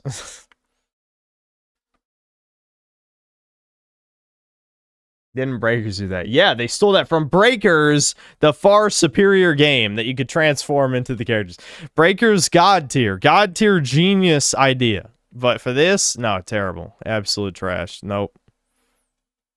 Breakers, 11 out of 10. This, 3. 3 out of 10. More Breakers scope. What do you mean? What do you mean?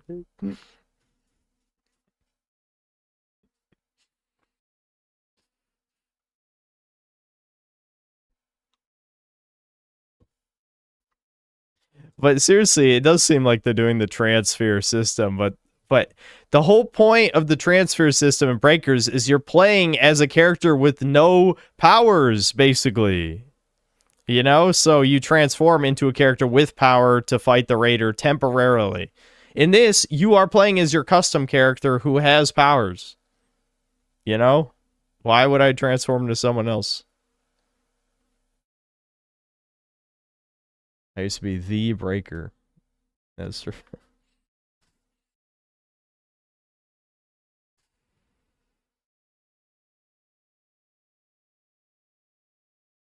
Watch the beginning of World Cup exposes Argentine races.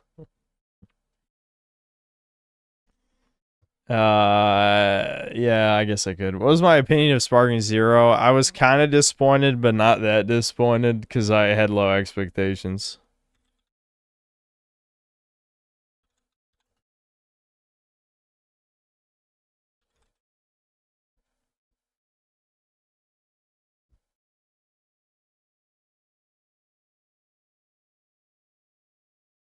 Why Argentina accepted Nazi war criminals after World War II? Argentina, well... How is this an article? How the... Hold on. I'm assuming that's cutting off 2026. How is this a current year article? Like, what? Okay, no, this one's 2025. But still, what the fuck? Really? Argentina welcomed thousands of them. Juan Domingo Person, or Perón, whatever, his regime, I guess that was the leader of Argentina. Oh my god. How many subscribers does this guy have? Hold on. This guy's 255,000. He sounds like a fucking tard. I hate YouTube. Anyway, moving on. His regime went to great lengths to get them there, sending agents to Europe to ease their passage, providing travel documents, and in many cases covering expenses. They were like, come on in. Yeah, Argentina is going to be the last white nation on the planet after the Western world is fucked. All the Germans, all the greatest Germans who survived World War II went to Argentina. They're the last white nation. They got to stay far away from Brazil. This is going to be Muttland 2.0. They got to... All Brazilians are not allowed. They're not allowed in Argentina. Come on in, brother. Family, gang, twin. Come. You're good over here.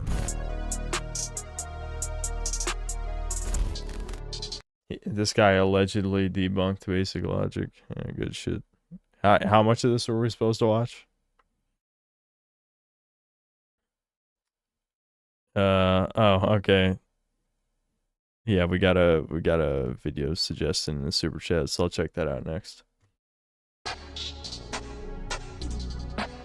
So, as many of you know, it is World Cup time again, and this time the World Cup is being hosted in the West. It's being hosted in America. Some of the games will be played in Canada, I believe, and some of the games Okay, I can't listen to this. I just can't do it. Like I can listen to a certain kind of fumbling around speech where you don't get to the point, and it exactly sounds like the Synthetic Man word for word. But any other type, I'm just like, get to the point, please. Stop waffling. You can waffle after you've made your point. You know what I mean? Like I think the waffling comes after you get to the subject. All right. I'm gonna just open that in a new tab because I'm sure we'll watch the Gerby vid. M. Garcia, thanks to the $2. Watch Resident in the Hood 4. It's a gem.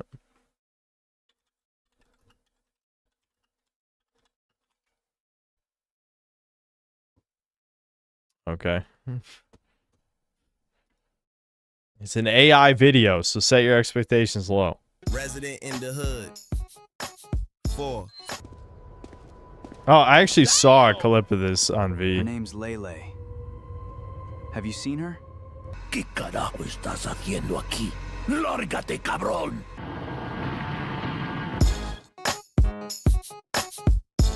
Mierda. Her name. Dude, how AI videos are animated is just I don't even know how to describe it. It's fucking alien. It's alien. Also, I don't know why, but the way they stylized Resident Evil 4 looks like the Revelations games. Like, there's something about, like how they smoothed out all the details. Like, Resident Evil 4 looks very rough. Like, it's very rough how they tried to detail with the limited, like, graphics they had at the time. And then, like, you play on 3DS, like Revelations 1, and they basically took that same style, but they just smoothed it out. That's what this looks like. Is Lele, and she's the daughter of the chief of police. I know, bitch.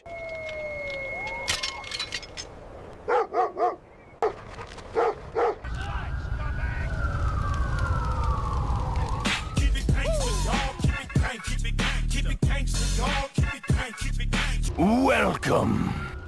The training data for AI must have had like a fuck ton of random dancing vids, because I swear I've seen like a shit ton with exactly that gimmick. It's just bizarre. Got a selection of good things on sale, stranger.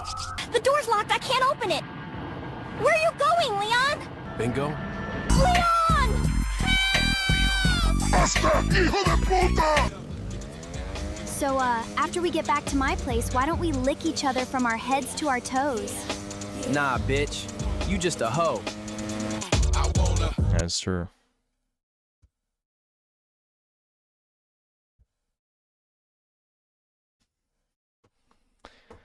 All right, Inslayer Clone, thanks to the £2. Society right now is Boletaria from Demon Souls. What, that we're turning into demons? Or that, like, I mean, you could have just said, like, any Souls game, I guess it'd be the same. Is there, the Silent Hill fog has come upon us?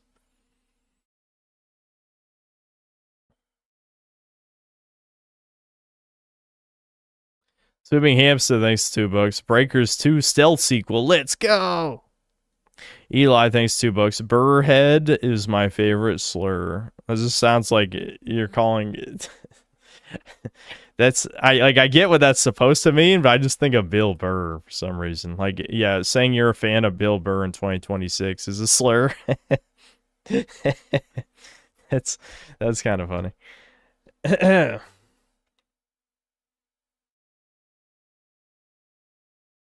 All right, hold on. We gotta watch at least a little of the Kirby vid. And you know we have to. Don't worry, we'll switch off if it's boring. A communist, but she won't let me. What the? Do you see this? Like, I get he always has different flags in the background in every single video, but like the one on the right feels like it was made to be rage bait. It's like the trans flag, don't tread on me, Kekistani, like all this. Like, what the fuck even is that shit? Hit. She's stalling. I'm about to smash some twins. Man, I'm feeling like Bin Laden. I just robbed a cougar for some pumas, now I'm ballin'. Still remember when the tower started falling. Still remember it will never be forgotten. I guess they had to fall like autumn. I don't even like these hoes, but I got them. She don't even like those clothes, but she bought them. There was a rabbi outside of the hub headquarters in Canada, and then a female cop shot him. You might have seen the title by now. This is a very serious situation. Okay, don't laugh. There's not an ounce of this that's funny. This is tragic news. Okay, I want everybody to take this seriously. There was an incel. He brought a gun to the P Hub headquarters in Montreal, Canada. He started firing. There was a rabbi on the scene. Okay, why was he there? I don't know. Maybe he was. Oh, we know. It was Pornhub headquarters. That's why. Rabbi on the scene. It's probably across the street from a synagogue or something.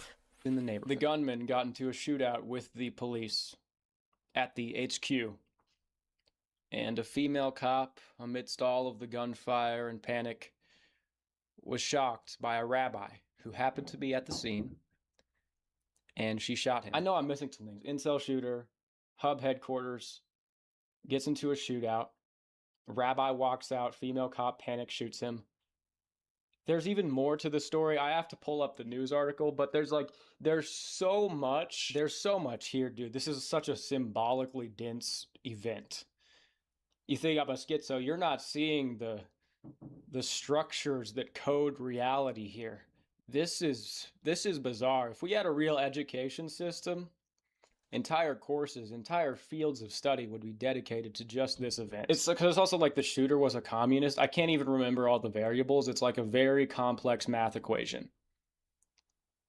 Headquarters, rabbi, female cop, incel, communist. At a certain point, my brain can't even figure it out. And maybe if I had the media... This is why satire is so hard to do these days, and why... Well, it's one of many reasons why South Park hasn't been funny in like 15 years. But it's just like, what the fuck? Like, if you were, let's say, we're not going to say South Park. We'll say like Family Guy, because Family Guy's allowed to be as retarded as possible. They couldn't even craft a cutaway gag half as absurd as that.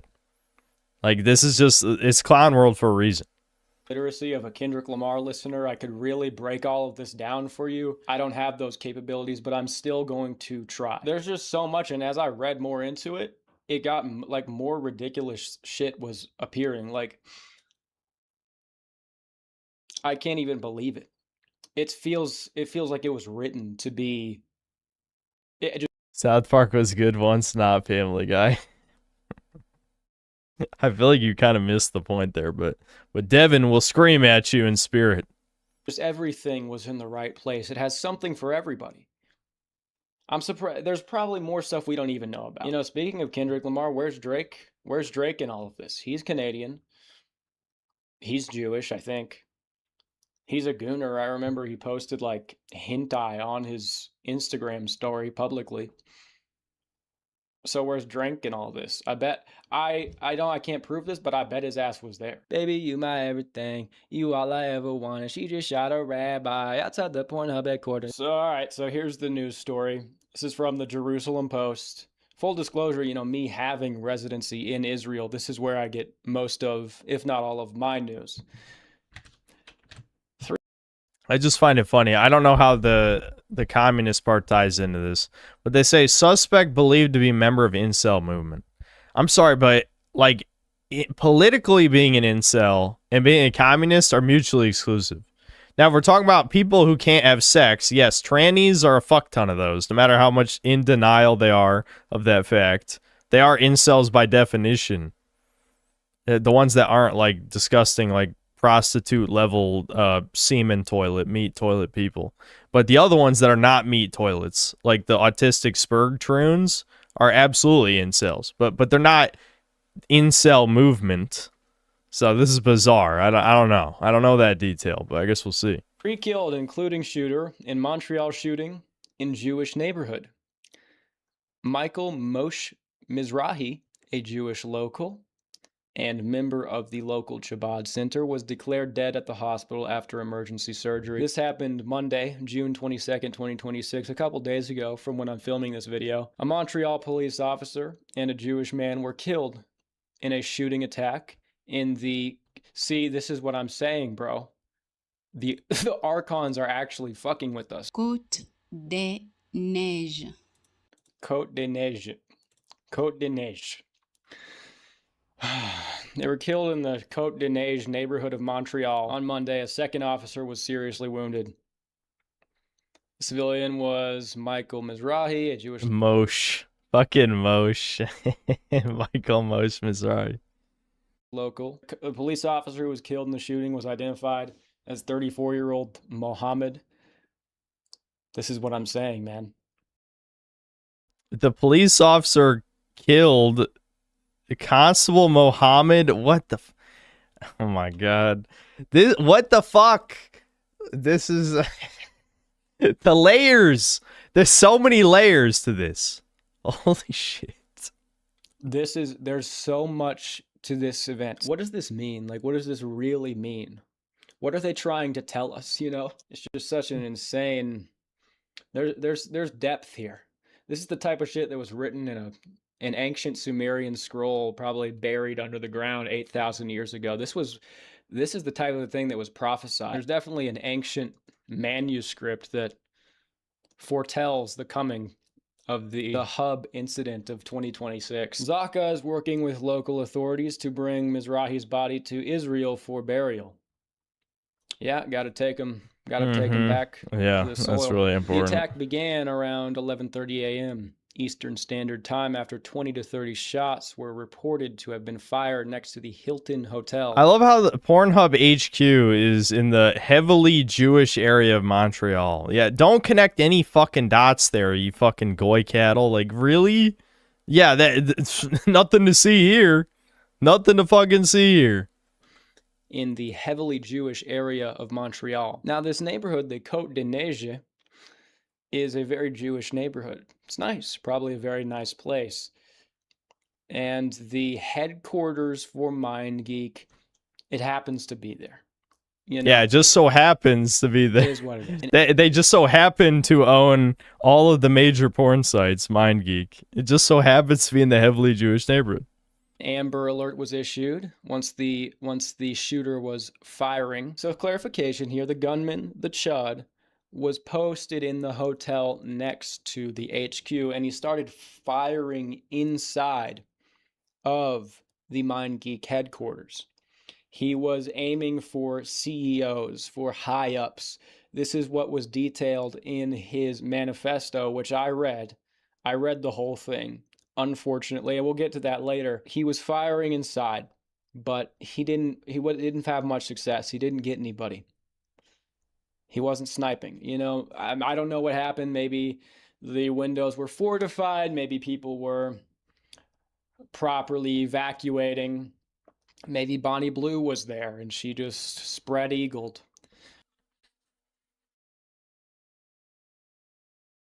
Yeah, that's got to be it, right? Yeah.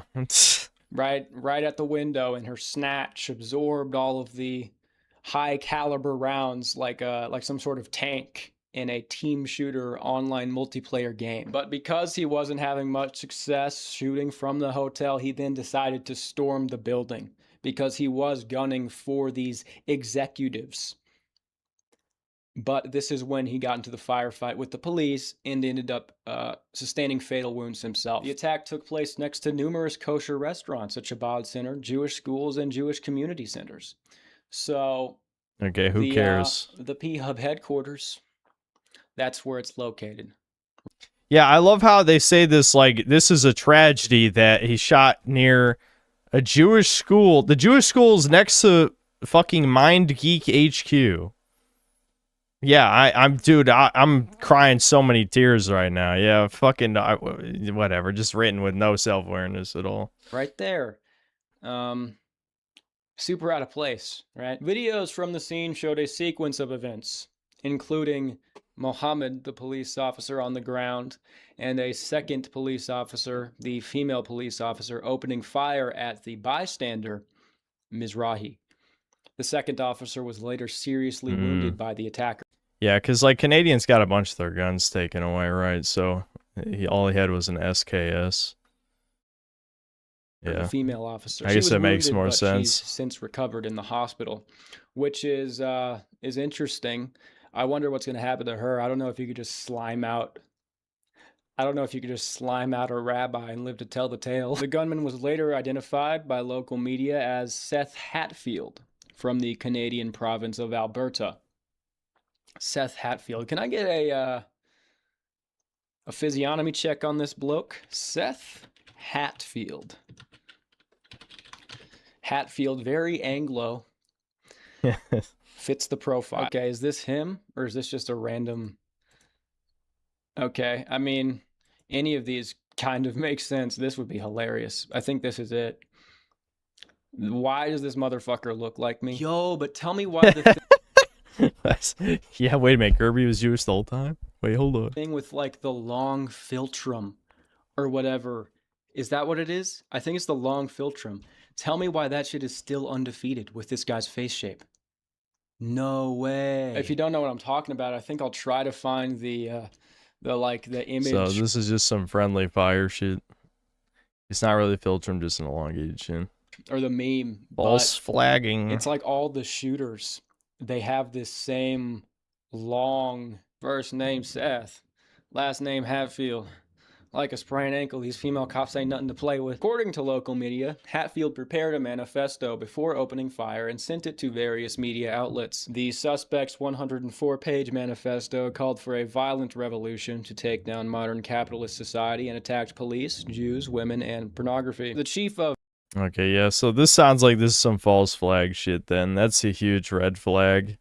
Yeah, the supposed incel shooter wants to take down capitalism. They're not even getting their ideology straight here.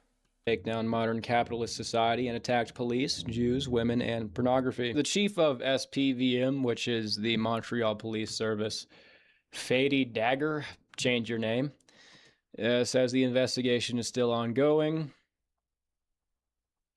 Yeah, so they only have the one suspect. So yeah, that's the story. People have found the exact address. It is the MindGeek headquarters. This was not mentioned here. Certain things were withheld. It really is bizarre. I can't process it in my brain.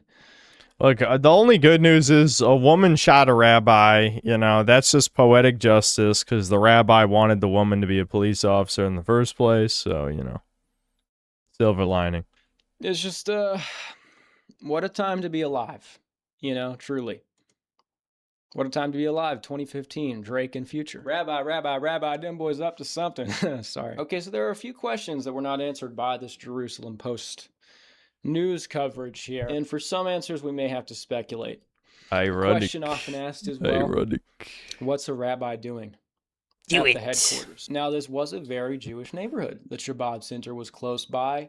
He could have been running errands at the kosher market. He could have been doing any number of things in the area. The report does say an Amber Alert was issued to everyone in the area. So why he wouldn't have gotten that, I don't know. Why he would have been walking in the area where shit was going down. So now there is a video, which I will not show, taken from someone across the street with their phone, looking down at the situation.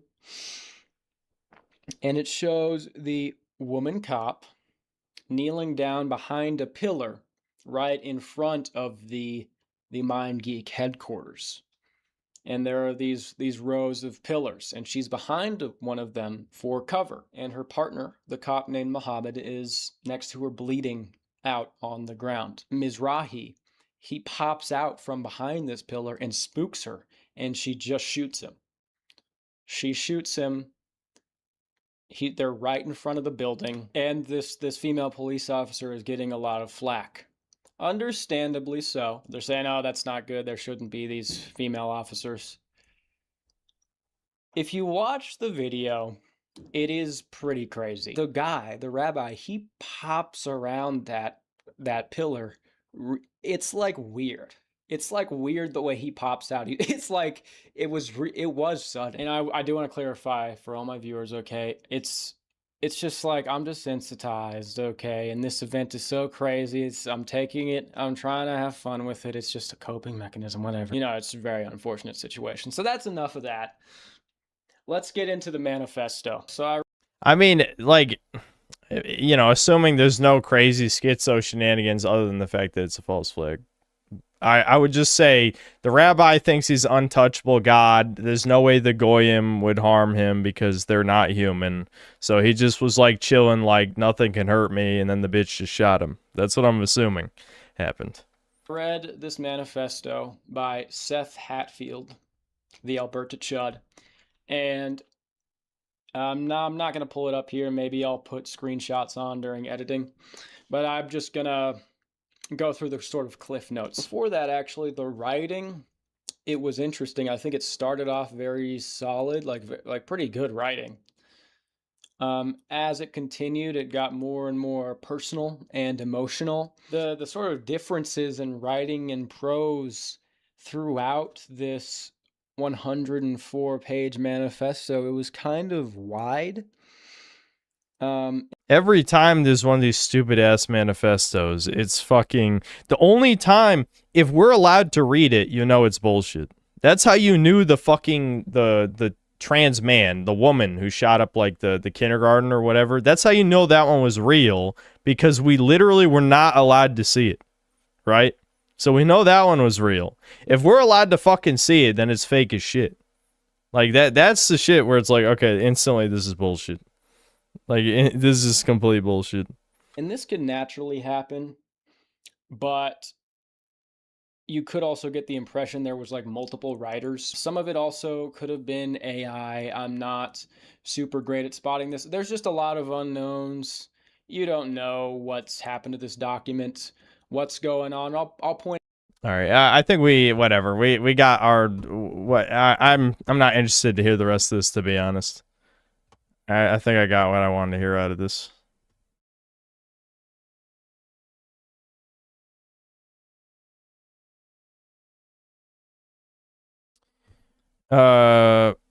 Jack Mack, thanks to $2. Have you seen ER's new video? Actually, no. I don't want to watch it on stream because I just want to absorb it, and also I don't want to, you know, do the whole like YouTubers steal views from the guy by just reacting to the whole video. Plus, I think it's over an hour or something, isn't it? I've been waiting for the end of the Legend of Korra videos. Actually, it's not the end. Isn't there 4 seasons of Korra? And this is just the end of season 3 or something. I don't know. Anyway, the point is, I've been watching him make these fucking videos for what, like 10 years or something? I should just watch. I'll let you know what I think. I just haven't gotten around to watching it, but I will watch it on my own time. Jack Mack, thanks to the 1 gifted membership. He's not doing season 4. Really? Why? Is it just that bad? Damn. Maybe it's just that bad. Insider Cologne, thanks to the 2 pounds. Video eulogy for video games. Oh, okay. Eulogy for video games is what it is, I guess.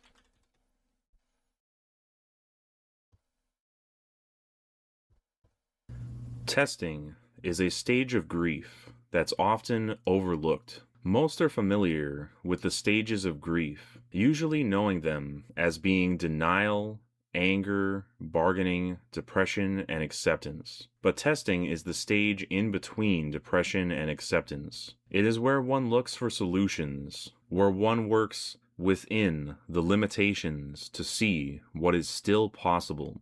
It's not the illusion of limitlessness that accompanies denial, nor an attempt to take the easy way out, like bargaining, but truly throwing yourself at the wall repeatedly to find what options are realistic and doable. I believe that the challenge run is an analog to the testing stage of grief. A challenge run imposes a limitation on a video game, often one that's... Okay, I have to say, I'm getting tilted. Why is he not picking up the blue stud?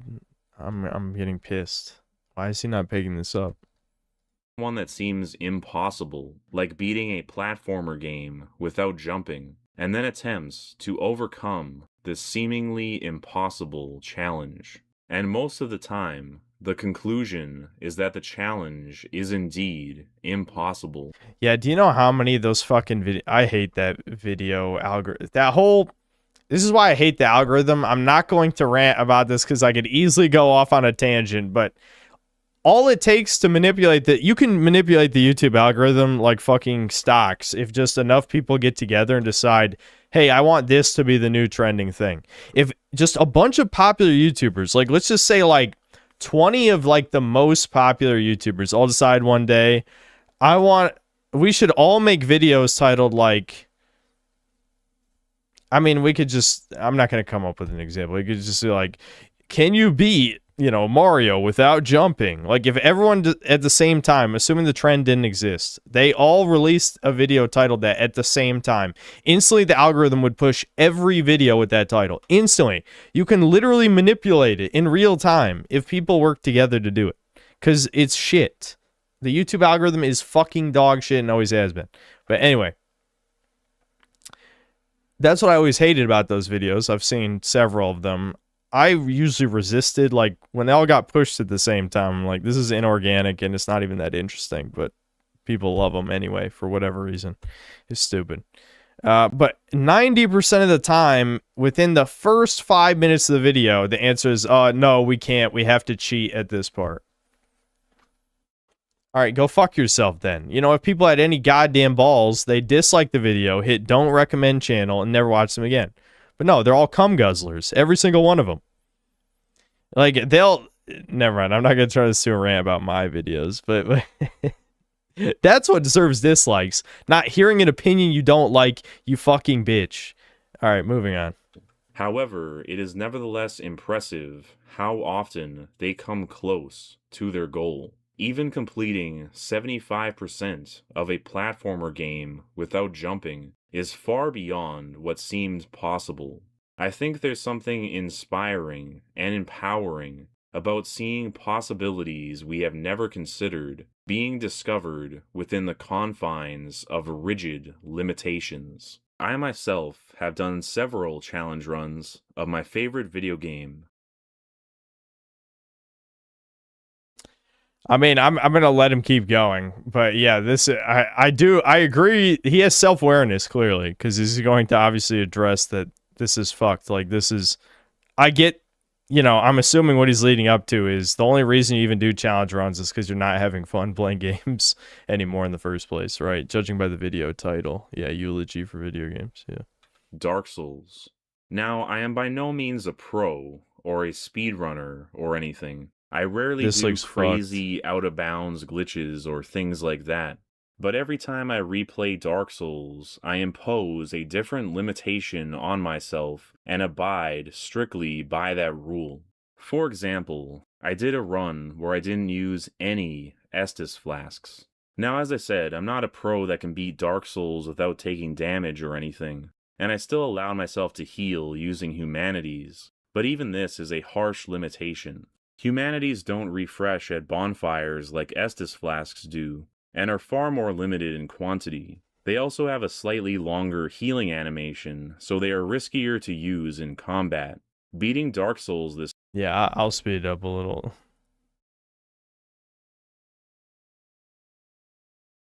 Do 1.3. This way gave me a new appreciation for the game. The Estus flask once seemed like an essential part of the game, but if you play well enough, it's actually not so necessary. Another run I did, perhaps my personal favorite, was beating the entire game using only one bonfire, the one at Firelink Shrine. And holy, you think the runbacks in Dark Souls are bad enough already? Imagine my agony dying 3 times to the Bed of Chaos fight and having to walk all the way from... I'll never understand this type of autism. If there's no tangible reward for doing something, what the fuck's the point? Like, in defense of the videos I was shitting on before, there is a tangible reward to those. They make money through ad revenue. And if you have sponsorships, right, you need to make a video anyway to stick with the sponsorship. There is no reason to torture yourself like this. There's no way this is fun. Like, I don't know. This is such a fucking waste. I can't help but think, I don't know. You could say I'm a hypocrite, whatever. It doesn't fucking matter.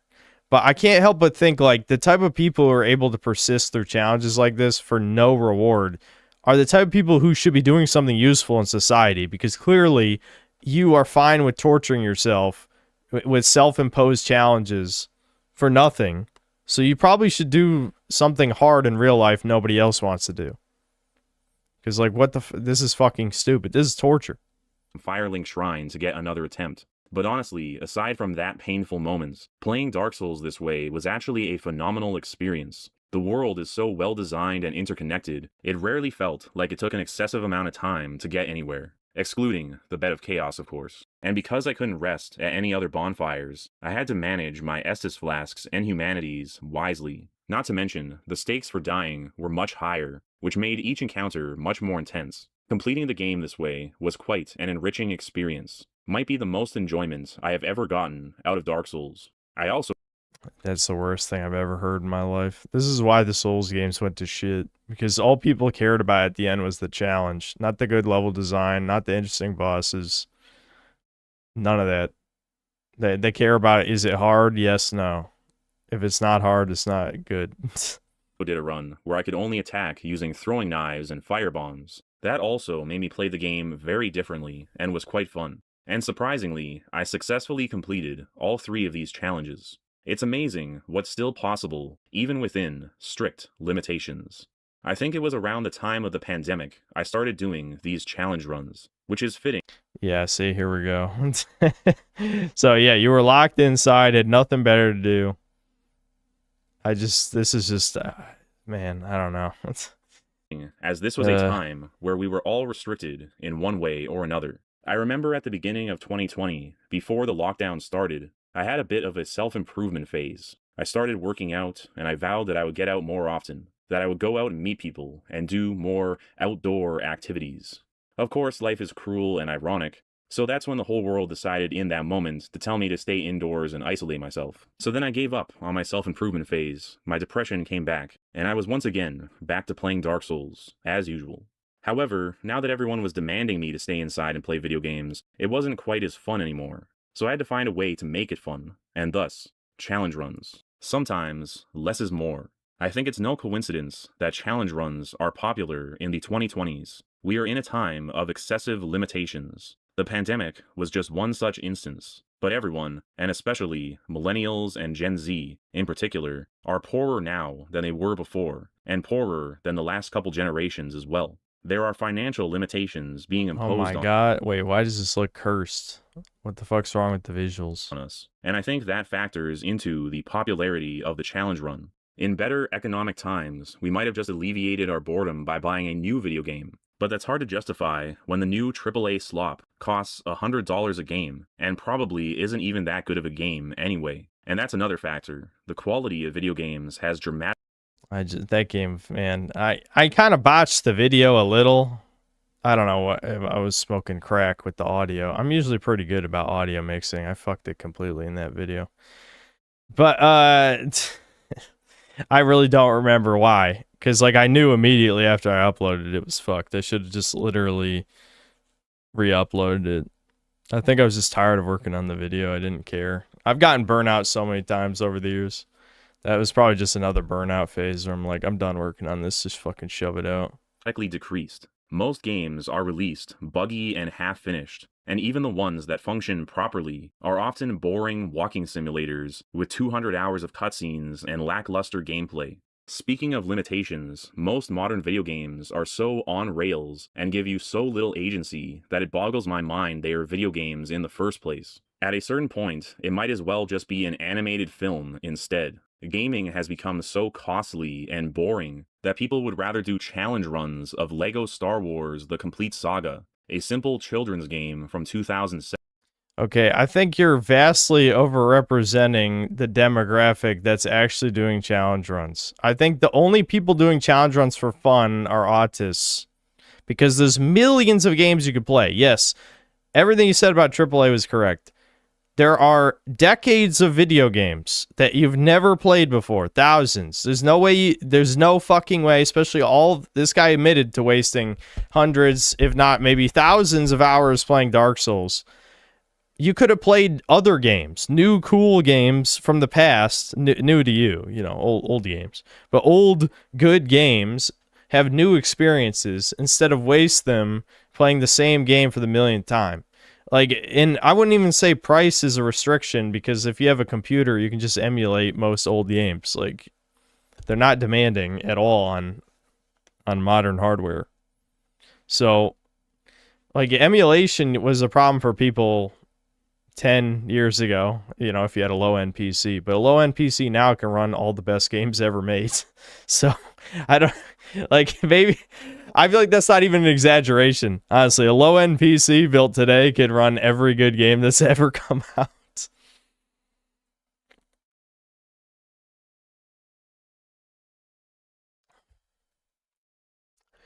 So, yeah, I don't know. Anyway, my to tie back into the point, I think most of the people who do challenge runs, it's for the YouTube algorithm, unironically. Like, I don't ever play the whole woe is me, I'm a YouTuber game.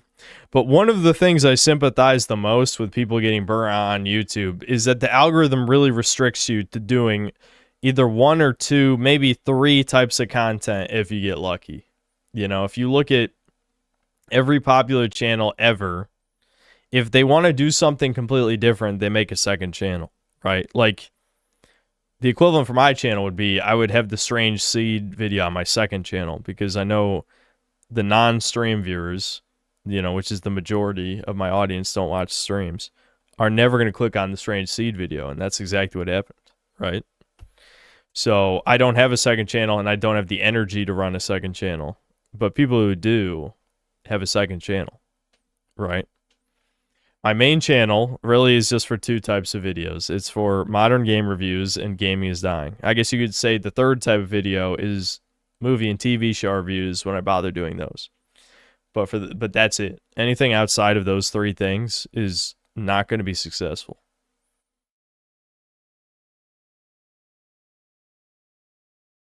Recently, I've been binge watching Lego. My low-end laptop from 10 to 15 years ago could still emulate GameCube. Yeah.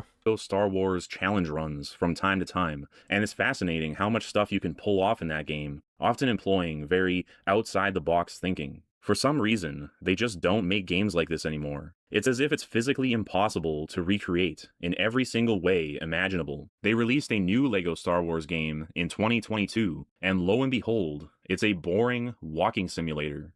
The charm is gone, and the mechanical depth is missing. It's as if the fabric of the universe won't allow us to have nice things anymore. I know that's...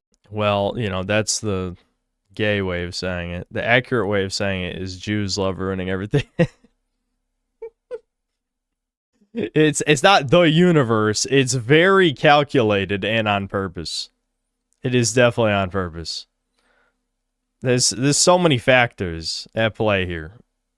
Like, even I would say the leftist interpretation is even better than just saying the universe. Like, yes, corporate interests, investors, that kind of shit. Again, I love how they agree with us on the private equity firms thing, but they would never say BlackRock, because that would be acknowledging the grifter chuds. But they do agree. They're just being fags as usual. That is a big component. Obviously, the game developers being incompetent fucks is an equally big component that they don't want to acknowledge.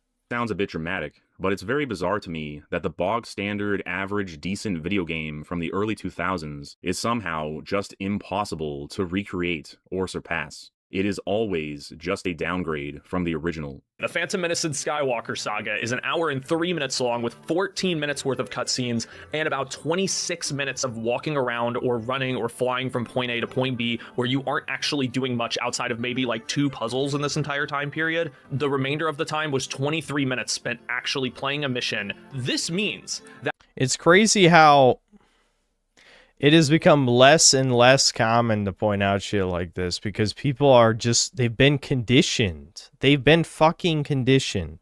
Everyone who praised, like, I know, I can blame myself, even though I didn't have a channel at the time, so it's not like I could have done any damage to the game industry, but other than the money I spent. But, like, every single person who praised God of War 2018 you know, you can go further back than that, like to The Last of Us or whatever. But I think God of War 2018 was a big, huge turning point. But everyone who praised like the 15-minute cutscene at the beginning, it's just like, this is how we got to this. Every single game became The Last of Us, is what happened, but worse. Everything was worse in terms of the movie game shit. At 64% of my playtime is spent not even in a mission and either watching a cutscene or just running from point A to point B. And that means that 36% of it is in mission gameplay. 85% versus 36%. It's only been 20 years. That's not that long ago. How is it already a lost art? I think about games like Skyrim and Red Dead Redemption, and how impressive those games were when they came out. And despite the many flaws of those two games, I still feel like they have not been surpassed. They still feel like the height of gaming's achievement as a medium so far. That's the worst thing I've ever heard in my fucking life. This is how games got this bad. It's like, how could you say... Never mind. I'm not going to get into this.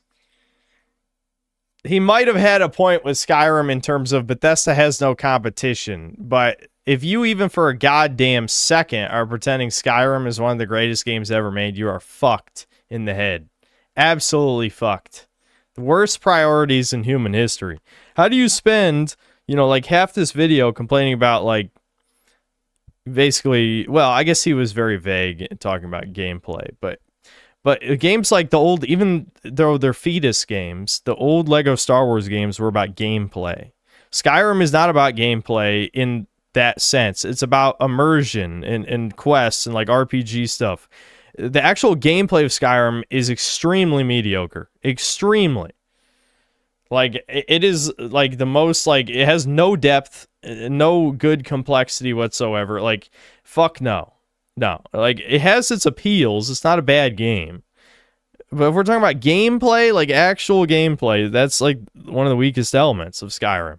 To claim that's the pinnacle of gaming's achievements is insane. And Red Dead is fine. Like, I feel like if I played Red Dead Redemption again, I'd probably have the same problems I have with all of Rockstar's games as I got older, right? But, you know, I remembered liking it as a teenager, so I'm not really going to shit on it. I mean, I like Skyrim as a teenager too, but you know, as I got older, I'm like, wow, this is like really shallow and poorly written in a lot of places and just kind of, I don't know. It's not that fun to actually play. And again, I could rant for hours about the problems with these titles. They are far from perfect, but honestly, what has even come close to these games in recent years? It's been well over a... I mean, it depends on your priorities. That's the thing, like, in those specific genres... Like with Skyrim, like what's the competition for Skyrim? I'm not gonna say Tainted Grail because like Tainted Grail doesn't even have the same appeal. Like Skyrim is like Tainted Grail is almost like if Skyrim was made by a guy who just wanted to kill stuff all the time. Like the RPG stuff, the immersion stuff was like secondary definitely to just bashing things over the head. Which would be fine if like it had really good gameplay, but I think it was just like decent. You know, it could be much better for sure.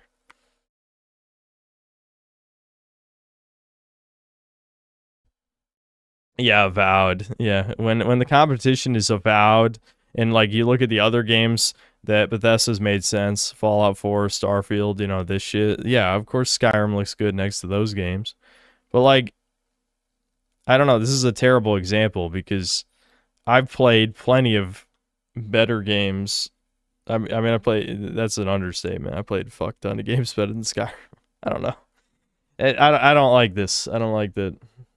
Decade, and they still have yet to release an Elder Scrolls 6 or a GTA 6. I genuinely feel like our cultural output has just ran out of steam, and we are incapable of creating things like this anymore. And that's also why the gaming industry is so reliant on remakes. I find myself looking back on games like Skyrim or even Lego Star Wars as if I'm looking at Stonehenge or the pyramids of Egypt, like I'm staring at some Gothic cathedral and wondering, why can't we make things like this anymore?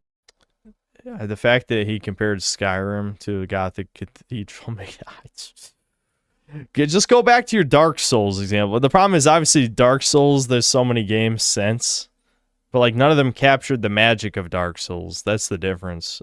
Bloodborne was the closest. Bloodborne, Bloodborne definitely, especially if we're talking about Gothic architecture, then Bloodborne is a literal comparison, right? But anyway, the point is, I still think Dark Souls was their best game because every area they improved on since Dark Souls is either not important or directly hurt the other unique elements of Dark Souls, right?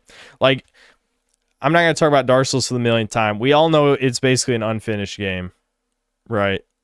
So that's a problem. And I think From Software did get better about that in the games they made afterward. But, yeah, I don't know. I think it's very telling that people are choosing to play and watch videos of those older titles rather than what's currently coming out. The YouTube trends over the years are interesting to note as well. In the late 2000s and early 2010s, Let's Plays were popular, as well as angry video game reviews. And these types of videos were casual and not that serious. You could laugh along with PewDiePie as he's playing through Octodad. Don't worry about it. It's totally not TV. Don't break the TV, girl. You broke the TV. That's not even a TV. Okay, we're in the kitchen. Hey, babe. Morning, sleepyhead. Wow, you sound like a man.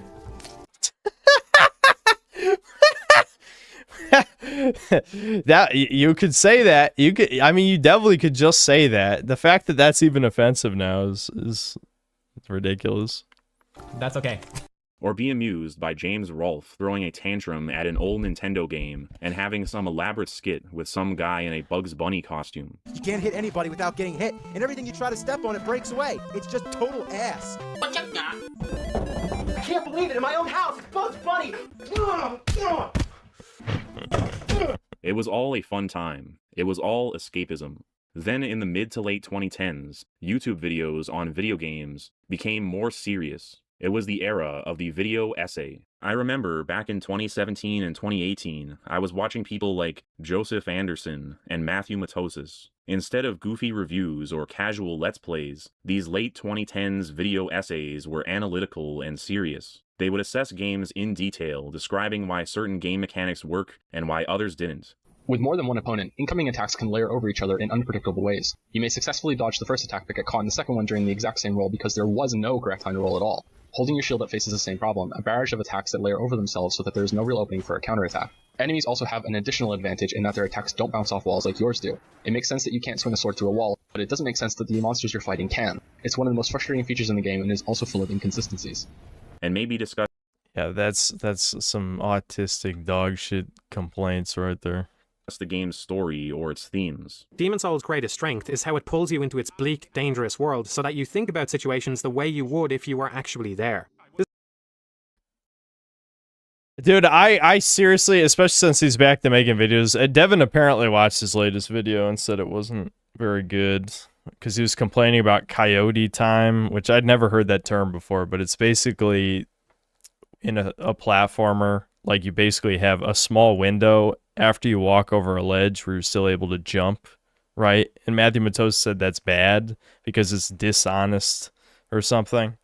It's just like, that is fucking retarded. I'm gonna be honest. Like, listen, we all know everyone on V is a LARPing faggot who doesn't play video games anyway, but that's why it annoys me, because, like, people don't say this anymore, but they used to say a lot, like, I stole his opinions from 4chan. It's like, listen, I've always been very honest about, you know, using the site, obviously, but these fucking, listen, Matthew Matos is overrated. I'll just say it. That's it. I don't have to say a whole bunch of shit, but, like, there's so many things he said in those videos that I feel like it sounded great when you're a fucking teenager and you've never heard it phrased in an eloquent or intelligent, simple way. But if you actually examine the opinions, like, a lot of them are ass. That's all I'm going to say. Like, this is, like, Demon's Souls is immersive, but it's not like, oh, wow, what would I do if I was there? No. Absolutely not.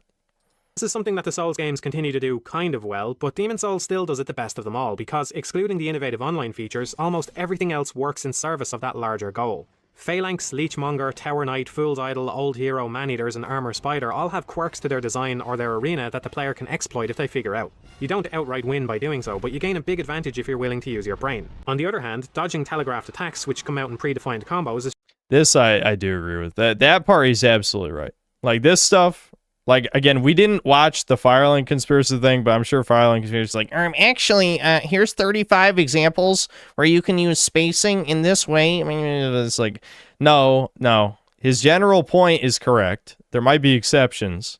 This I do agree with. He's absolutely right about that. Just exploiting your knowledge that the AI is acting within the constraints of a computer game. This has the opposite effect. It widens the gap between the character and the player. And these videos were usually a lot longer than the angry review format, and also much more minimalist in approach. No elaborate skits, just some guy talking over game footage. Finally, we get to the 2020s and the challenge run era of video game videos, and it kind of feels like a weird hybrid of the other two eras. The fun is back, like the Let's Play or angry. And the real issue here is these autists have literally spent more time analyzing these games than the devs spent creating the game.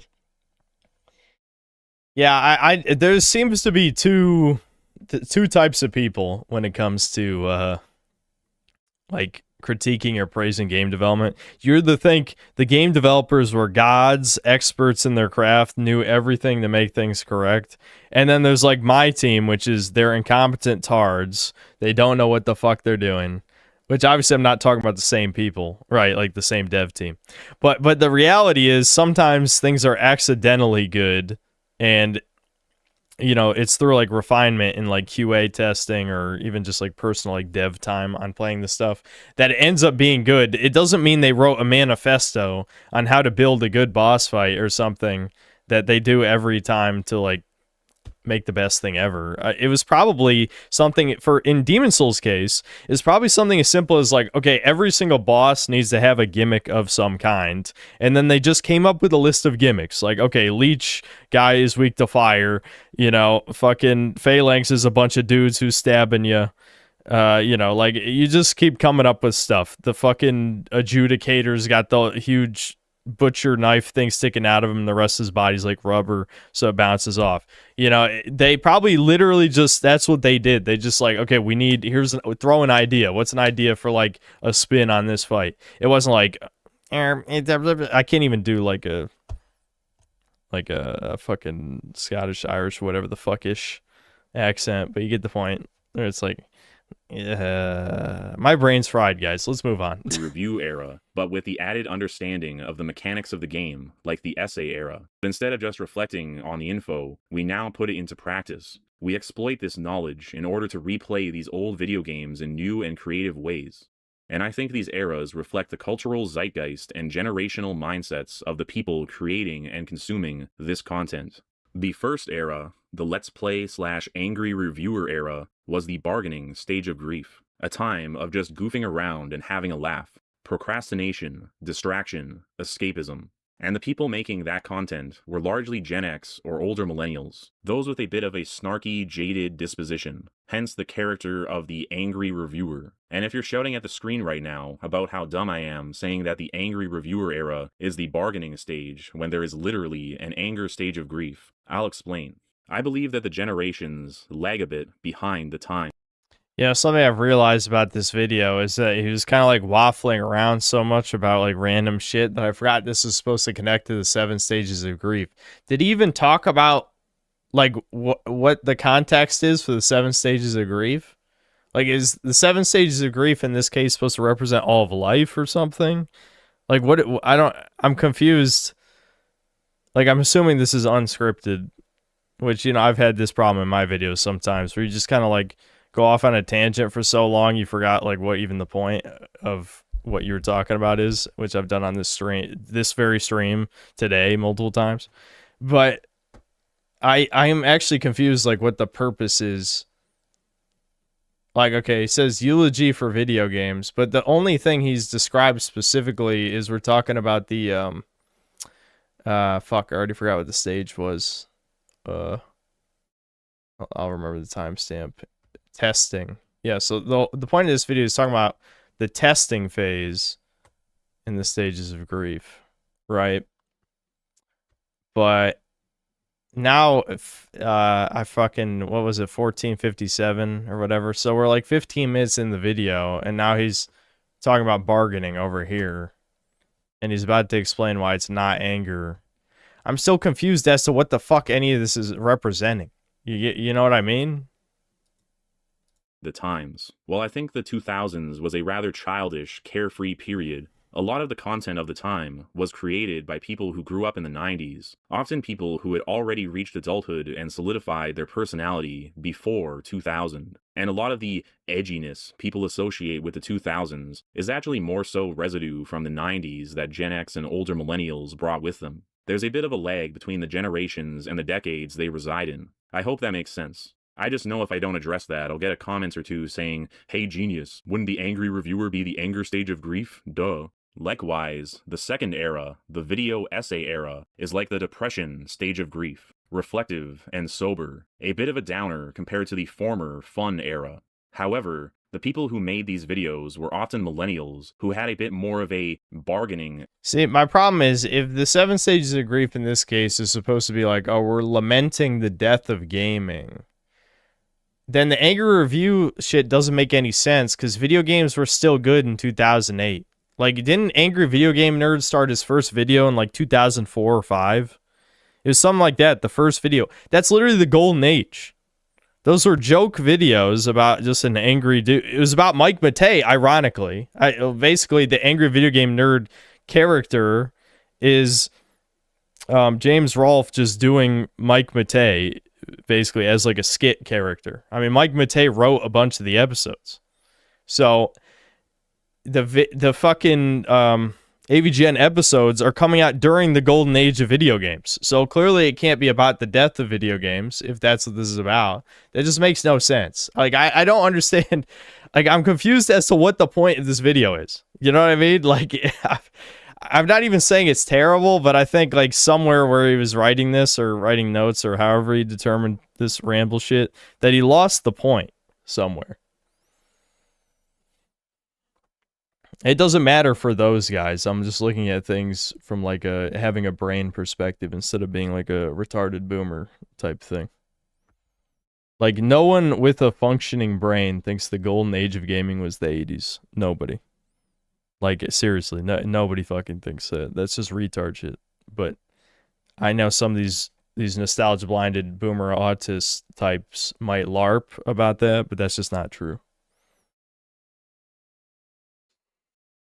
Outlook. The bargaining stage of grief often involves a lot of what ifs and what could have beens. So these video essays often involve a lot of hypothetical reimaginings of these video games, envisioning a theoretical version of a game with all its flaws removed and some other features enhanced. These millennial essayists hold out hope that if only the gaming industry could address these complaints, they could create the perfect video game, or at least a game that's much better than the ones that currently exist. Into the 2020s, the third era, the challenge run era, as I said, it is the testing stage of grief, a time of experimentation. However, these videos are often created by Zoomers who have a disposition of depression, so they are heavily inspired by their nostalgia, of looking back into the past with reverence. Often their whole channel will revolve around one game or one subset type of game from their youth, such as BD1P, who covers the LEGO games. I'm going to try my hand at beating LEGO Star Wars The Complete Saga without ever jumping. Now for my personal favorite part. Once the rest of your group finds their way over, you need to perfectly, and I mean perfectly, time the force push of your life. You have to make it so R2 gets pushed onto the bucket as it's rising up, so that by the time R2 crosses the middle section, they'll get pushed onto the raised platform, like so. HypnoShark, who plays almost exclusively Crash Team Racing. Dingo Dial is in the back rooms. Oh my god, he's stuck. Wait, did it just spawn me? It spawned me against the wall so I get discombobulated? Or the various channels that strictly cover the Souls games. These channels rarely cover newer games unless they are related to a property that they are nostalgic for. Maybe if they cover SpongeBob or Spyro games, for example, they'll do runs of a new release in one of these franchises. However, they'll probably get bored of it after a week and go back to obsessively playing the older games. As I touched on earlier, like I said, there's another very obvious reason for this. If you've dedicated your channel to talk about one game and you cover another game, that video will bomb so hard that you'll fucking, like, you know, have a depressive episode and freak the fuck out. Honestly, I should be thankful that my video bombs still usually end up getting 40 to 50,000 views because, like, I've seen way worse. I've seen way worse. That proves I actually have a decent, like, true fan base. I'll watch anything I put out as long as it's not complete shit. There's people who, you know, if you fucking, I don't know, I'll just say a random example. If your whole channel is dedicated to Super Mario 64 and one day you play Dark Souls, like, you're going to go from 100,000 views to like 5,000 views. Like, it's that fucking bad. Because YouTube will not show the video to your own fucking fans because the algorithm is fucking shit. It's shit. The newer games rarely have the same charm as the old games, and also, newer games are more stiff and rigid, which literally makes challenge runs less feasible, as glitches and exploits are less common and less impactful on the gameplay. I know I'll sound like I'm just getting old, but it really does feel like games are devolving. Kind of like you when you make a video that doesn't cater to Pole LMAO. I have never made a video that caters to Pole tourists. I'm sorry. Last year, I was in a game store, and I noticed a game called Shadow Labyrinth. It intrigued me, but I had never heard of it and had no idea what it was. So I looked at the case. Of all the things it could have been, it was a Pac-Man game, which is hilarious. A dark and edgy take on Pac-Man. The gameplay reminded me of something like Hollow Knight. I guess even Pac-Man has to be a Souls-like Metroidvania to remain relevant nowadays. But jokes aside, something saddened me about seeing this, as this new game was 2D. Pac-Man, of course, started off as a 2D arcade game in the 80s, but by the turn of the century, you had the Pac-Man World games, which were 3D, which I played when I was a kid. Now in the 2020s, Pac-Man is back to being a 2D game again. It feels like we're evolving backwards. It's because the corpos didn't want to give it a budget higher than, you know, 2 nickels. So this is the best they could do. Nothing about Shadow Labyrinth feels like it needed to come out in the 2020s. As far as the gameplay and graphics are concerned, I think something like Shadow Labyrinth easily could have come out in the 90s. So I think I made this whole video because I myself am feeling grief over video games of all things, as it feels like the best is behind us when it comes to my favorite pastime. I suspect that Generation Alpha won't like video games as much as we do, and might largely move on to other things, all while millennials and zoomers stay fixated on their escapism and nostalgia. And this is why we have the challenge run. It's a way to make the old new, to make do with what we have, rather than hoping for something better. This is still nonsense. There's so many other options. There's so many other options. This is a, you know, neurodivergent problem, is what this is. And in this way, perhaps, we will reach acceptance. Our acculturation continues. Alright. That was definitely a video. I don't know, it held my attention. We definitely could have stopped that like 5 minutes in, but I was just curious because there were opinions, and I like real opinions even if I disagree with them. Unless it's rage bait. Yeah, I already see rage bait in the video suggestions here. I don't know how long we're gonna watch this shit. I'm tired of rage bait. Jack Mag, thanks for 2 more gifted memberships. Sebastian Howard, thanks for $5. I literally can't watch your stream because the stupid app keeps on glitching out and crashing on live streams. I'm sure it's SARS on Android. Yeah, I have had a million problems with the YouTube app over time. None that bad, but I've had a lot. Mr. White, thanks to the $15. Don't have to watch it all, but I saw this video on my suggestions called "There Are No Woke Games, You're Just a Bad Person." I mean, see, that's just too obvious rage bait. That sounds familiar. Did I actually watch this already? Let's find out. I don't know if I watched it or not, but I've definitely been recommended this video as well. This isn't woke. Do you like how this fucking 4chan posts, and I'm assuming they're from Pole? I mean, it's not a blue board, so I'm just assuming it's Pole. It's probably not GIF.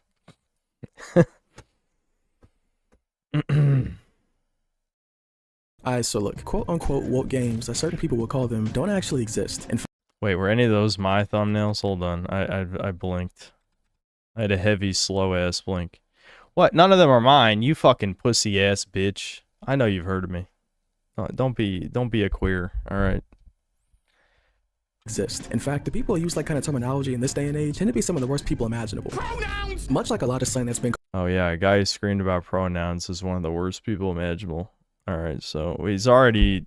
The semen guzzling has begun. Lefties can't help themselves. Zesty Buck he's gotten broken in real time. Co-opted by groups of people who have no idea how to use it and thus create new bastardized meanings. The term woke was coined by Black Americans. Dating is Yeah, here we go. I love black people pretending that the original meaning of word matters when they've butchered the majority of the English language. But yeah, don't worry. You are right, technically. You are right. But that's the whole point, is woke is being used ironically, which I'm not surprised that you don't understand, but okay. far back as the 1930s. The term was first used by American folk and blues singer Leadbelly when he was interviewed about a song he wrote called the Scottsboro Boys. I made this little song about down there, so I advise everybody to be a little careful when they go along through that, but stay woke, keep their eyes open. The song was based on a story about 9 black teens falsely accused of rape by an all-white jury. The song was intended to inform black people falsely of the injustices around them and to keep an eye out. Woke was cultural shorthand, a reminder within black communities to stay awake to systemic racism, oppression, and injustice. It wasn't a weapon, and it was most certainly not some kind of dog whistle. It was something most white Americans can't even begin to fathom. It was survival. Okay, so this guy's just a racist. I mean, is like, I don't know, do you even have to... This is the type of person who doesn't believe black people can be racist. You already know. I wonder what his opinion is on Carmelo Anthony. That's I don't even care about this video. That's really all I want to know about, because you already know. You already know this faggot. You already know. And that's what people don't get. Much like how cancel culture or political correctness were twisted beyond recognition, woke was solely hijacked and rebranded by people who neither understood its roots nor cared to. How can something from the 1930s be hijacked, you fucking retard? It literally wasn't in common usage until more recently. It was because of black Twitter specifically calling retarded ass, you know, not even schizo shit. It's just basically chimp shit. Woke, like they understood how the world worked, and is the most retarded shit you've ever read in your life. So yes, it's been lost because it was co-opted by grifter people. That people were saying woke to mock you because you were calling stupid ass bullshit that would never be true in a million years woke. As because you won't say red pilled, which basically woke is just the gay ass version of red pill, because the point of red pill is to see reality. Obviously the reference to the Matrix.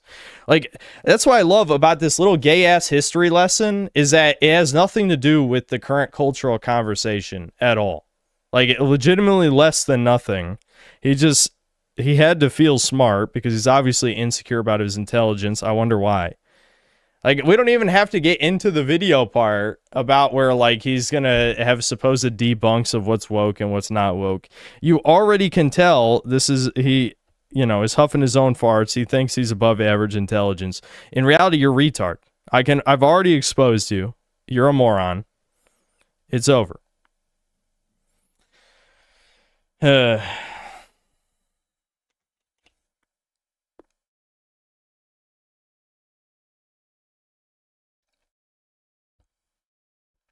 I hate libtards that pretend they don't know what we're talking about when we say woke. Again, the fucking tweet is so accurate. They just pretend to not understand things, thus making discourse impossible. That is their primary debate tactic. Just pretend you don't get it. It might as well just say you're pretending to be retarded. Okay, yeah, completely misconstrue the opponent's points at all times, and wow, you won the imaginary debate in your head. Congratulations, you fucking bug. Good job. Your prize, you're getting raped by a legion, a sea of rapists will come to your door. That my sense of humor is so fried, chat. I'm sorry. We're 1 minute and 11 seconds into this video.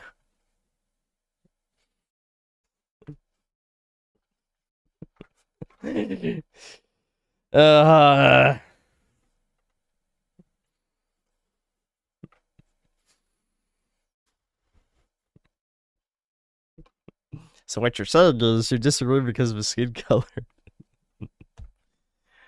That is exactly what I'm saying. I'm glad you understood. Your media literacy license is coming in the mail. There's no point listening this. Like, if you made it past the 1 minute mark of this gay ass vid, then like, I don't know, you're a fucking tard. I don't know what to tell you. This needs more dislikes. Absolutely. I can't. I don't know, chat. This is just rage bait. This anti-woke game criticism is not real criticism. Deconstructing discourse. Am I gonna be in this video? I should be in that video. Deconstruct me so I can have my far-right death squad deconstruct you limb from limb with the machete. It's always fucking Asmongold every time. Come on, throw a synth out.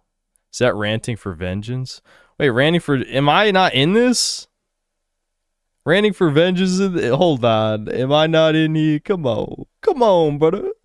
Shit. I ain't in here.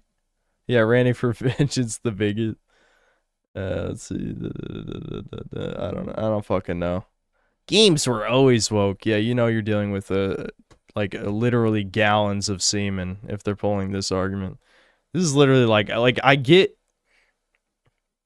that you're a massive flaming homosexual, but you don't need to tell the world every minute of every day. Okay, this is just a suggestion.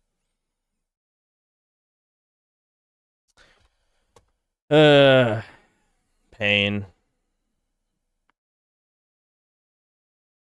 Of course, Irish synth is here, but OG synth is. Yeah. I know. This is I know he's seen my video, and I know he thinks I'm a bad person as well. There's no way I'm not. I'm probably in this at some point, but I don't feel like scrolling the whole video because my fucking Spider-Man 2 review is the most viewed video on my channel. He's got to have seen it, not counting that fucking short. All right, whatever.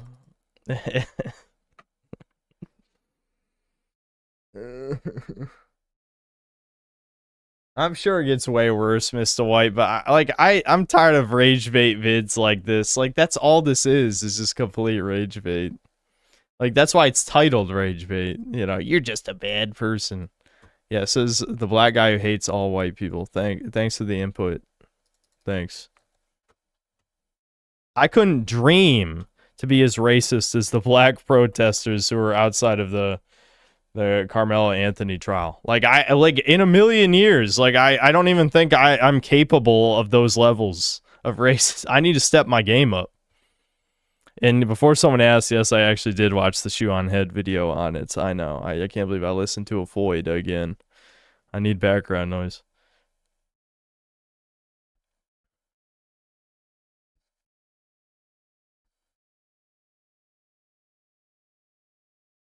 Woke isn't dead. It's just really pathetic and spiritually defunct. Yeah, I know. Like, again, I don't have anything against Arch, truly. Like, I there's no beef or anything. But that does annoy me in his videos. Like, he said, like, probably 100 times now that we're winning, we won, whatever. It's like, we've won when I get my alt-right postal game where I get to gun down all the people I don't like. I can't even say it with a straight face, even though I do want it, though. Like... The thing is, I'm laughing not because I'm lying, because I do want that game to exist, but I'm laughing just because it is fucking absurd to even think about that being real.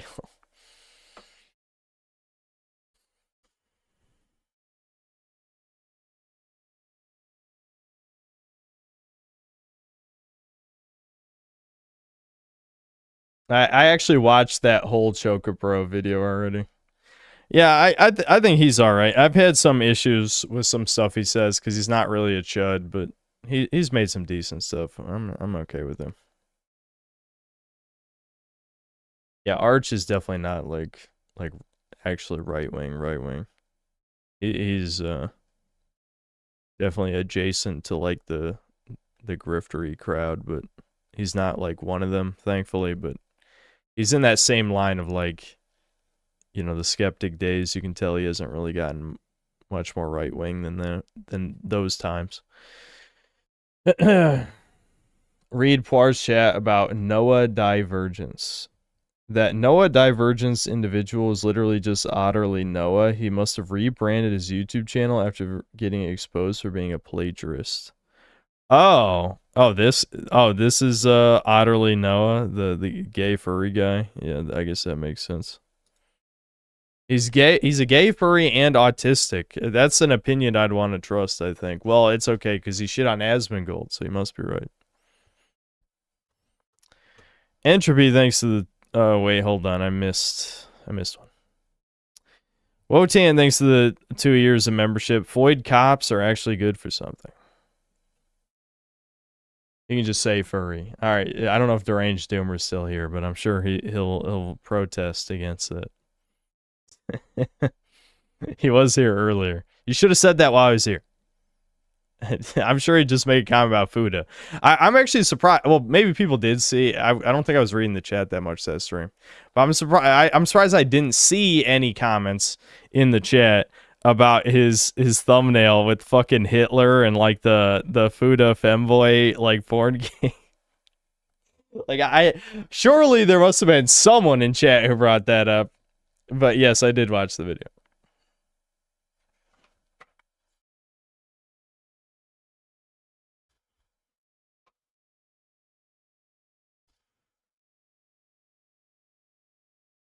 Did I see Chud the Builder got exposed for dating trans and being on Grindr? No, but like the fact that I'd never heard of the guy before was already a red flag, so you know, I remember you guys mentioned him because he got arrested or whatever it was, yeah. Anyway, Entropy, thanks to $2. Every Lego game with voice acting is garbage. Yeah, that's probably right. Did Lego Marvel Superheroes have voice acting, though? Because that game was good. I think that was the last really good Lego game, was Lego Marvel Superheroes. That one's actually good. Zendatsu Gaming, thanks to the $5. But this is falling apart before our eyes. Scooter V. Can save it for next stream if not enough time. Oh, that's the name of a video. Bethesda is falling apart before our eyes. Scouter V.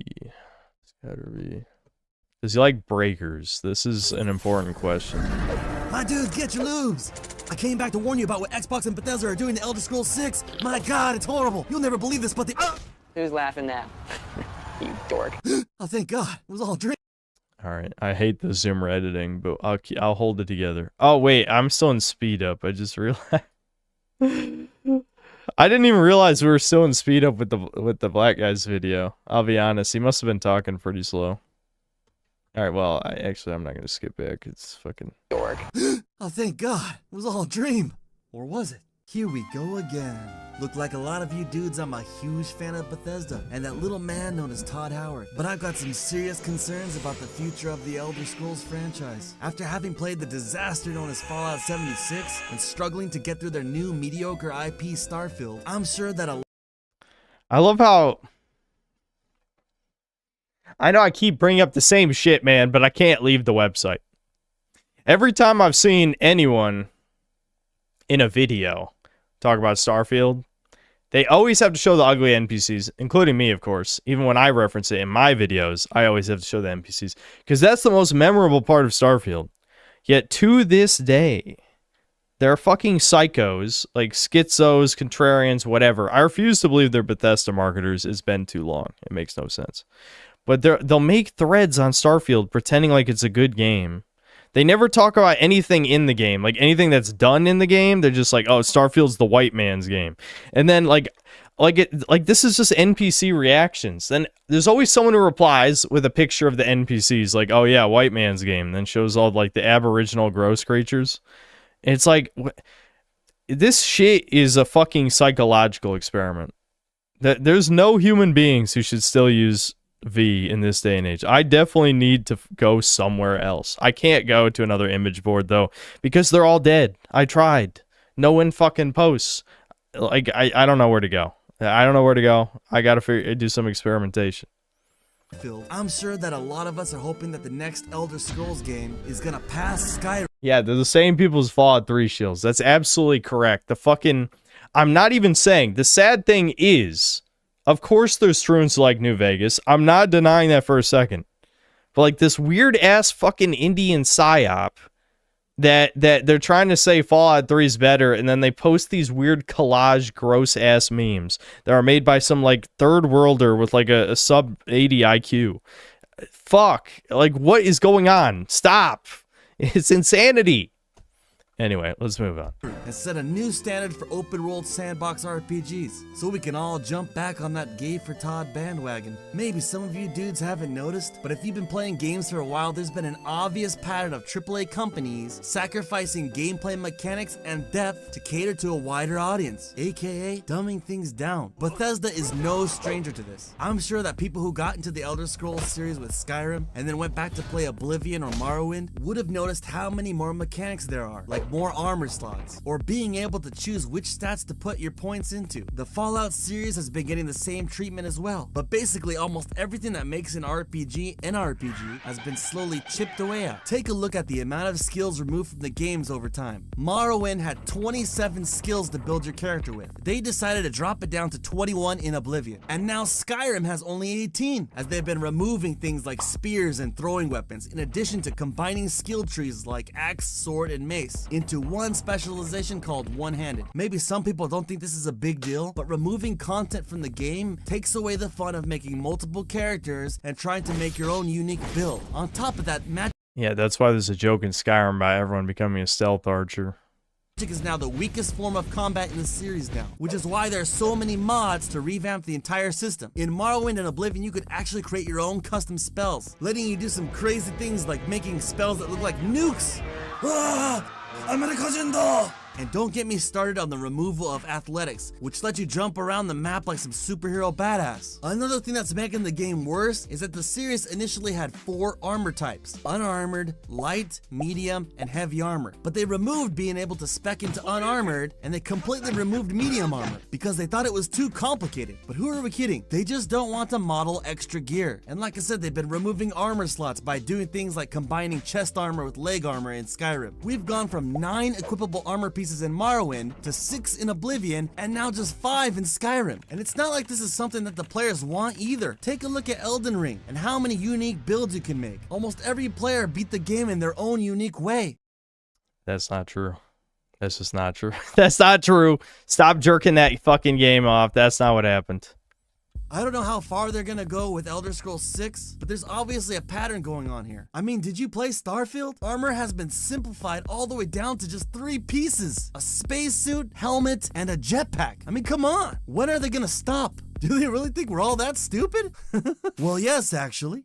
Yeah, people are that fucking stupid. I guarantee you, the moment they show gameplay for Elder Scrolls 6, conveniently, everyone's going to have forgotten about Starfield. Conveniently. Even though Starfield is quite possibly one of the worst games ever made. I would actually argue it is one of the worst games ever made. They'll forget somehow and just ride the next hype train. They do not learn. They do not learn.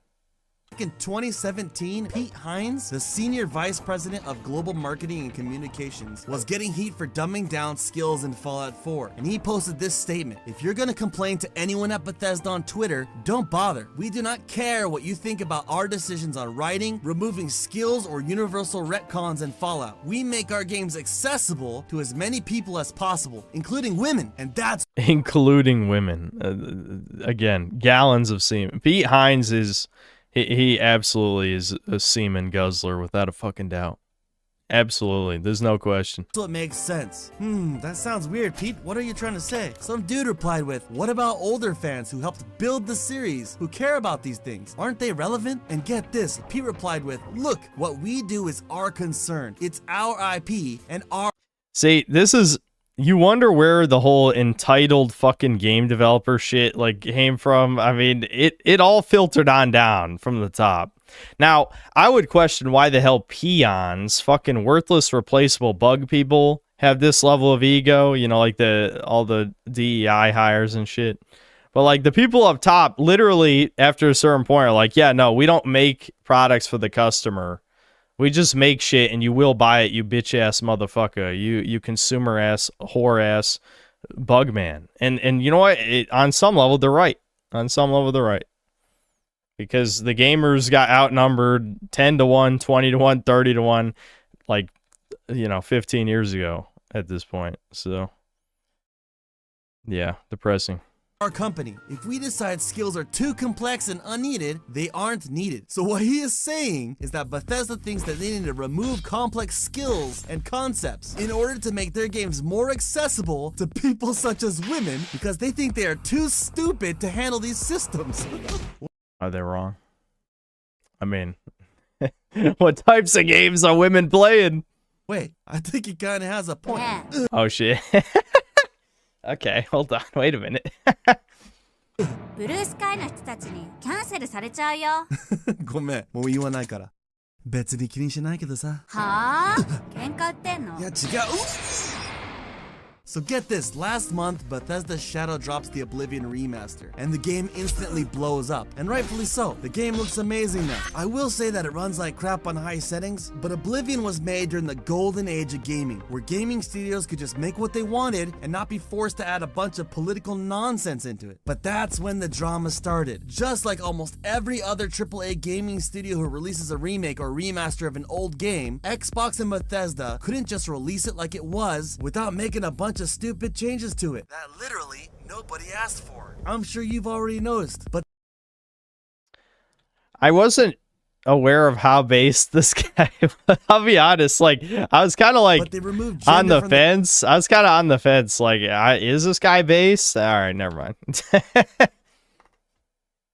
Never mind. Okay, I got you.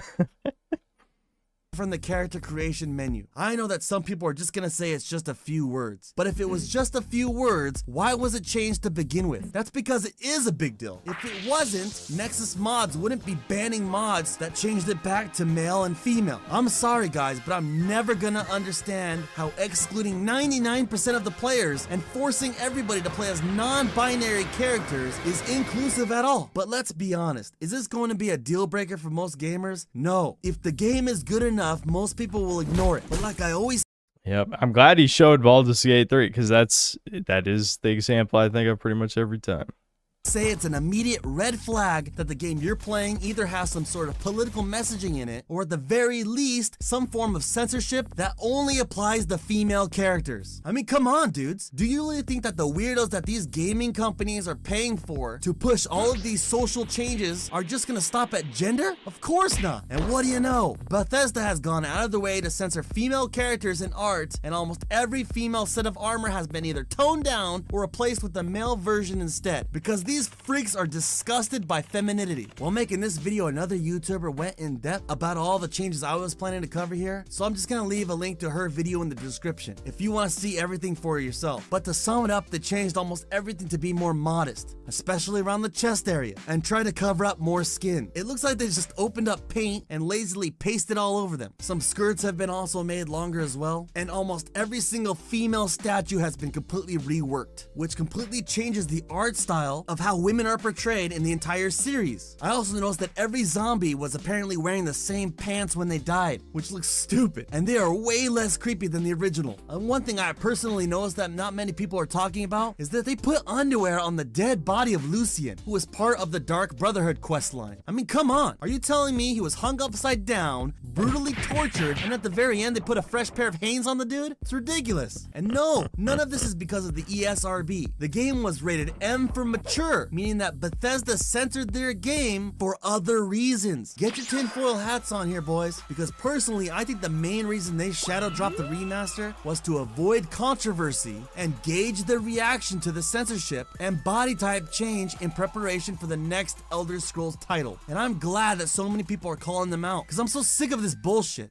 Ooh, Todd Howard, yeah. You made a lot of promises to the Macho Man, didn't you? Promises that you didn't keep. But letting Xbox ruin the Elder Scrolls takes a lot of guts, brother. Which is great, because that's all that's gonna be left all over the map after WrestleMania 5!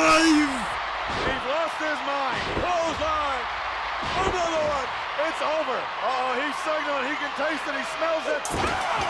Good God. Enough's enough. Why would Bethesda do this to a 20-year-old fan-loved game? Well, I don't think it was Bethesda's fault at all. I covered a lot of this in my Avowed video, but I'm gonna say it here again. Xbox is currently forcing their worldviews and design philosophies into every single one of their studios instead of letting them create what they want. No, this isn't some conspiracy. They proudly state what they are doing on their website. It's all under product inclusion action. Help customers feel seen. And yeah, don't. It's not make a good product. Make, never mind. Whatever. Help customers feel seen. Are you reinforcing in a negative gender stereotype? Yeah, the negative gender stereotype is leaving any woman alive working for Xbox. I want Asha Sharma's head on my fucking porch in Roblox. Are you necessarily introducing gender and gender barriers into your code or design? This explains the stupid body type 1 and 2 bullshit and why they censored the private part area of the zombies and Lucian. They think that having male and female is an unnecessary gender barrier for the you-know-whos. How can I describe you? I'm non-bi. Thank you for coming in. Are you creating playable female characters that are equal in skill and ability to their male peers? If you played the original game, you might have noticed that female and male characters had different physical capabilities, and it reflects on their stats as you can see here. You know, just like in real life. Well, Xbox doesn't like that. I wonder why. So they went out of their way to add this origin system which changes your stats instead of gender, removing something that made this game so unique. It's just so stupid. Are your female characters equipped with clothing and armor that fits their tasks? And there it is, my dudes. This explains the censorship and why they are moving away from armor designed for female bodies and making them all wear the bulky male versions instead. We saw a ton of this in Avowed 2, which is why the female guards look terrible and completely out of place. So do all these changes completely ruin the game? No, that's not what this video is about. Yeah, Oblivion does it to itself by not being good. Oblivion didn't need to be ruined. It already wasn't good. Honestly, the remaster is just as fun as the original. So you're gonna see a ton of people who don't care about any of these changes at all. But I'm telling you guys, you're not seeing the whole picture. The worst part of this whole situation is that the next Elder Scrolls game will be the first in the series to be built entirely on Xbox's core values from the ground up, which is going to affect everything from writing, world building, and art. It's gonna feel and look completely different than what we're all used to and love. Here's some quick examples of how Bethesda usually writes. This one's from Skyrim. Everything's for sale, my friend. Everything. If I had a sister, I'd sell her in a second. And here's another one from Oblivion. By the way, do you happen to know what the fine is here in Cyrodiil for necrophilia? Just asking. It is actually insane how cursed the NPCs look like in Oblivion. Like, what the... They purposely tried to make them disgusting, I swear. Let's assume... no. That's nothing compared to Morrowind, thanks. These types of jokes and funny lines are going to be completely absent in future titles because these weirdos are going to think...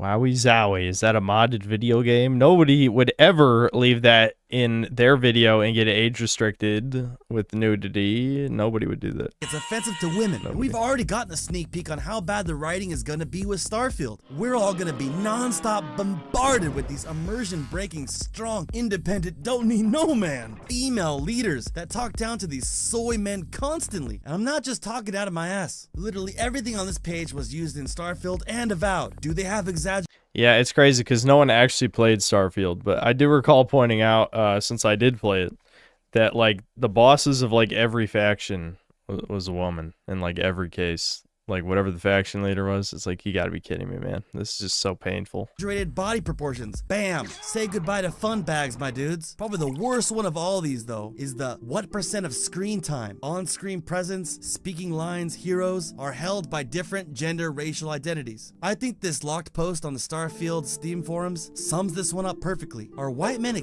Are white men extinct? That's how I felt, man. That's how I felt. It's just like there's two characters that are part of Constellation that are white, And they're like the 2 white people in the game. You know, not counting like your character's parents if you decide to play as a white character. Extinct in Starfield? I can barely see them anywhere. I have a feeling they are extinct like dinosaurs. And he's exactly right. Since these studios now have quotas to meet for diversity, instead of making a believable world, we all have to deal with these half-assed, ugly NPCs sprinkled all over that take you right out of the damn game. This doesn't make any sense.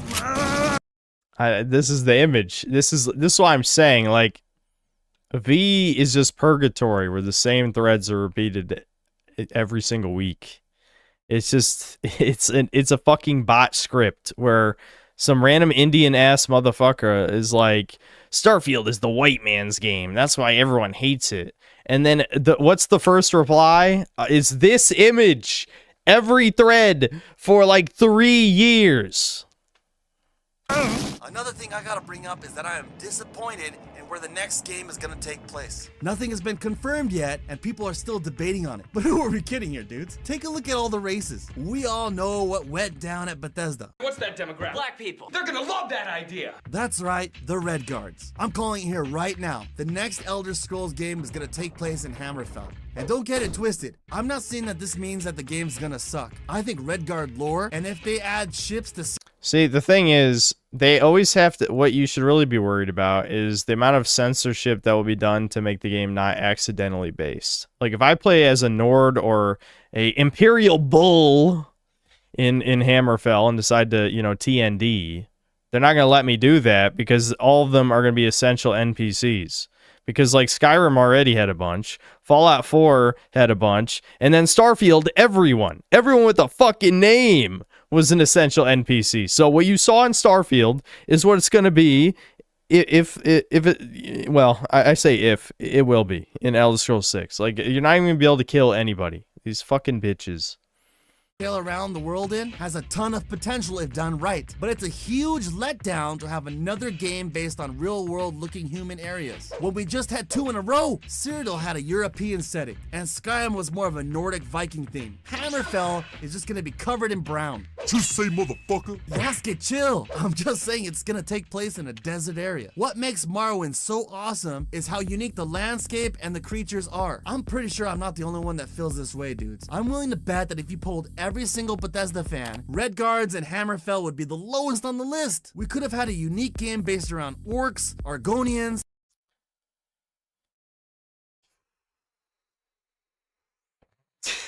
or elves. Hell, all of you Let's pick just the keep furries. moving. And before I get any weird comments, if you think that black people only make Red Guards and that's all that they're interested in, there's something wrong with you, not me. Yeah, in reality, they're making orcs, because why would you choose to be black when you could be an orc? Am I right?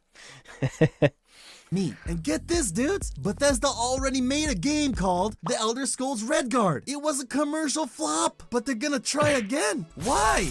I don't know, dudes. Maybe I'm gonna be completely wrong, and honestly, I hope I am. I grew up playing Bethesda games, and I still want them to succeed, but all the signs are pointing to another disappointing title unless they return to their roots and stop trying to cater to people who don't even play their games. Either way, we still have the old games to go back to, and with the soon-to-be-released fan remakes of Morrowind and Oblivion, all entirely rebuilt on the Skyrim version of the Creation Engine, Elder Scrolls fans are gonna be eating good for years. And if you're into open-world RPG games, I would suggest checking out Tainted Grail, as it feels like a mixture of Morrowind, Oblivion, and Skyrim all combined, with a lot of that old school feel that Bethesda has lost along the way. Unfortunately, the fine print is without most of like the immersive like towns, villages, NPCs and stuff. I mean, there are obviously a few, but they did not feel very immersive. I have to always say that, you know, like, I'm not holding it against the game. You know, they did give me a free collector's edition, very cool statue, but I mean, if you're trying to play it for like the immersive world experience, that's like the weakest element. The other stuff is fine. Peace. And that was pretty good. Not gonna lie, that was a good video. Certified Chud Core video.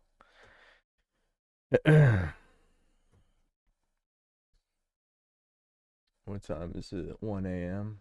Yeah, I'm getting tired, chuds.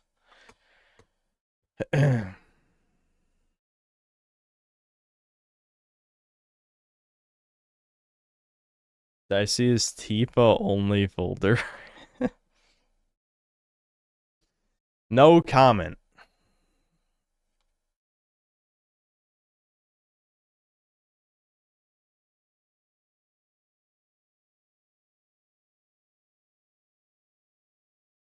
Ironic, thanks for $5. I've been playing Twisted Metal Black, and it's probably 98% just gameplay, and it's fun.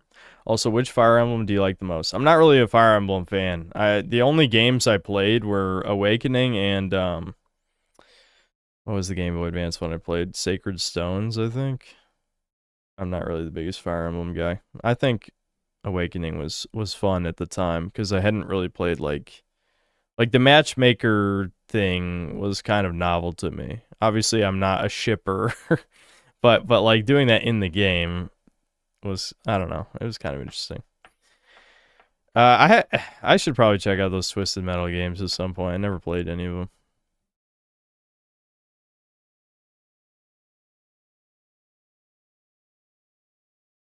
Eli, thanks to the $2. Approval through consensus, whichever, whatever, is biased because people are dumb. Yeah, true. Strange Axel, thanks to the 9 months membership. We was Kangs and shit. Naka is what he wrote. I think I could say that. I think I'm allowed. Mega Rock and Roll, thanks for $5. You mentioned a few streams ago that you could check out my recent vid on NTE. Oh yeah, I forgot. Yeah, hold on. All right, we're watching a moderator. I can't even say it. It's a Janny's video. A Janny. I'd be curious to hear some feedback from the Aesthetic Man. Okay. Never to Everness is the worst game of 2026. Damn. Worse than High on Life 2? I find that hard to believe. I don't think you played it. Nah, I mean, we all know the actual worst game that releases each year is just some Steam AI slop trash, but whatever, no one cares about that. My goal for the stream is to not get bored and go to prison. A few moments later. Look, I'm just sitting here, officer. What did I do wrong? No, okay, no. He's gonna George Floyd me. I can't breathe, officer. I can't breathe. It's fine. It's not over yet. Chud Jack. Neverness to Everness may just be one of the worst games I've ever played.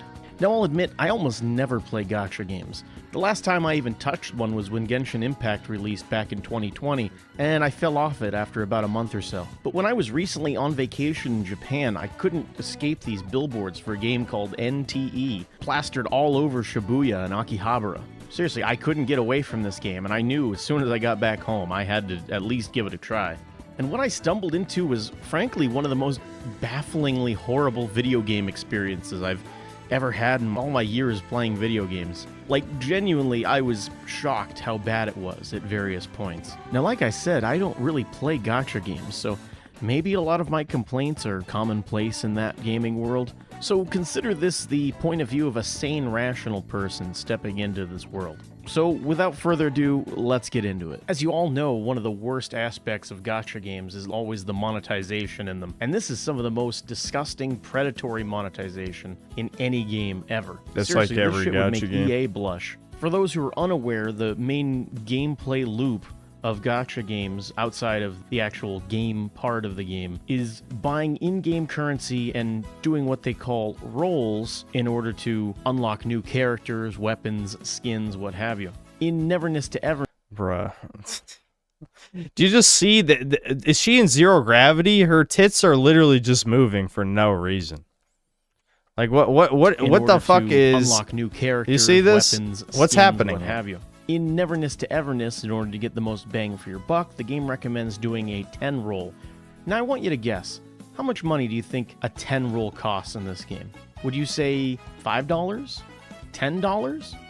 I mean, $10 for 10 rolls, that sounds pretty reasonable, right? It's always like $12 or something. What if I told you a 10 roll costs almost $30? What the and fuck? Of course, the game doesn't let 30? you just buy 1,600 Rift Crystals. You have to buy around 1,900 Rift Crystals, but it comes in at $30. Now, if you want to split hairs and say, oh, well, you know, you're only Oh, wow, using this is a 1600 furry. of the 1900, I guess then it's closer. Deranged tumor, where the fuck are you? There's a furry in this one. I don't know if there's furry women, but there's... I don't know, $25. What is steal, right? Pissing away $25 on these rolls that are mostly garbage.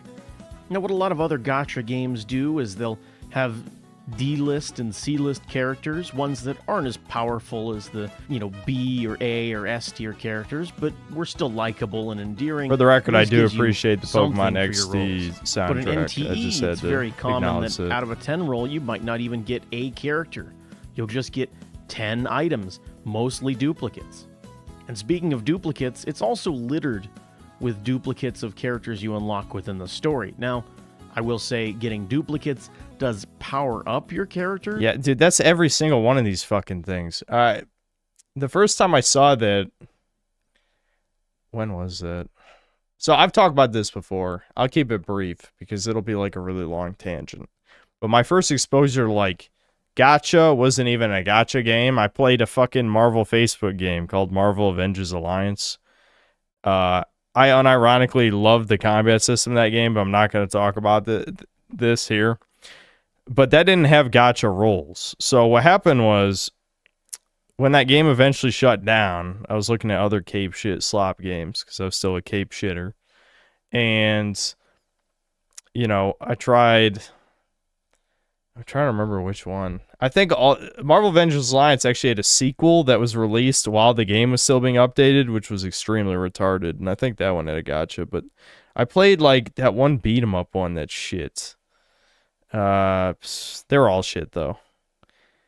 I'm trying to think, was there a specific part of this story? Anyway, my point is that was my first exposure, was the beat 'em up one. Maybe someone will say the title.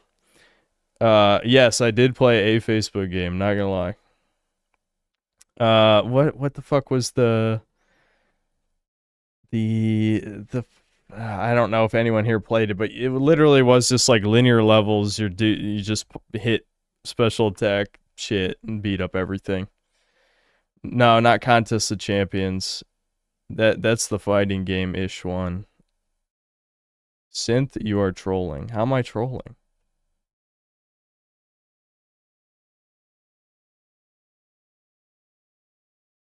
Or maybe it is Contest Champion. I didn't think it was Contest. Future Fight, that's it.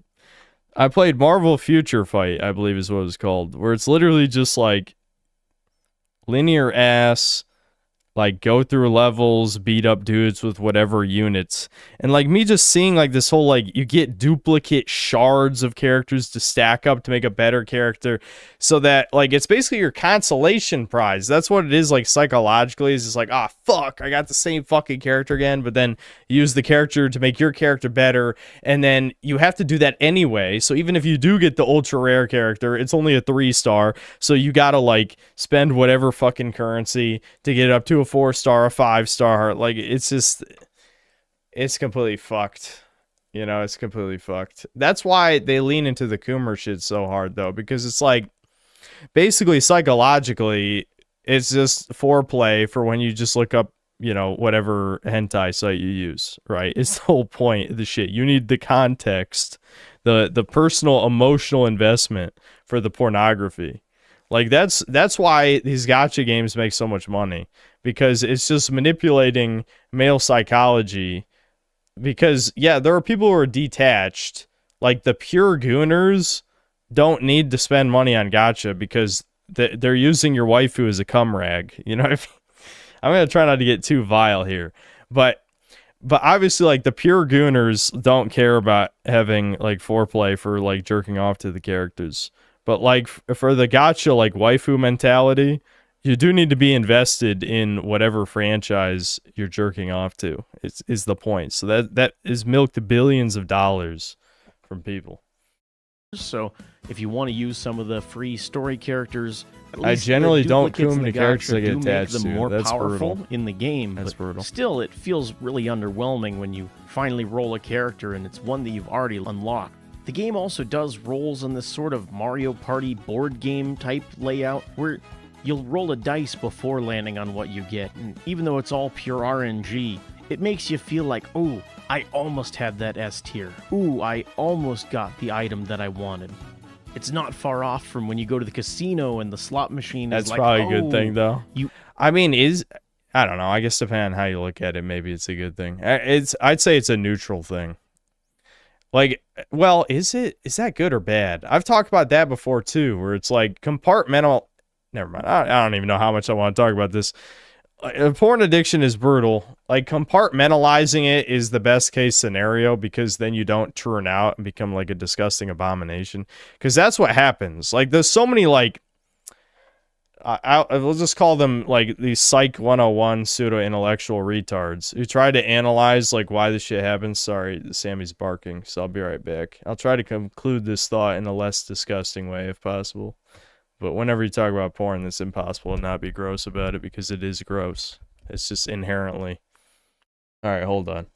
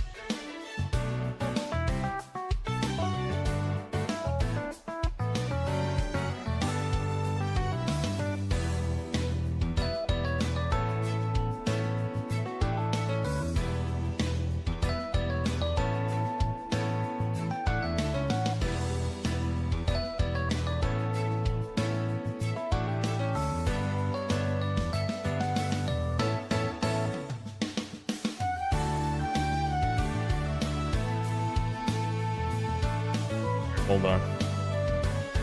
NTE is good. Billions must play. No, you get it. It's time to stop. Do it for your own good. It's not worth it. Just play a real ass video game. That's always my opinion on like Genshin Impact, ZZZ, all these things. The closer a gacha game gets to the real game, like the more like cognitive dissonance it gives me, where it's like I'm playing this fucking Skinner box shit when I could just be playing a real game. Like there's a disconnect when the gacha slop game isn't really a game and it's just a number go up simulator. Because at least then you have like the RuneScape like progression shit and you don't even care about the game part. But if the game part is just a shittier version of another game you played, why wouldn't you just play the good game, right?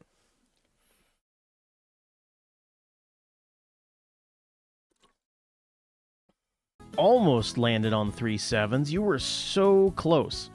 But the problem is you were never close. Truth is, the game was rigged from the start. But that being said, I didn't spend a single penny on this game, and the game is pretty generous at the start with all of the free That's all rift of these crystals games. and rolls it They got to give you a taste of crack. gives you. But as anybody who's ever touched a gacha game knows, that they're pretty much only like that from the beginning, and once it dries up, everything is set up to make you want to spend your money. But of course, because they want you to spend your money, that means they made a worthwhile game, right? A fun game that makes you want to spend money on it. You know, I mean, the game is free, right? Obviously, they're going to make a game that's worth giving them money for. But, yeah, I'm not so sure about that one, Chief. I guess I haven't talked about the game itself yet. So the game is kind of like a Grand Theft Auto clone, which, to be fair, is something we haven't really gotten recently. I definitely enjoy a good open-world sandbox. I love Prototype, Sleeping Dogs, and look, it's that with an anime aesthetic, right? It's awesome. At least that's what I thought, until I started playing the game, and right from the get-go, the game punishes you for having fun. The first thing I did as soon as the game unleashed me from tutorial hell was run off and steal a car, and there was a brief moment that I was having fun. I know, having fun in a video game, right? Crazy. But that fun came to a screeching halt, quite literally, when I realized there's no vehicle physics. Okay, yeah, no, that fucking what the fuck? How do you fuck that? Okay, yeah, no. Nope. No. That's an instant fail. Come on. Like, people are bullying Watch Dogs for, it, you know, the vehicle physics being unrealistic because you could just basically bulldoze through everything. Like, that's just non-existent. Like, oh, okay. Fuck off, man. Why would they even make it a GTA like if they're not even gonna have vehicle physics? Running your car into another car simply stops you dead in your tracks. No momentum, no funny ragdoll physics. Just stopped dead in your tracks.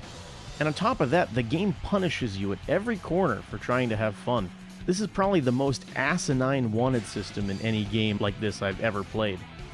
Your wanted level goes up for hitting pedestrians or hitting other cars or even running over bits of the environment. And of course, none of this reacts. Like, what the hell? Dude, what? Problem is that when you hit pedestrians in the game, whether attacking them on foot or with your car, they don't respond. Literally, it's like they're not programmed to even act like they've gotten hit. It just raises your wanted level. What's even worse is when the cops come after you, you can't even fight back. You phase right through them and do no damage to them. It's crazy. Now, while this does make a lot of sense being a Chinese game, they wouldn't want anybody getting any ideas that you can, I don't know, start some kind of armed revolution against the tyrannical government of the CCP. If you do get into some kind of scuffle with the cops in this game, you're basically fucked. And unlike a game like Grand Theft Auto, if you die fighting the cops, you know, you just respawn outside the hospital with, you know, your weapons and some of your money gone. This game takes it a whole different direction. This game has a whole intricate prison system where you're sent to prison and forced to waste real life time twiddling away waiting for the day to pass.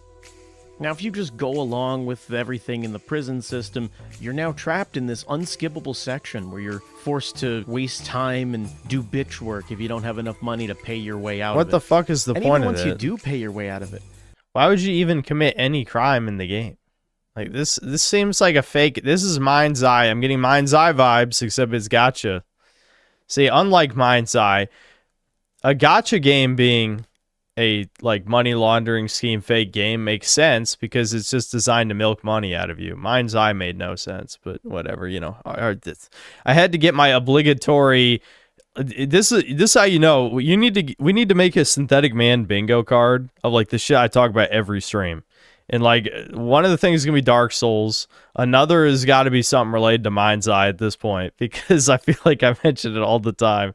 Like it's obviously the free space is gonna be Jews, and there might as well be two free spaces with the second one being like misogyny or something. Or, you know what I mean? Like something to that effect. Just shitting on women in any fashion. I hit a point where the game, for some reason, wouldn't let me fast travel, so I had to ride this unskippable boat section off of the prison island, which took 10. Synth, play this stuff yourself. The guy in the vid is lying his ass off. What? Which part is a lie? He hasn't even said anything that seems like a lie so far. The gotcha shit is definitely true because I've played gotcha games before. 10 real-life minutes, and that was the most agonizing 10 minutes I've probably had in my entire life. You can also try to tunnel your way out of the prison in the sort of escape section, but I could never get past it. One wrong move, and not only does it immediately throw you back and waste more of your time, but it also adds 3 extra days to your sentence. I kept trying to escape, and it ended up... Is there any benefit to committing a crime?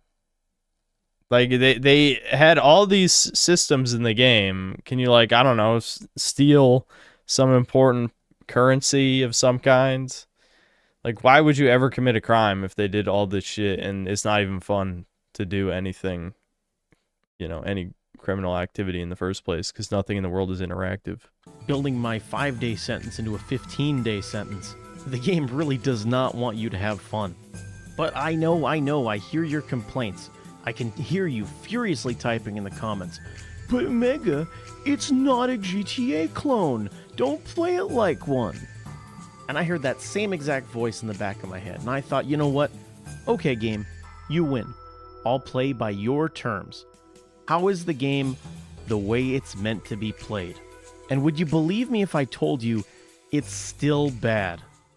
The game features a combat system that's basically a super watered down version of, say, a Platinum Games type hack and slash where you have an attack button, a dodge button, a special move, and then an even more special move. These are level 1 enemies, and they take like 50 hits to kill, dude. This... Oh my God.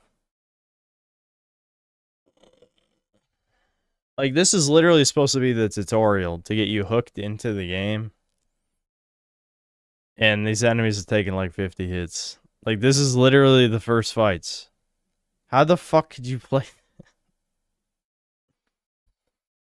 You build up with a meter, and you can unleash a big attack with. Being completely... I didn't pay a dime. I got every character and their weapons, so yes, he's lying about the gacha. Okay, what's your playtime, buddy? Do you have a screenshot of your playtime? Oh boy, you played 5,000 hours and grinded out everything in the gacha for free. You sold your soul and haven't played a single good game in years. What a good trade-off. To be honest, it's kinda snappy, and when the tutorial was going on for the first bit of combat, I thought it was alright. But it quickly turns into a repetitive slog in just a few short hours. Even early game enemies end up having super inflated health bars, and they don't even do that much damage to you, so I ended up not even bothering with dodging and just hitting square over and over. What the? Are there unironically gotcha sloppers defending this shit combat? Obviously your damage goes up as you level. Let's use our brains. Name one fucking video game you've played in the past 5 fucking years where it takes 50 hits to kill a level 1 enemy. You fucking subhuman retard. Are you fucking serious? Name your 3 favorite games right now, or I'm banning you. I'm not even kidding. You fucking Chinese bot bug fuck. Are you out of your goddamn mind? Holy shit.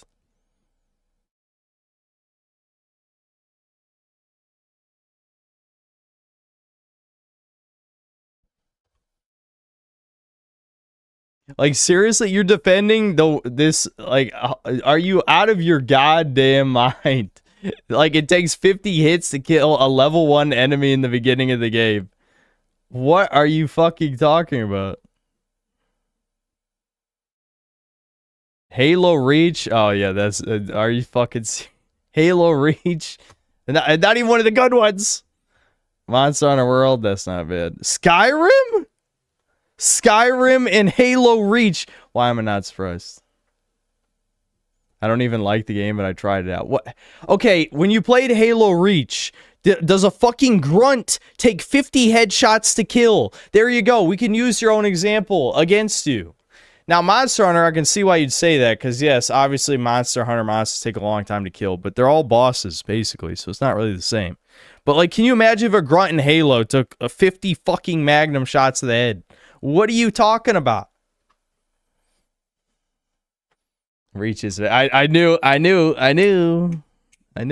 don't hate Reach either. I was just saying that, like, Reach is definitely not the best one, though. I mean, it's still pretty good, but it's definitely not the best one. I was just hamming it up a little bit. Is synth a rage baiting? If Reach is your favorite one, you're not a human. I'm just saying. Like, that's an official... Like, that's someone with good taste. You like licking feces off the ground, like the bug man you are. Me, refined Spyro God, Elder God. I honestly don't really have a favorite Halo. I'm not gonna lie. Like, Halo 1, 2, and 3, I feel like all three of those have their own flaws. I definitely think Halo 1 is the most soul, though, for sure. Halo 1 is the most soulful. Just waiting for combat to end. I'm not asking for Dark Souls or anything. I just want to at least be incentivized. Okay, how old are you, your organization? And how old are you? If you are fucking over 20 years old and you think Reach is the best one, you are literally, like, you're the most fecal retard bug ever.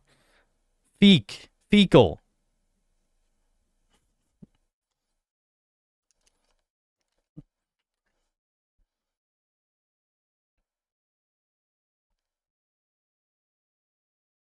I was 5 when I played it, and it was my first game.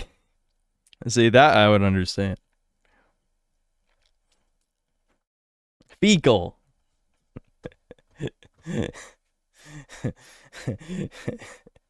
Like, what? Like, I love how this is what people don't understand about my channel, because the type of person that I am is, obviously I'm not normal. That goes without saying. But even like the type of personality type is extremely rare, where it's like, to me, overhyping a 7 out of 10 is infinitely more offensive than like pretending a 1 out of 10 is like mid. You know what I mean? So like, if someone says a 7 out of 10 or even like a 7.5 out of 10 is like a 9 out of 10, I'm mad. Like, I'm instantly mad, because I'm like, because that complacency is what led to games getting this bad. Like, Halo Reach is a good game, but it is a step down from Halo 1, 2, and 3. Like, there's so, like, a fucking armor abilities suck ass. Fucking, I think the DMR, the whole Bloom shit sucks ass. DMR is way shittier to use than the battle rifle. Like, I don't know, I could go on. The weapon balance, I don't like the weapon balance at all in that game, and I don't like armor abilities. Anyway, and I think the campaign was missed potential. Like, I see what they were going for, and it's not handled that bad, but I just think I was never given a reason to care about Noble Team, so I didn't really care when they died. Like, not only do you know they're going to die, but most of them aren't really that memorable or likable. So, yeah, it's kind of just, I don't know. I wasn't, like, it's still pretty good. It's still a pretty good game. But it's just like, when I think about it, I'm just like, this is, if you had to remember Halo for something, like, this is what the series represents and what it stands for, you would never pick Reach in a million years. When you think of Halo, you think of 1, 2, or 3, depending on your preferences. Reach, you're not going to think of Reach. Reach is not what Halo is. I mean, it was a good idea, but the implementation was just flawed. Anyway, we're supposed to be watching this video, and I'm distracted. Hit dodge every now and then. And while, yes, a lot of the combos are relatively flashy, it's something that I've seen coined as press X to awesome. where, yeah, you're doing all these cool flashy combos, but you're just pressing one button over and over and watching something cool happen on the screen, but you're not really doing cool combos. It's not Devil May Cry. The story and characters weren't catching me either, and again, being a gacha game, that's supposed to be the main appeal of it. These are supposed to be the characters that you get invested in, that you want to spend your hard-earned money. You want to buy the $100 pack for 4 10 rolls just to play as these characters and see more of their story, but everybody was so flat and one note, and these designs honestly look like if you just asked Google Gemini or ChatGPT to make Hoyo. That's every gacha design, though, pretty much. Well, there's a few exceptions. I'm sure Chad's thinking of one right now. But I'd say, like, the generic, like, China slop gacha design is just, they all look the same. Like, if you put, like, in a lineup, you know, characters from Genshin, you know, Zenless Zone Zero, this thing, and you could name some other ones. Like, I would never in a million years be able to tell the difference. For style designs. Wow. And knowing that this company was outed for using AI assets all through the game, I wouldn't be surprised if that's actually what happened. If they, I don't know, maybe during the concept phase asked ChatGPT or Google Gemini or Grok, hey, make me a character that looks like they're from Hoyoverse, but make them kind of legally distinct, so at least we can't get sued, but it's China, so they have a tenuous grasp on intellectual property rights anyways, so who cares, right? It's also quite common for gacha games to be called phone games, being that they're primarily developed with a mobile audience in mind. So I figured, in my due diligence, I have to download this game onto my phone. Yes, I willingly put the Chinese spyware on my phone. Not like every other app isn't spyware, but this one is Chinese spyware. And I was honestly kind of shocked how poorly it ran on my phone. Now, granted, I don't have some crazy water-cooled gamer phone or anything, but I have an iPhone 17. It's a current generation flagship phone. Again, not the Pro, not the Pro Max. Well, clearly your mistake was having an iPhone in the first place. Just a base model iPhone 17, which again, you'd think would be sufficient to run a modern, new release mobile game. But even on medium settings, the game could barely hold 60 frames per second. And that was after I turned upscaling on. No, I don't know if it's just the game being poorly optimized or if it's Unreal Engine 5 being the mess it usually is, maybe a little of both. But I was blown away with how badly it performed on my phone. I just expected, it to be a phone game. I always thought the audience for this kind of game was usually poor people in Southeast Asia with, super old phones and really low-level processors, so I don't know. Maybe they're just playing it at 10 frames per second at the absolute lowest settings. I guess I'll never know. And eventually my playtime came to a somewhat screeching halt when I hit a point where I didn't have enough money to progress the story, and I would have had to have grinded for in-game money in order to actually go any further. And that was the point where I said, you know what? I'm good. I'm done. I'm bagging it and tagging it. I'm not going to sit and grind for cash at this point. I've seen enough. I've seen enough. I've done enough.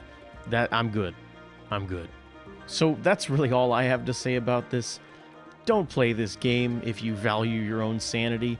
I mean, it is free, so it technically doesn't cost you anything but your own life force to play it, but I hope after watching this video you walk away with zero interest in this game. But that'll do it for me. Make sure to like, comment, and subscribe. This has been Mega Rock'n'Rolla, reminding you to keep rocking. Okay, so for criticisms, first one I'd say the music's a little bit too loud, and I think you should probably I think you need to condense your voice in whatever audio recording software you're using, Audacity, Adobe Audition, whatever. Just so that like your voice stands out a little bit more. The music selection was good though. I would say definitely need more meat to like the critique of the gameplay, because Especially, like, I think the gotcha section was a little bit too long without, even though it's only 2 minutes. Like, it just feels like it was too vague, and I think most people know how these gotcha games work by now, so you don't need to explain, how they work, but you should explain the details. Or if you do want to explain how they work, just do it in, like, 2 sentences, right? For the gameplay part, I feel like you only basically said, like, 2 things about the combat specifically. I feel like just watching the footage in the background told me most of what I need to know, but I realized obviously a lot of people just listen and don't really watch. Like with my videos, you can tell a lot of people just listen to what I say and don't really look at the video itself. Yeah, I think this just needed like more. I realized you didn't want to play the game that long, but I think this is definitely a video that, like, you could have definitely squeezed out enough material for at least 20 minutes and just talk about more specifics about the game. Like, maybe just fuck around more with, like, the GTA sandbox shit that seems to be just a sham. Again, I don't know. Maybe there is a purpose to the prison system, but, like, if you can't kill anybody, your taxes fade through people, you can't really fight the cops, why the fuck is there even a prison mechanic to begin with? Other than social engineering, right? Or maybe it's trailer gameplay. I never made that Gaming is Dying video. Maybe I will eventually, but there's like a phenomenon I've started to notice where I think mechanics at games, they'll waste precious development time making things that just look good in a trailer that no one engages with. And I feel like that prison system thing kind of looked like that.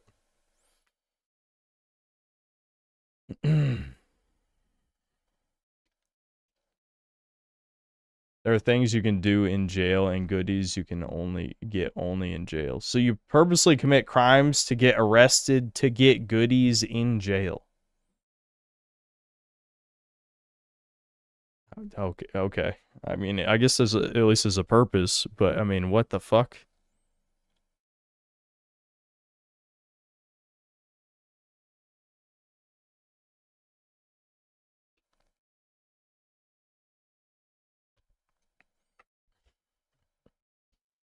You played it for 6 hours.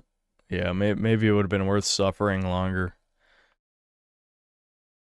But yeah, I'd say generally when it comes to things like this, longer is better. Now, this is the same advice I gave Devin. The biggest curse any YouTuber could possibly receive, even if they like editing videos, is accidentally having a very popular long video. Because, like, you can maybe get away with it once or twice. But the moment that you make a video that's over an hour long, and said video is your most successful video by far, then you are trapped, and you have to make those videos for the rest of your career. Now, me, I kind of weaseled. I did a little weasel move and, like, kind of wormed my way out of that. But every time I make a long video, like when I made the Outer Worlds 2 video, and just out of nowhere, it got, it has 500,000 views. The algorithm's like, okay, you got to make more of those. And I'm just like, I'm not doing that. I'm just not going to do that. And I have obviously I made the High on Life 2 video, so it's not like I haven't made any. But, like, for the most part, I will never be the fucking, like, Mauler long fuck who wastes, countless time working on some slop that could easily be a third or even a quarter of the length and say the same amount of shit. So just be careful. But I would say 13 minutes is on the short end unless it's, like, highly edited content. Like, if it's mostly just, like, talking with gameplay footage in the background, those usually need to be 20 plus minutes if there's no intensive editing. So I would say that's mostly the critiques. I think it just needed more detail, more depth and stuff. What time is it? Fuck, it's almost 2 a.m. I might have to scam these other people who ask for stuff.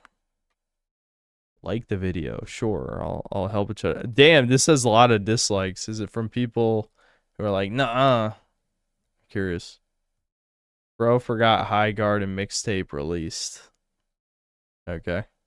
This is the type of game you see an ad of that states you won't last 10 minutes. You won't last 10 minutes with this game. That's like every gotcha. Hold on, I'll move my thing up here. Saying it's worst game of the year when it's only been a third of the year is wild. There are worse games than this. Yeah, that's probably true. If NTE is greedy, I don't know what to tell you. Yeah, there were people in chat saying, I guess it's generous by gotcha standards, which really should worry you. That should really worry you. We were complaining about horse armor in 2006, but people are fine paying $20 for a skin or whatever, you know. With gotcha stuff, they usually have a way to earn the stuff in game, right? But still. 0 out of 10 rage bait video. I almost never played gotcha games. That explains it. Why the fuck does this have 48 likes? Are you proud of being like... I know I've already said cum guzzler 20 times. But you literally are like, I am the raped and I'm proud. It's like, there's no one in their life that should have played like a bunch of gotcha games. Who the fuck... What is wrong with you? Genuinely, play a real-ass video game. You are not a human. You are not a fucking human. You're treating fucking gambling simulators like it's its own goddamn genre of game that needs to be... Never mind. I'm not getting into this. Yeah, it explains that you're not a human. Is what that explains. Oh boy, if you think NTE is greedy, you'll be absolutely floored by literally any other gotcha. Yeah, that's the fucking problem, isn't it? That's the fucking problem. Blue Archive really wasn't that bad, though, honestly.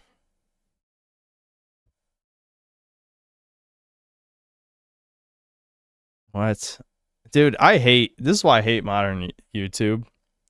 Does this look like a title a person who is a human would click on?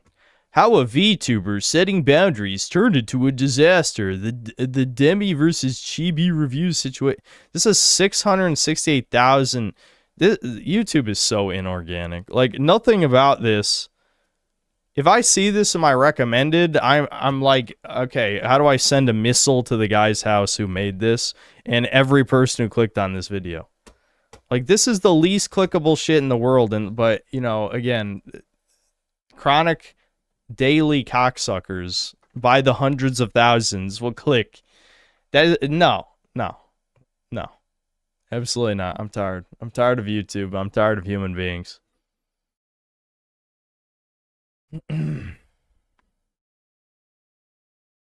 I watched that video, lol. All right, you're getting added to the missile list. Now write down your address in chat so I can...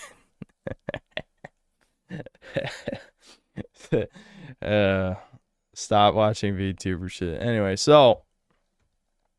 yeah, what time is it? I'm fucking tired, dude. I'm gonna have to scam all the other video suggestions.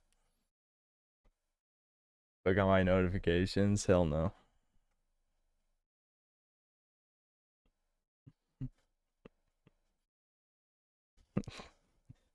He's in Tel Aviv. Yeah, that's where we really need to send the missiles. Alright, hold on. Let me read these other supers real quick. Let's see how many people got to get scammed. Spartan 473, thanks to $2. Watch A Miracle for Sirocco Terror, please. That's a fucking Blue Archive thing. We don't do that anymore. Telly 4816, thanks to the $10. The way he leaps off of roof. Jesus, I'm passing out, chat. I gotta end the stream soon. The way he leaps off of rooftops and flips backwards to face the camera before falling into a headfirst dive is just full of the exaggerated swagger of a black teen. Yeah. Masturbator, thanks for $5. You probably have already been asked, but did you see Saggy Sanchez, Angry Joe, Kobe and crying for the Supergirl film Of All Hills to Die On? Yeah, I heard some stuff. I didn't really see much. I know he just got into beef with Nerdrotic and pals about that stuff. I don't know. Angry Joe's been a simp for quite a while now. You know. Eli, thanks to the $2. The memories emotes being gone is damaged chat. Yeah, truly. Well, it damaged me too, but it is what it is. You're not allowed to have boobs. No boobs allowed. if it was a mutilated, never mind. Like I'm sure you could have like a double mastectomy fucking emo or something. It's just fucking stitches on a gross creature thing. Like that'd be fine because that's probably LGBT or whatever. But Lord Particle, thanks to the $2. Bake me pies, bake me sweet little pies. Francisco Bugatti, thanks to 19 months membership. Marvel Avengers Alliance bros must stay together. Yeah, this is at least one other person who related. Listen, if I had to make a turn-based like RPG, I would definitely steal mechanics from that game. I would steal all the like millions of synergized buffs and debuffs. And I'd probably like steal a similar idea to the class system. Absolutely. No one would know. They would think I'm a fucking god genius innovator when I literally ripped off a fucking Facebook game. That's what I would do. And no one would know. No one would know. No one played that shit. Major spam, thanks to the €2. Watch Doll's Nest update by Saswit. What are these video suggestions?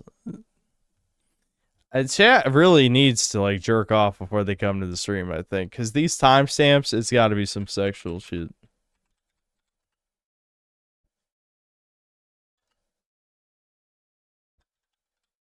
Hold on. I'm guessing it's this. Sauce here. Dole.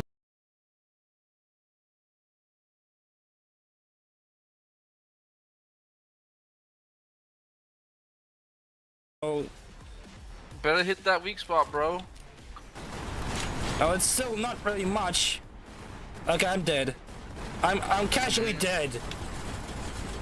Because I have no fucking energy to... Fuck, man, this is impossible, really. I'm not sure this is the right video. I was kind of expecting something else.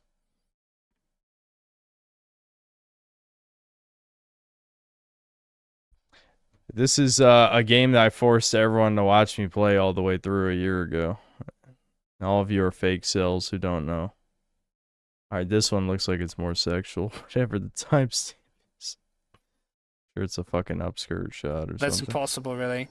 But basically, we take this weird seed, what mocks us for everyone as a, oh my god, there is... Yeah. Alright, thanks for your input, Cheddar. I expected nothing less. Shadow 1910, thanks to $2. Most unhinged FPS ever made by Elephant Steak. That sounds familiar. Did we watch that already? Hold on. Let me check. I'm not going to watch this because I'm about to end the stream. Sorry, you're getting scammed. Everyone's getting scammed. Because I'm passing out in real time. Because I didn't sleep that well. Oh, no, it's this. Yeah. Devin played both these. Yeah, he played both Citadel games. Maybe we'll watch it next time. Just remind me.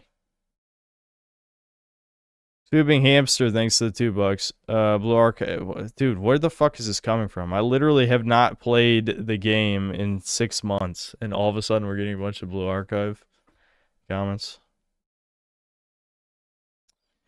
Brian C, thanks to the $2. Watch incredibly skippable chill stream. Yeah, I'm watching it and I'm in it. I'm in it and watching it at the same time.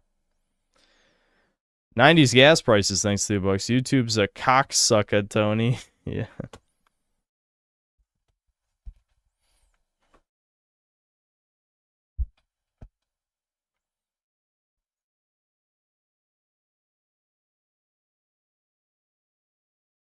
A future video essay, how this indie dev ripped off a Facebook game and made millions, big red letters, fraud. Yeah, they'll just start the video clipping me admitting to ripping off of Marvel Avengers Alliance. I mean, I'm never going to make a game, but, you know, that's just what I would do if I did.